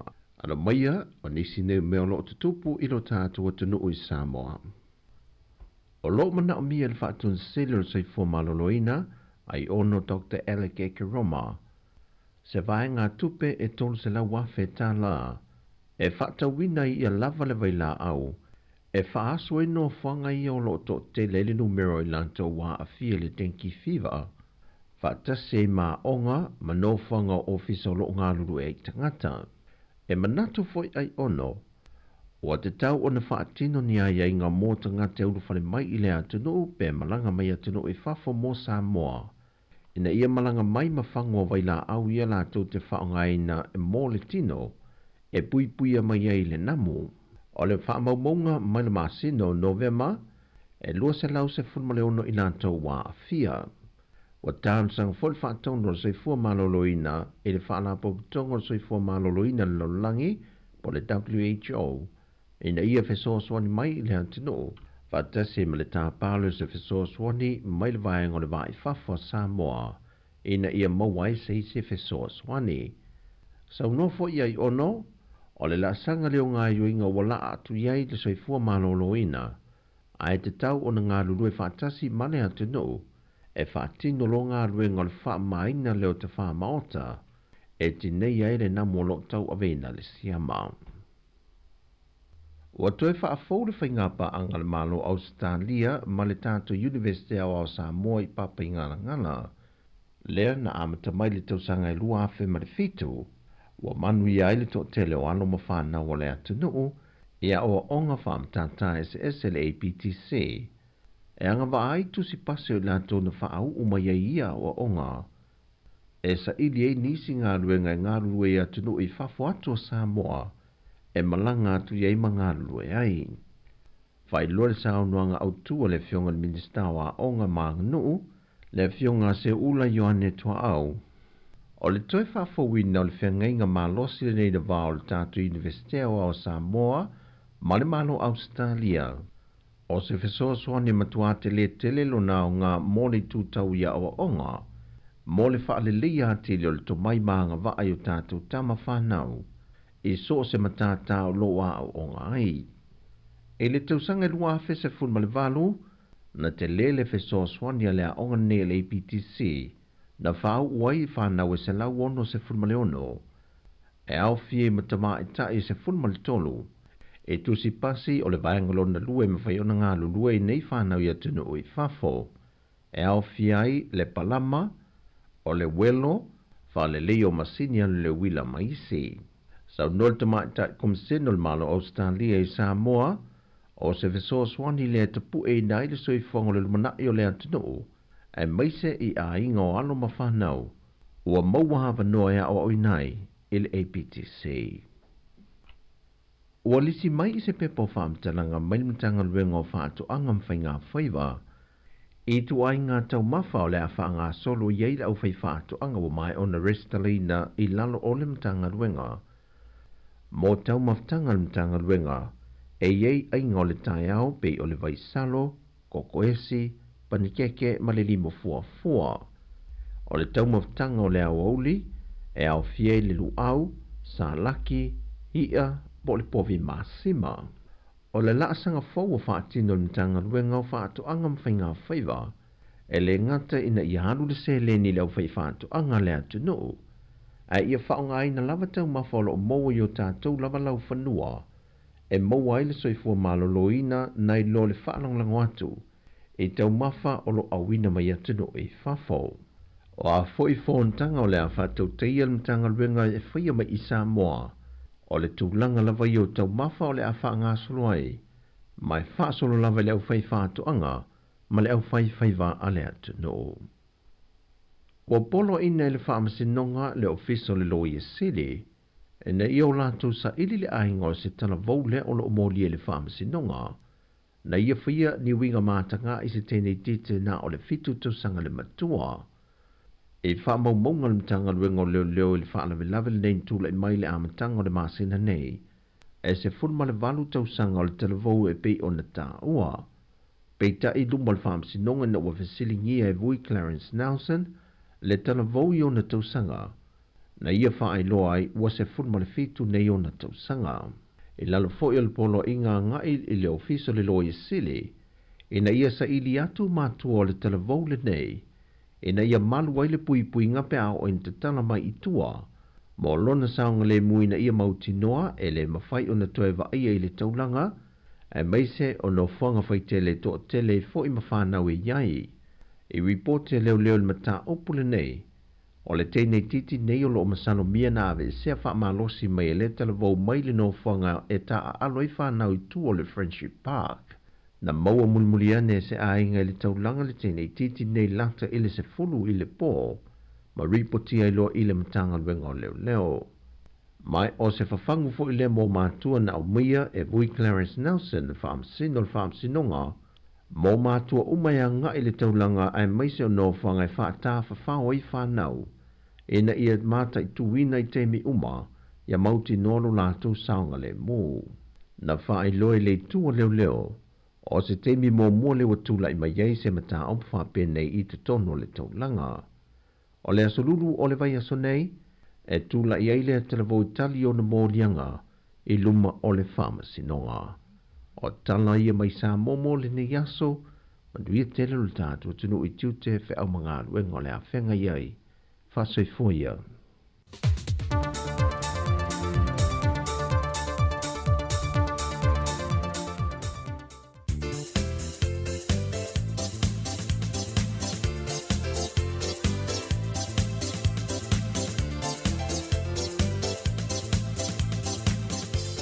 Ua whafonga na tunu i tātou telefone nei a o uli, ia o tātou whawhiwhianga le la vai foe nei Jamie i tāle tasi. Tu whafonga nei telefone tau runga nei musika tau le lua. Si ufonga na lau mua whamalo whawtaila ue mai tātou whasalonga, mai la varitai o mele nei Jamie whamalo fōra ngā lulue. O ni ngalo le stofi le aso malo lo, whamalo si mai tai au pe au dia tātou ngā lua tasi. Lua sifuru lima minute wa te nei, le sifuru mane lua, tau tua nei si ufonga lomua.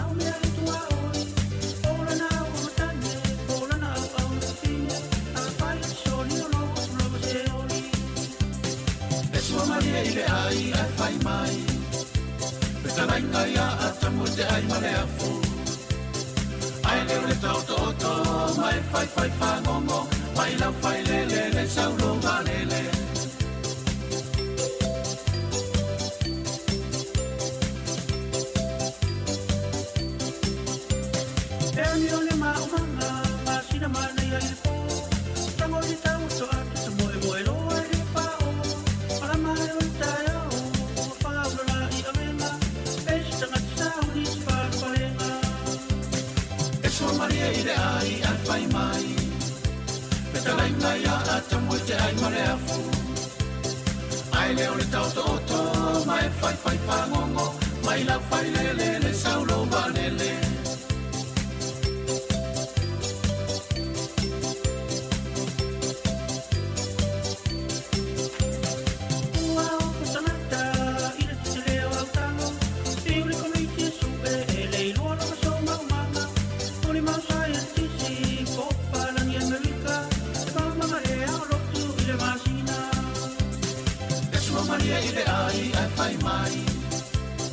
Raina ya atamu te ai mare afu. Ai leo le tau to oto, mai fai fai whangongo, mai lau fai lele le saulo warele.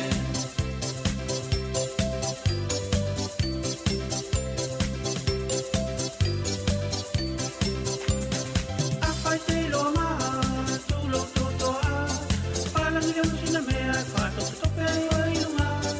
Opa te lima tamata, mara pia pia te leo loto, aptai ua umaku le whasao. E sua maria i le ai a whai mai, Petalaina ia atamu te ai male afu. Ai leo le tau to oto, mai fai fai whangongo, mai lau fai lele le saulo warele.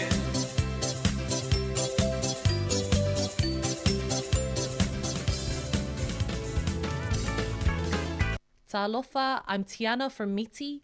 Keep listening to Sāmoa Capital Radio Wellington.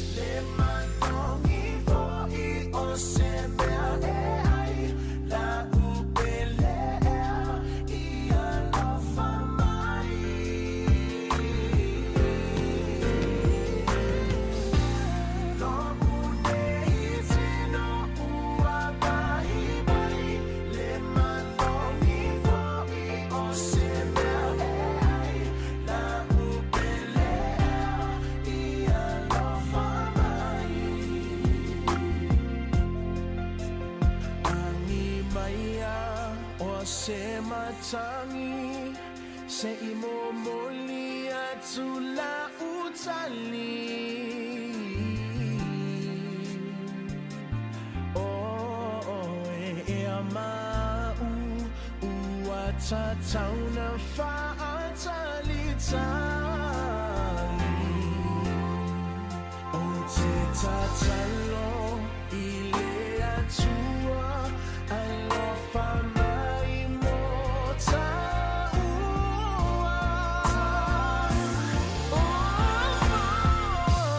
No une iti no ua mai le manoni foi o se mea ai la upelea ia alofa mai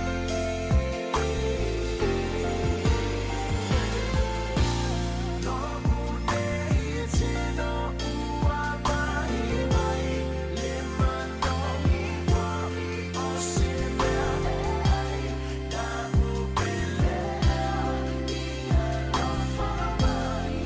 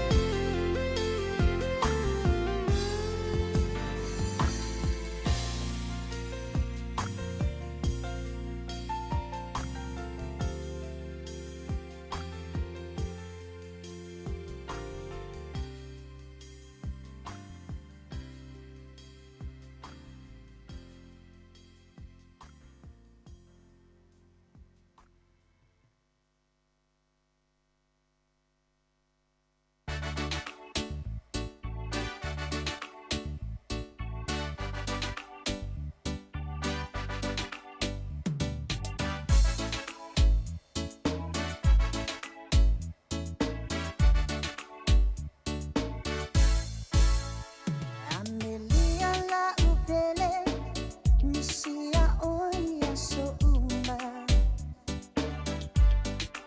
Misia tapana Tanya ilo uma fau fau Ngaduin na faabai taini Tu uai oe matamaiti A ulinei faamai Tuayai ona faatasi Taifai ngata Lene mewa o mai Wana ole bisi e teilo ai ai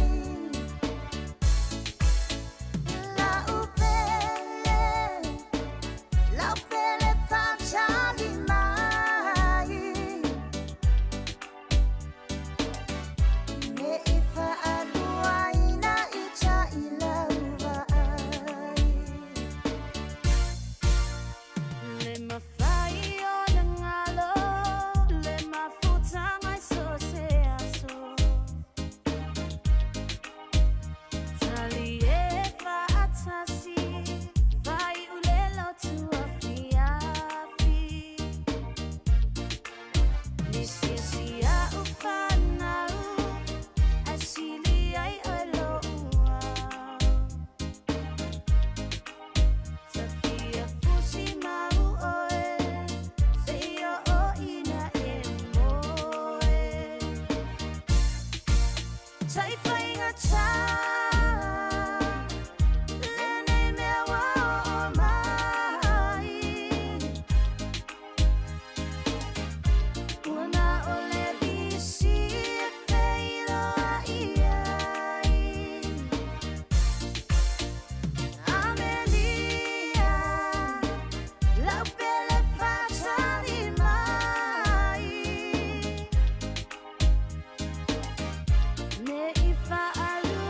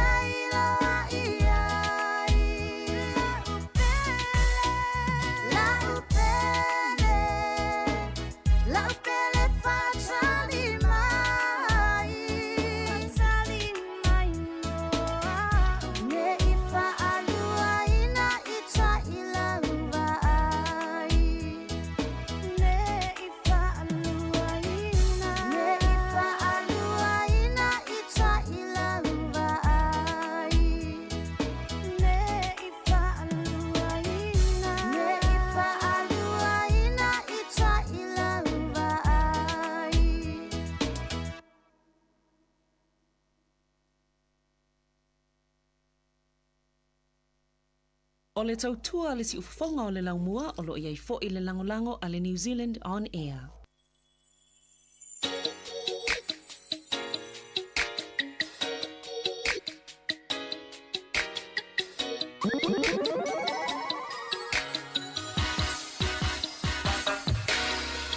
Paioa, solo uno wa, o sofo ilela, a o ita, maile maunga, to o manga. E faino fie, e faino ta, nelo fale paanga, a tumua, tele motu mafutanga. Pasolo maya, leolanga, ba ayalo la lele, tele tama, via avea, oi fai mose. Ele tawai, lauba ai, tauna faisa o mai, e aluaso, te iane wa fuli tumai.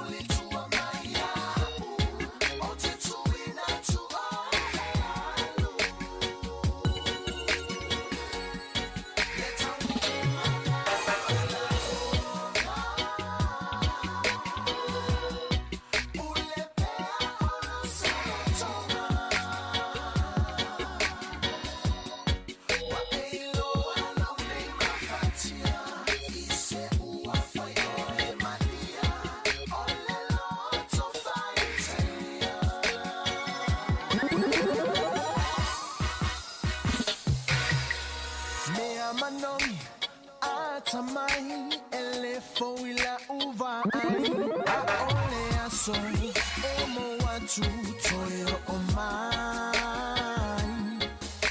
E puna me pea, uvai manino, lelo fana faifa ansili, moli atu, o fofonga, daya umiti.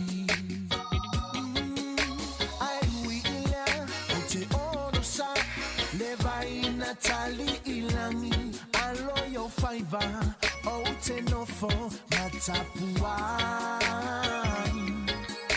le la lolangi e matalasi suya yo upu matali a ole faiva to ilalo masiasi telemata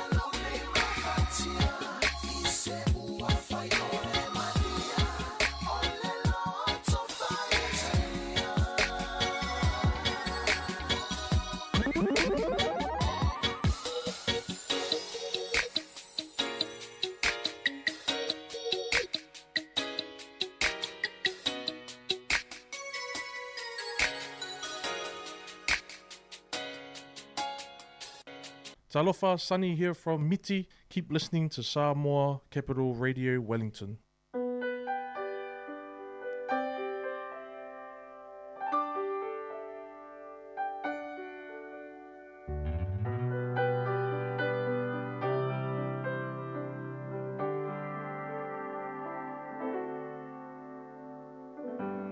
You could have given me a million reasons why, but it wouldn't change a thing. You said it back. And you took off your wedding ring. I've been trying to get over you. I've been spending time alone.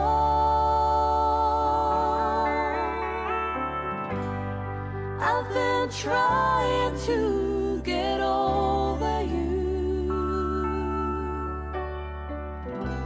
But it'll take dying to get it done.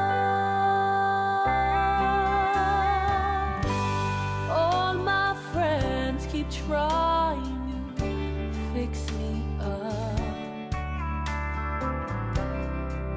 They say I need somebody new. When it comes to love, I've all but given up. 'Cause life don't mean nothing without you. I've been trying to get over you. I've been spending time alone.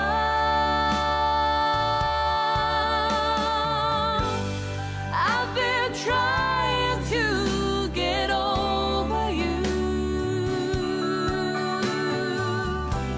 But it'll take dying to get it done.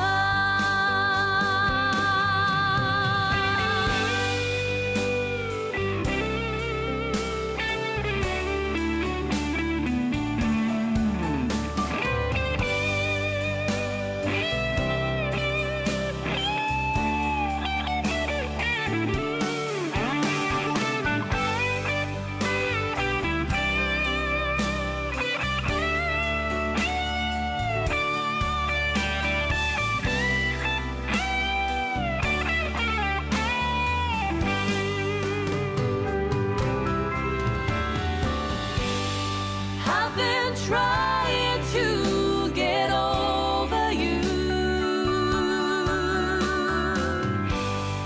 I've been spending time alone.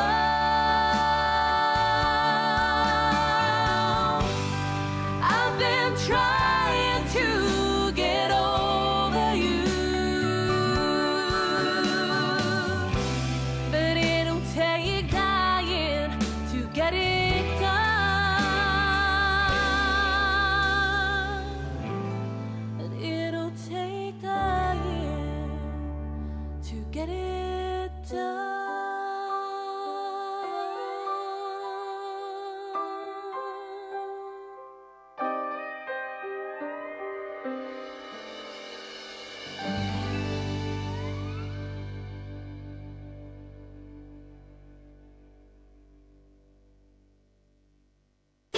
Fofonga ole la mua.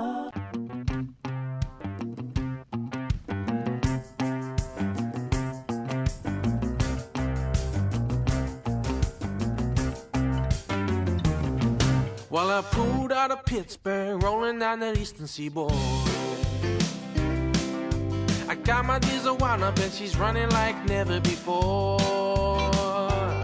There's a speed zone ahead, alright.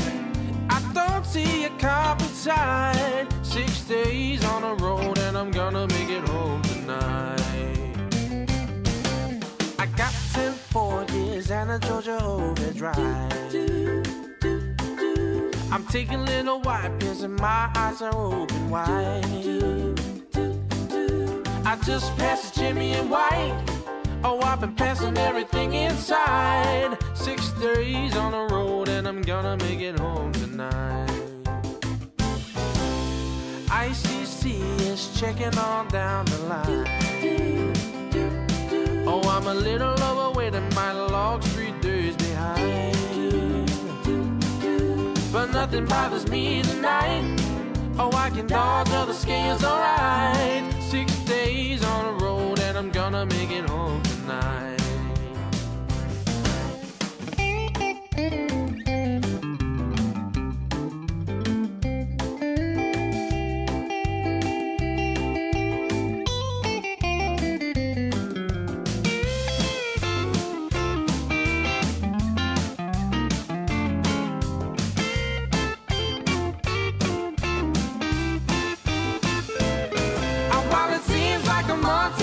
kiss my baby goodbye.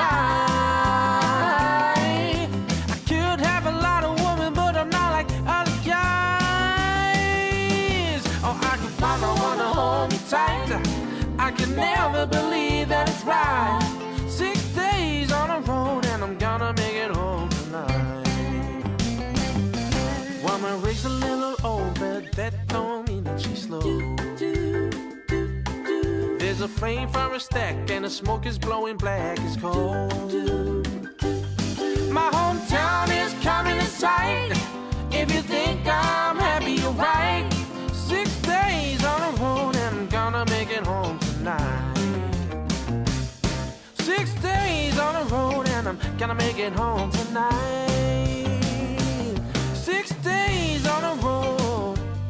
6 days on the road.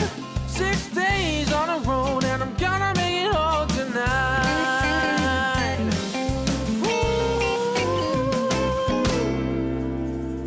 Le fianga le te mio la o li tau tua si fonga le la mua Mitty's family na po le Mitty ia ma pes pesenga na lua country music pese tuai na to fa fo atu fa fonga le tunu ta maiti mai poridua.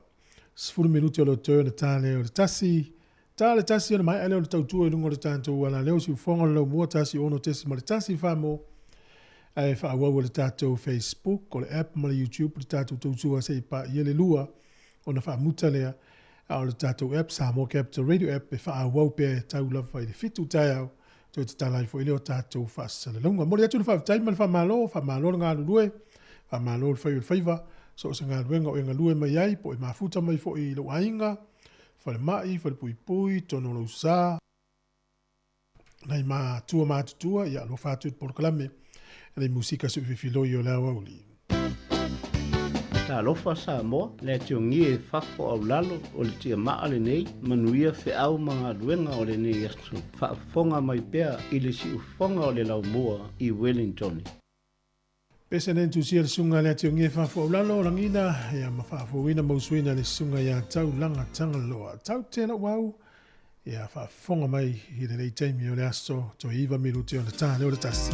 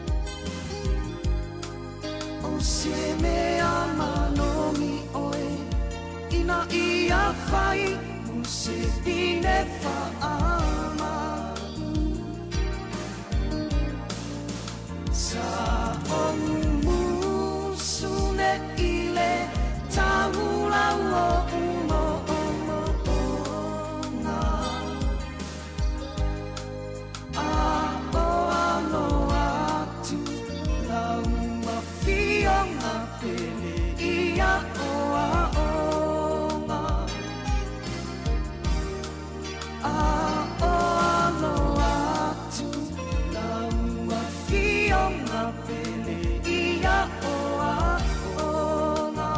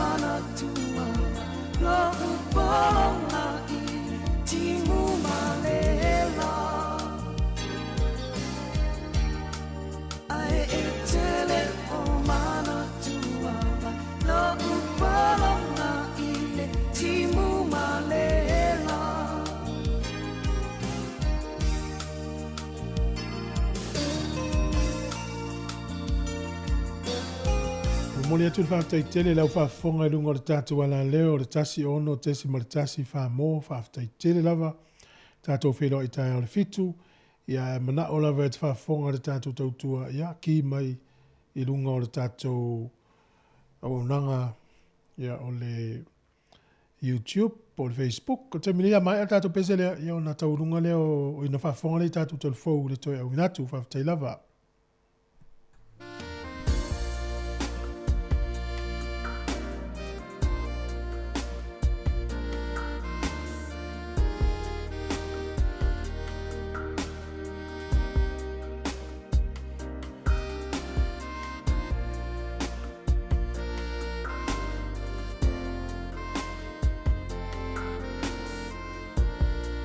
Alo fatele atu mo uto umalava o mafuta maritasi ono tesi maritasi wha mo wha mangalo le tautua nei aso ia la wha uau tautua pio na whaelo atu awala mawai. Ka mai tato pese wha fonga loi telefou.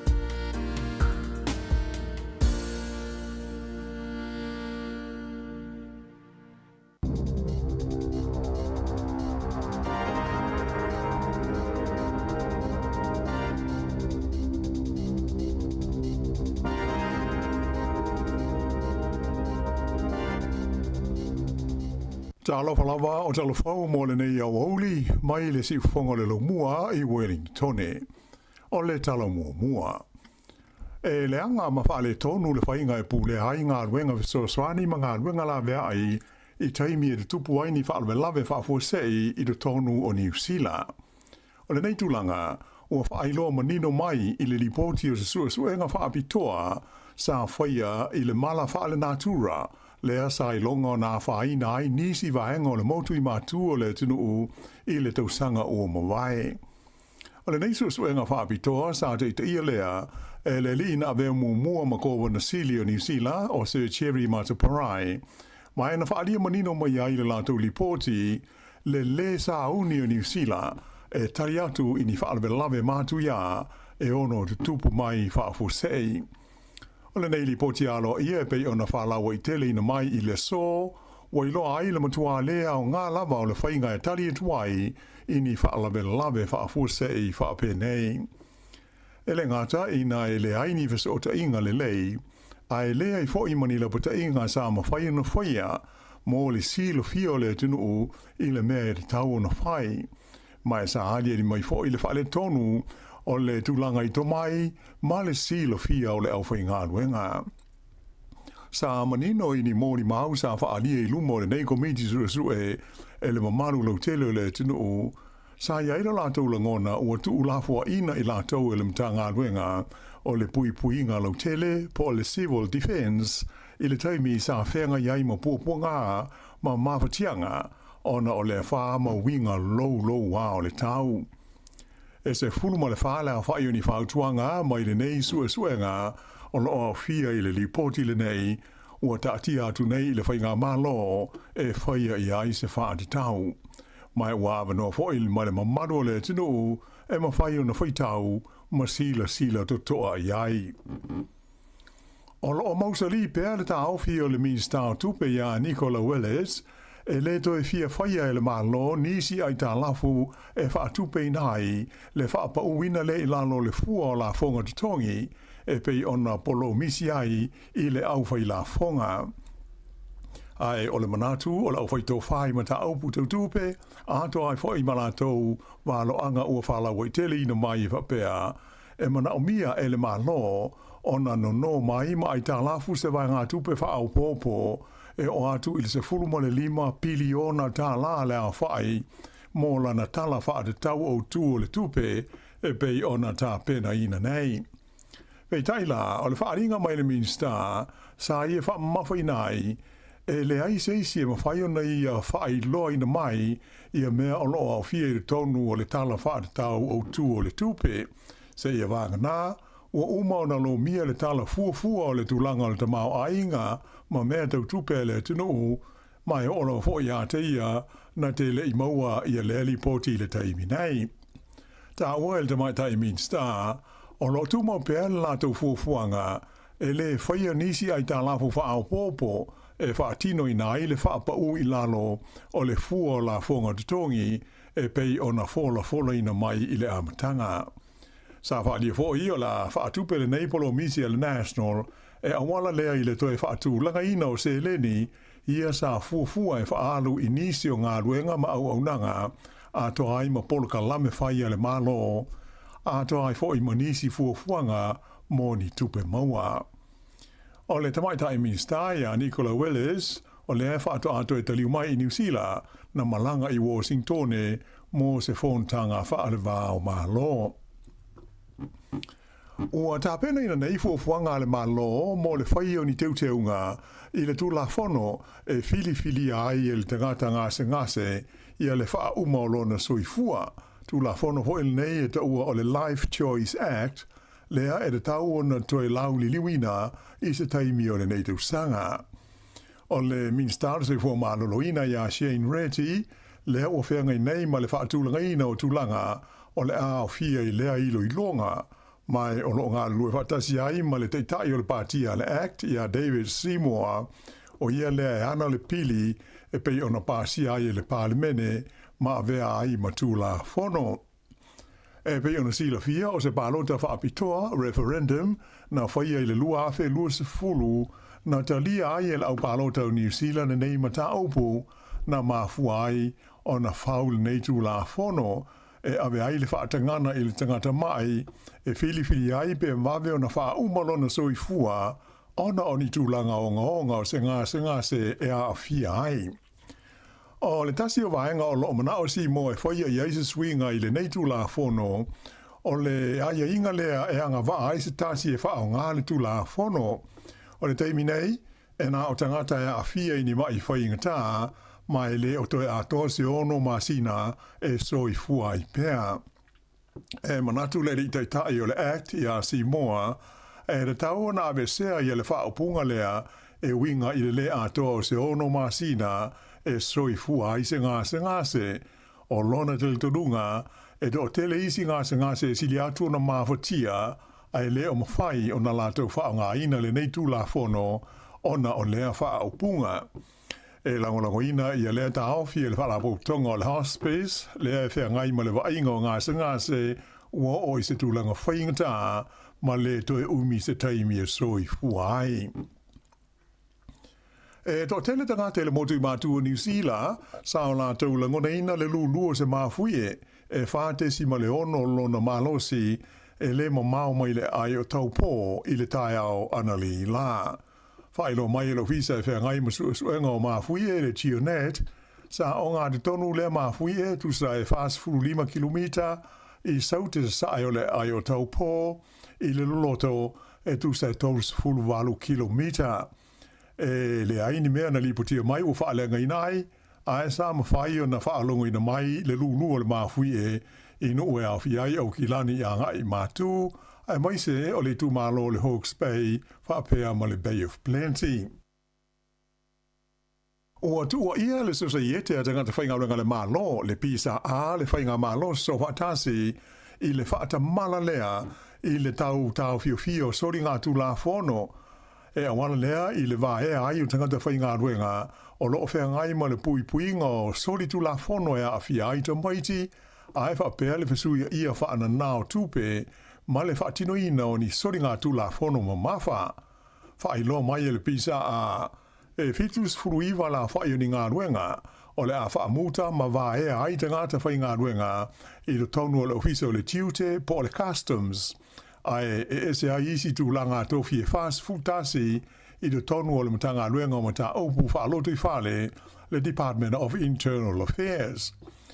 O hama no whainga luenga nei e awhi ai la tau o loo tiute i lunga o wafu mata langa ai whape ai ma malai wa alele o le tunu. Ai whape fo i matangata o loo whainga luenga i le puinga o a whaina e wala mai i ata video ma whesota inga te le vavave whape le whaonga ina o te maiti ni whainga soli tu la fono.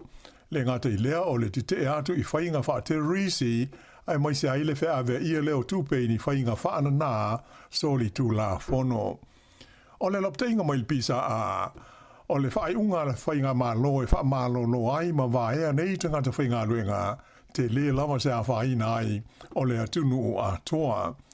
Whailo mai e le minsta o le tiute i a Casey Costello e mana o mia o na ato o toa le lei le whaatino ina o ngā ruenga whaia le ofisa o le tiute i le puinga leo tua o New Zealand ma lango i ana whe whaatau o inga ai maise o le ao ina leo tupe maua mo le malo. Ua whaaria mai e le associate leo o le a umisa taimi e tāri ai se whaai unga le whaamasino leo o filifilia mo le whaia o se whaai unga i le mata aupu e winga i le totongi o lo fina wai ia leo ma le malo. O le mai aso na te nei e fitus ful 5% le a whaia sui a wai o le societe a li imata mai ta i leo o New Zealand na pālota i te ena le ofa le malo mo le sitanga o la tautotongi. O le ofa le nei le malo e awhi ai se tino i tupe 5 awhenta la mo leo uma e whaita ai. Whaopopo i ai ma le sitanga e 5% o te tongi o isi leo uma i le masina o iulai o le tausanga nei, ma le isi fo i 5% i le tausanga fo unua awhi ruas fuluma le 5. O le whaamasina o po le arbitrator o tau fia na te fuafuaina se whaai unga o le nei ma ta aupu, pe o na fina wai le malo ma le asosia leo, o le tamaita i lo ia e whaabitoi ma ta aupu tau ngā ruenga o Vicky Campbell. Ta ua mai o le manuia o tala noanga i le vāo i tua lua e mauti noa o le a umi e se taimi e whaatalitali ai le whainga se whaai unga mautu mō le nei mata upu. Ua amata i le so o na si itia pasese al kompani wa alele o le Air New Zealand mo ala wa uma i le tonu o New Zealand. Whailo mai e le sui pule o malanga whaaloto i whale al kompani o Jeremy O'Brien. O naitu sanga o mawai atu nei sa whenga iei le kompani ma le si itia o le tau o mea e pei o isi fo i pistanisi mai ua o ai nei i le tōrus furupasene le si tanga o le tau o ana au au nanga. Ma sa tau mwhai lava le kompani e tau tā fiofi le si tanga mo se teimi umi. Pei tai, o leo o i le teimi o te tau ai, o na whaia se fuafuanga, ma fua ai la le si tanga o pasese e pei o na amatalia i le so. O nisi o swinga o whaatulanga i le New Zealand mo na malanga pupu i le tono le tuno o e ofi ai le maua leo me ai mo pasese uma i le tono o valele. E le te whaia, le whainga lea sa ia i e whaatau i le mea tau mawha al tangata pe a mo o mia se wha malo tino. E le ngata i lea, ai o le a wha muta fo i pasese ia sa o fia i male ato, ai o le a mawhai e pasese e na o le no fua e te tongi o na wha o popo i le taudu se furuta la pe a fia ave se ato. Wha lia mai fo i le New Zealand, o le masino iuni e wha mamaru i nai nisi swinga i ana malanga i le wā ma Australia, ai whape ai mātumotu o le Pasifika. O le asolo te te elewa sengo fo mai laiti, junior doctors i le masina fo o me, mo le umi e luas funmal whaitu la, mai o le aono te le ai sa whaina o nanga masani wha le soi fua ma loloina. Wha lia le junior fo mai, le Resident Doctors Association, o ana nafi, lea na tui nā tua i alo ia se la tau whaaringa i le mtanga luenga le soi fua mālo loina e tusai o lea fuafuanga ina ua toa i le tūlanga o talanoanga e winga i tu tongi o ali i matamai ta i fo mai. Whaalia le whailau tusi awa o le Unia fo mai o Deborah Powell o le te lava o fo mai e to o lua afe 5 lau sa o fo ina i aisisi tanga o te tongi o i le luas furu 5%. Ai o le mafu anga o le whai o le te te e pei o na fuafua ina nei, o na o isi fo mai e tusa mo le ono se lau la whai, ia o le a ono whai ti tia o la tūrutongi i le se fulu mo le 2%. O le te te e la le nei e fo mai e amata i le fitu le tae ao, o le aso fitu o me, mo le umi e lua se fulu mo le whai tu la. Pei tai, o lo i ele wha moe moe whaia ia se ilo i longa wha abitore nei mata aupu, i le vaias o mua, i le wha moe moe o le ama whaia i una wha amalia ina le le fia o fo mai, ma tau fia i le whaia o le nei te te. Ua mana o le malo e toe la langa mai le tu la fono le na so loia le whainga malo o le Labour, whaingo ina o le 3 strikes, e pei ona whailo mai le minsta lango lango wha amisnonga o ni Cole Maki. A whanga solo ai wha tau sina o le palo te tele le tau sanga taruai, sa fola le partia le National a whaia tūla i mai le teita ingo le malo o le atoe wha tūla i mai la tau le tūla fono le nei i le tautununga o le atao fia ai le whaia pē tangata o soli ngā tūla fono mamafa mai iu ina ave ai i le whale pui pui. Whailo mai lai le te mai tai minsta ia ni Cole Maki o le nganga o le malo ina ia whaatu mawina le tau singa o le tūla fono ma whaasala ina tangata soli tūla fono ini whaasalanga tāla whengai, ai maise o i tu ainga o sori tu la fono mamafa, e au fiai ma sāwanga māta ngā. O le tau sanga ilu awhelu fultasi a o minsta o whaamasnonga Chris Whafoi, na so loi ai e le whainga malo le Labour, le tu la fono le nei o le 3 strikes, i le talitonunga, e a whaina te le aile sa ilinga o le amir tonu i mata aupu whaamasnonga, ai maise o le whaamalo si ai o whaamasino e whaia ni whaaiunga, mo ni tangata sori tu la fono, e tusa pele tāla whea ngai ni mafua anga. Sa te e malo si ai i le taimi, i le partia le Act, whape ai ma le National. O amata i le vai aso le nei o na whao ngā le kompania le Woolworths ia mea pueata e whaapipi i tino o lana au whai ngā luenga i o na whale o loa supermarketi uma e se lauiva sultasi le a whai I se vaenga fufuanga molo la tau saonga le mu. Ua uma na whaini whaata i ngā lea company o ia me pueata po body cameras I le se fuma le fitu o na whale loa. Mai na ta uma iai lau whai ngā luenga na mauai I le la tau whaalongona o le saonga le mu. Mai sa whaingo fia fo na fo ia ia ni whaafi tau ni mani vevesi sa tau wani li mai I le vā matanga ta wha tau. Sa si tia foi na whailoa le company o le ono tau sanga leo o tuana ia tu nei, sai longa o na si tia mawalunga ai lea whai o whalawe lawe, na osa whai ai leo whai ngā luenga I tonu o na whale loa. E whatu sa I le lua awhe se fulwalu, sa iai I lea whai ngā leo o mai nei, le lua se lautoru se fulu I le nei tau sanga. A o tape na ai masau ni undi le tunu mo le whaamana tuina o le aso fita na mali liwi tawa, le ansik dei le stofi nei, ua whailo mai le teimi nei le whalapo tonga le RSA I lana upenga o sota inga, le o ili linga o sauninga, o le awhatino ina e ona la umai tu SS o le tunu. E tofu ale aima le tu ma lo lantau ma sauninga whaamanatu, e whai ai le waweao le stofi, I no huanga o fausi ai maa whaamanatu, o lo tusi ai suafa o le whai tau fia se lau afe o fita, na tau tua ma mali liwi tau o de tele o le laulangi, ato ai ma isi taua na muli mai ai. La stofi, luas fulimo a perila I tau sanga uma, o se aso e whaamanatu ai ia fita uma ma no lātou sao, I le puinga o le saonga le mua o New Zealand ma ona tangata, mai o se aso malo lo foi, mo tangata uma I New Zealand ai mai se ai o au se tālia.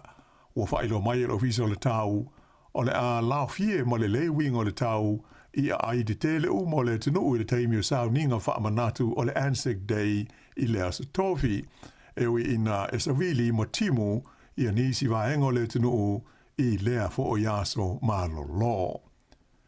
Ia o le whaiunga le nao telefau mo le nei vaenga o le au auli.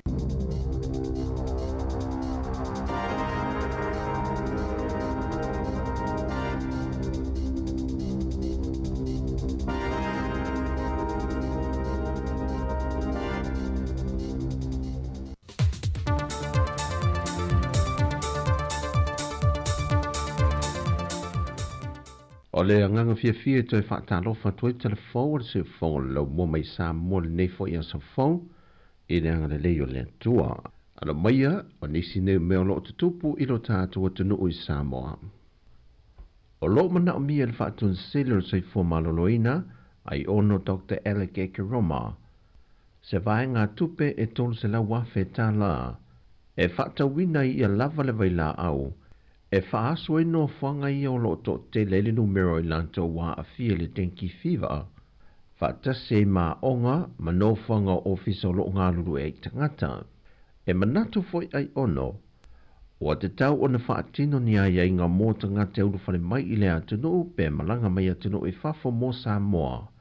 Ina ia malanga mai ma whango vaila au ia lato te whaonga ina e mō le tino. E pui mai ai le namu. O le whaamaumaunga mai le masino Novema, e lua se lau se fulma le ono I lātou wā a fia. O tānu sang fol whaatono o soifua maloloina, e le whaalapo putongo o soifua maloloina le laulangi, po le WHO, e na ia fesoa swani mai le antino, whaatase ma le tāpalo se fesoa swani mai le vaenga o le vai whafua Sāmoa, e na ia mawai se ise fesoa swani.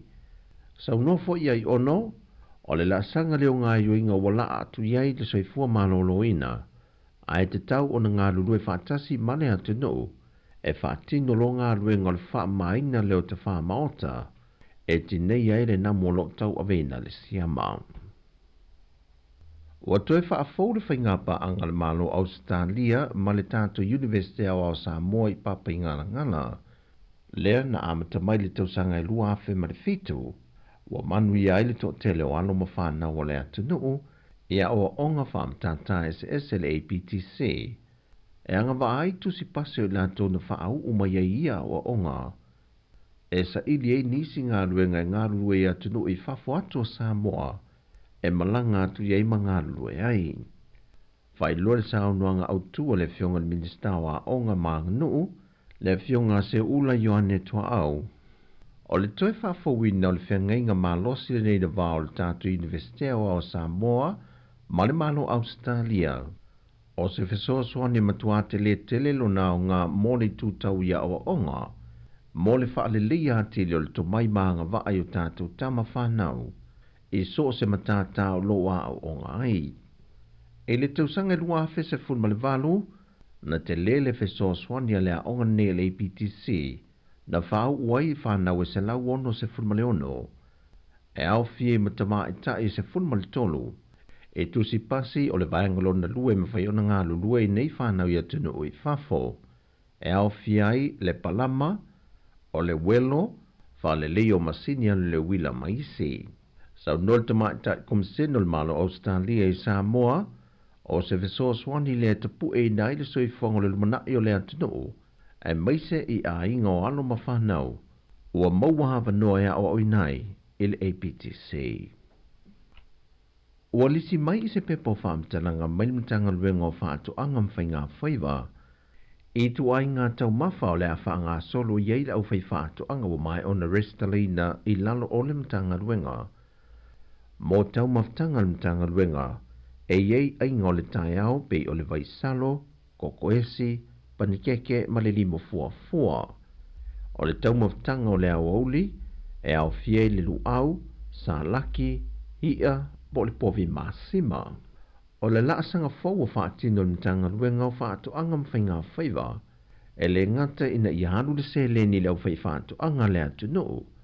A ia whaonga aina lava tau mawholo o moa i o tātou lava lau whanua, e moa i le soifua maloloina nai lo le whaalanglango atu, e tau mawha o lo awina mai atu no e whafo. O a fhoi whontanga o le a whatou teia le mtanga luenga e whaia mai i Sāmoa, o le tūlanga lava i o tau mawha o le a wha ngā soloai, mai wha solo lava le au whai whaatu anga, ma le au whai wā ale atu no. Wa polo ina le wha amasinonga le ofiso le loi e sili, e na i o lātou sa ili le ainga o se tala vau le o lo omoli e le wha amasinonga, na ia whaia ni winga mātanga i se tēnei tite na o le fitu tausanga le matua, e wha maunga le mtanga luenga o leo le wha alawe lawe le nein tūla i mai le amatanga o le māsina nei, e se funma le valu tausanga o le talavou e pei o na tā ua. Pei ta i lumba le wha amasinonga na ua whasilingia e vui Clarence Nelson, le talavou i o na tausanga, na ia wha ai loa ai ua se funma le fitu nei o na tausanga. E lalo foi al polo inga ngai i le ofiso le loa i sili, e na ia sa ili atu mātua o le talavou le nei, e na ia malu ai le pui ngape ao in te tala mai i tua, mo lona saunga le mui na ia mauti noa e le mawhai o na toe wa ia i le taulanga, e meise o no whanga whai tele to tele fo i mawhanau e iai, e ripote leo le mata opule nei, o le teinei titi nei o lo masano mia na ave sea wha malosi mai e le talavou mai le no whanga e ta a alo i whanau i tu o le Friendship Park. Na maua mulmuliane se ainga i le taulanga le teinei titi nei lata ile se fulu i le pō, ma ripotia i loa i le matanga luenga o leo. Mai o se whafangu fo i le mō mātua na umia e vui Clarence Nelson whaamsino le whaamsinonga, mō mātua umaya nga i le taulanga ai maise o no whangai whaata whawhao i whanau, e na ia mata i tuwina i teimi uma, ia mauti nolo lātou saunga le mō. Na wha i loe le tua leo, o se teimi mō mua le watula i mai ei se mata au whapene i te tono le taulanga. O le asolulu o le vai aso nei, e tula i eile te la voitali o na mōlianga i luma o le whamasinonga. O tala ia mai sa momo le ne yaso, manduia tele lu tātu tunu i tiute whe au mga luenga o le a whenga iai, whasoi fōia.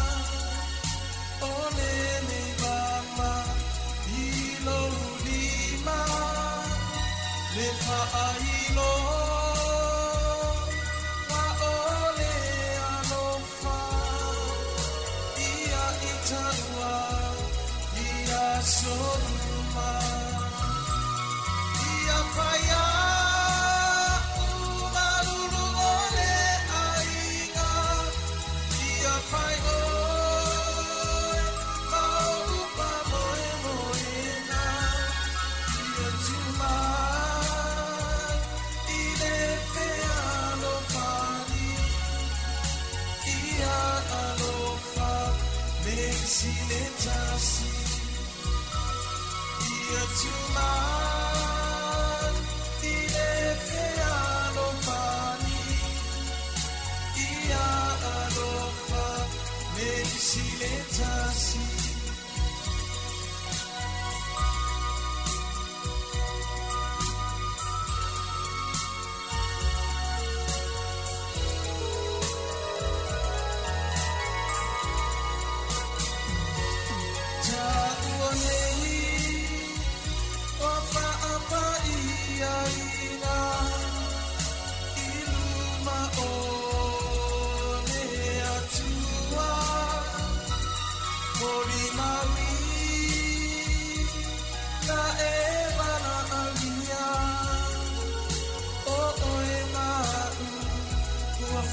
Tasia ia faya una urumole ainga ia fayo mau pa moe moena ia tuma ile peano fani ia alofa mesiletasi ia tuman ile peano fani ia alofa mesiletasi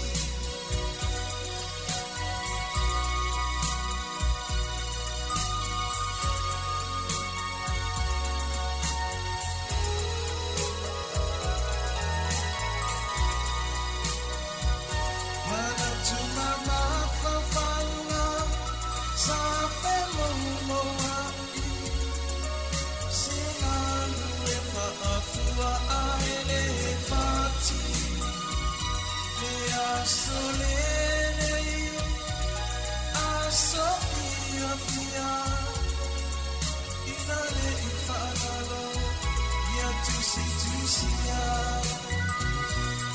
ia faya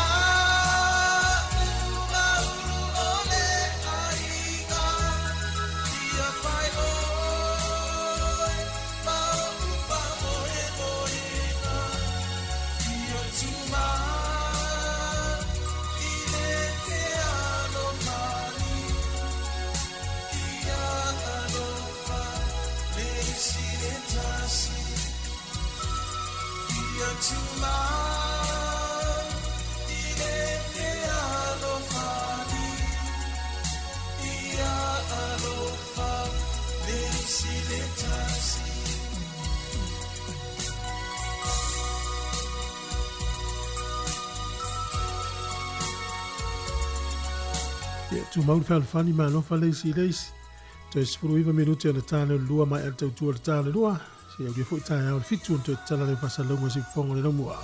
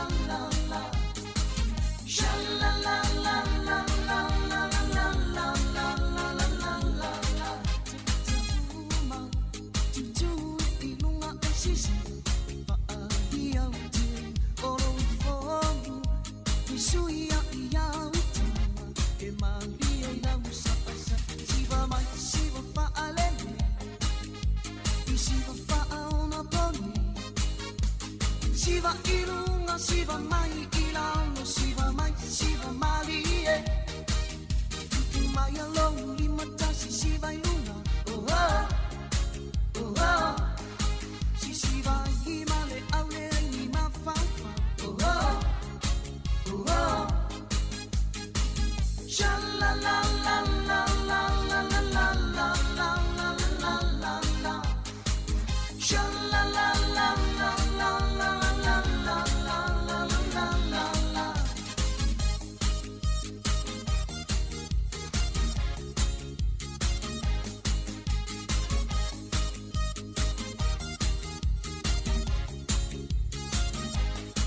Suma suhole ele isiva su e haini to anga e fa amahalo si ai ti pautua ta ita si hia to anga vai hia mase fu male si va sa oile male ulo ti e ta male umare pone mo se malo ma ole masia ti o ma o tu mai along di mata si vai luna oh oh oh si vai male aule ni ma fa oh oh oh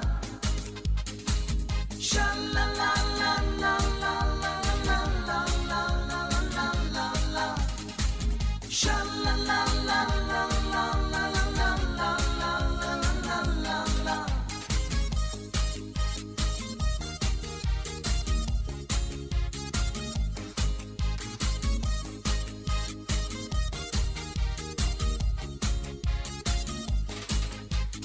mai along di mata si vai luna oh oh oh si vai male ale ni ma fa oh oh oh mai along di mata si vai luna oh oh oh si vai male ale ni ma fa oh oh sha la la la la la la la la la la la la sha la la la la la la la la la la la la sha la la la la la la la la la la la la sha la la la la la la la la la la la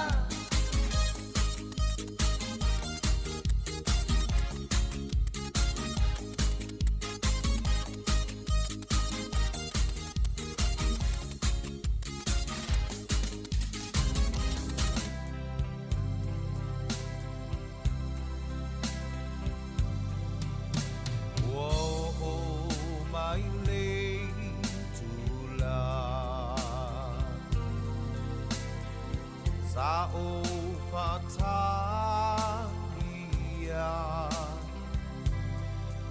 Walangona ina lo pia pia. Awa uota Patasia. O tu lo to atoa o oe o le la Sāmoa o lo wa lo fa mo oe e le uma e tu mau pea se yo le uma oe ma uotasi olo o sila sila mai le langi le la le le oe o Sāmoa wanau nau ya ilo loto atoa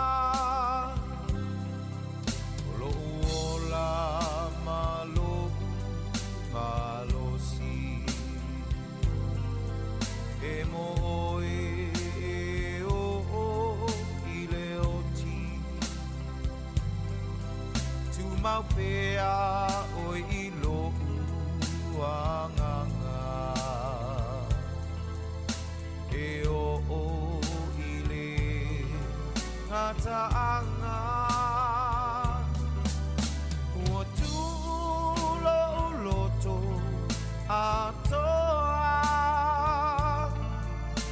o e ole la o Sāmoa ulo ualo pamo oe ele uma e tu mau pea se yo ile unga oe ma uatasi olo sila mai belangi lela lele oe o Sāmoa now ya ilo loto atoa na oe ela lele na oe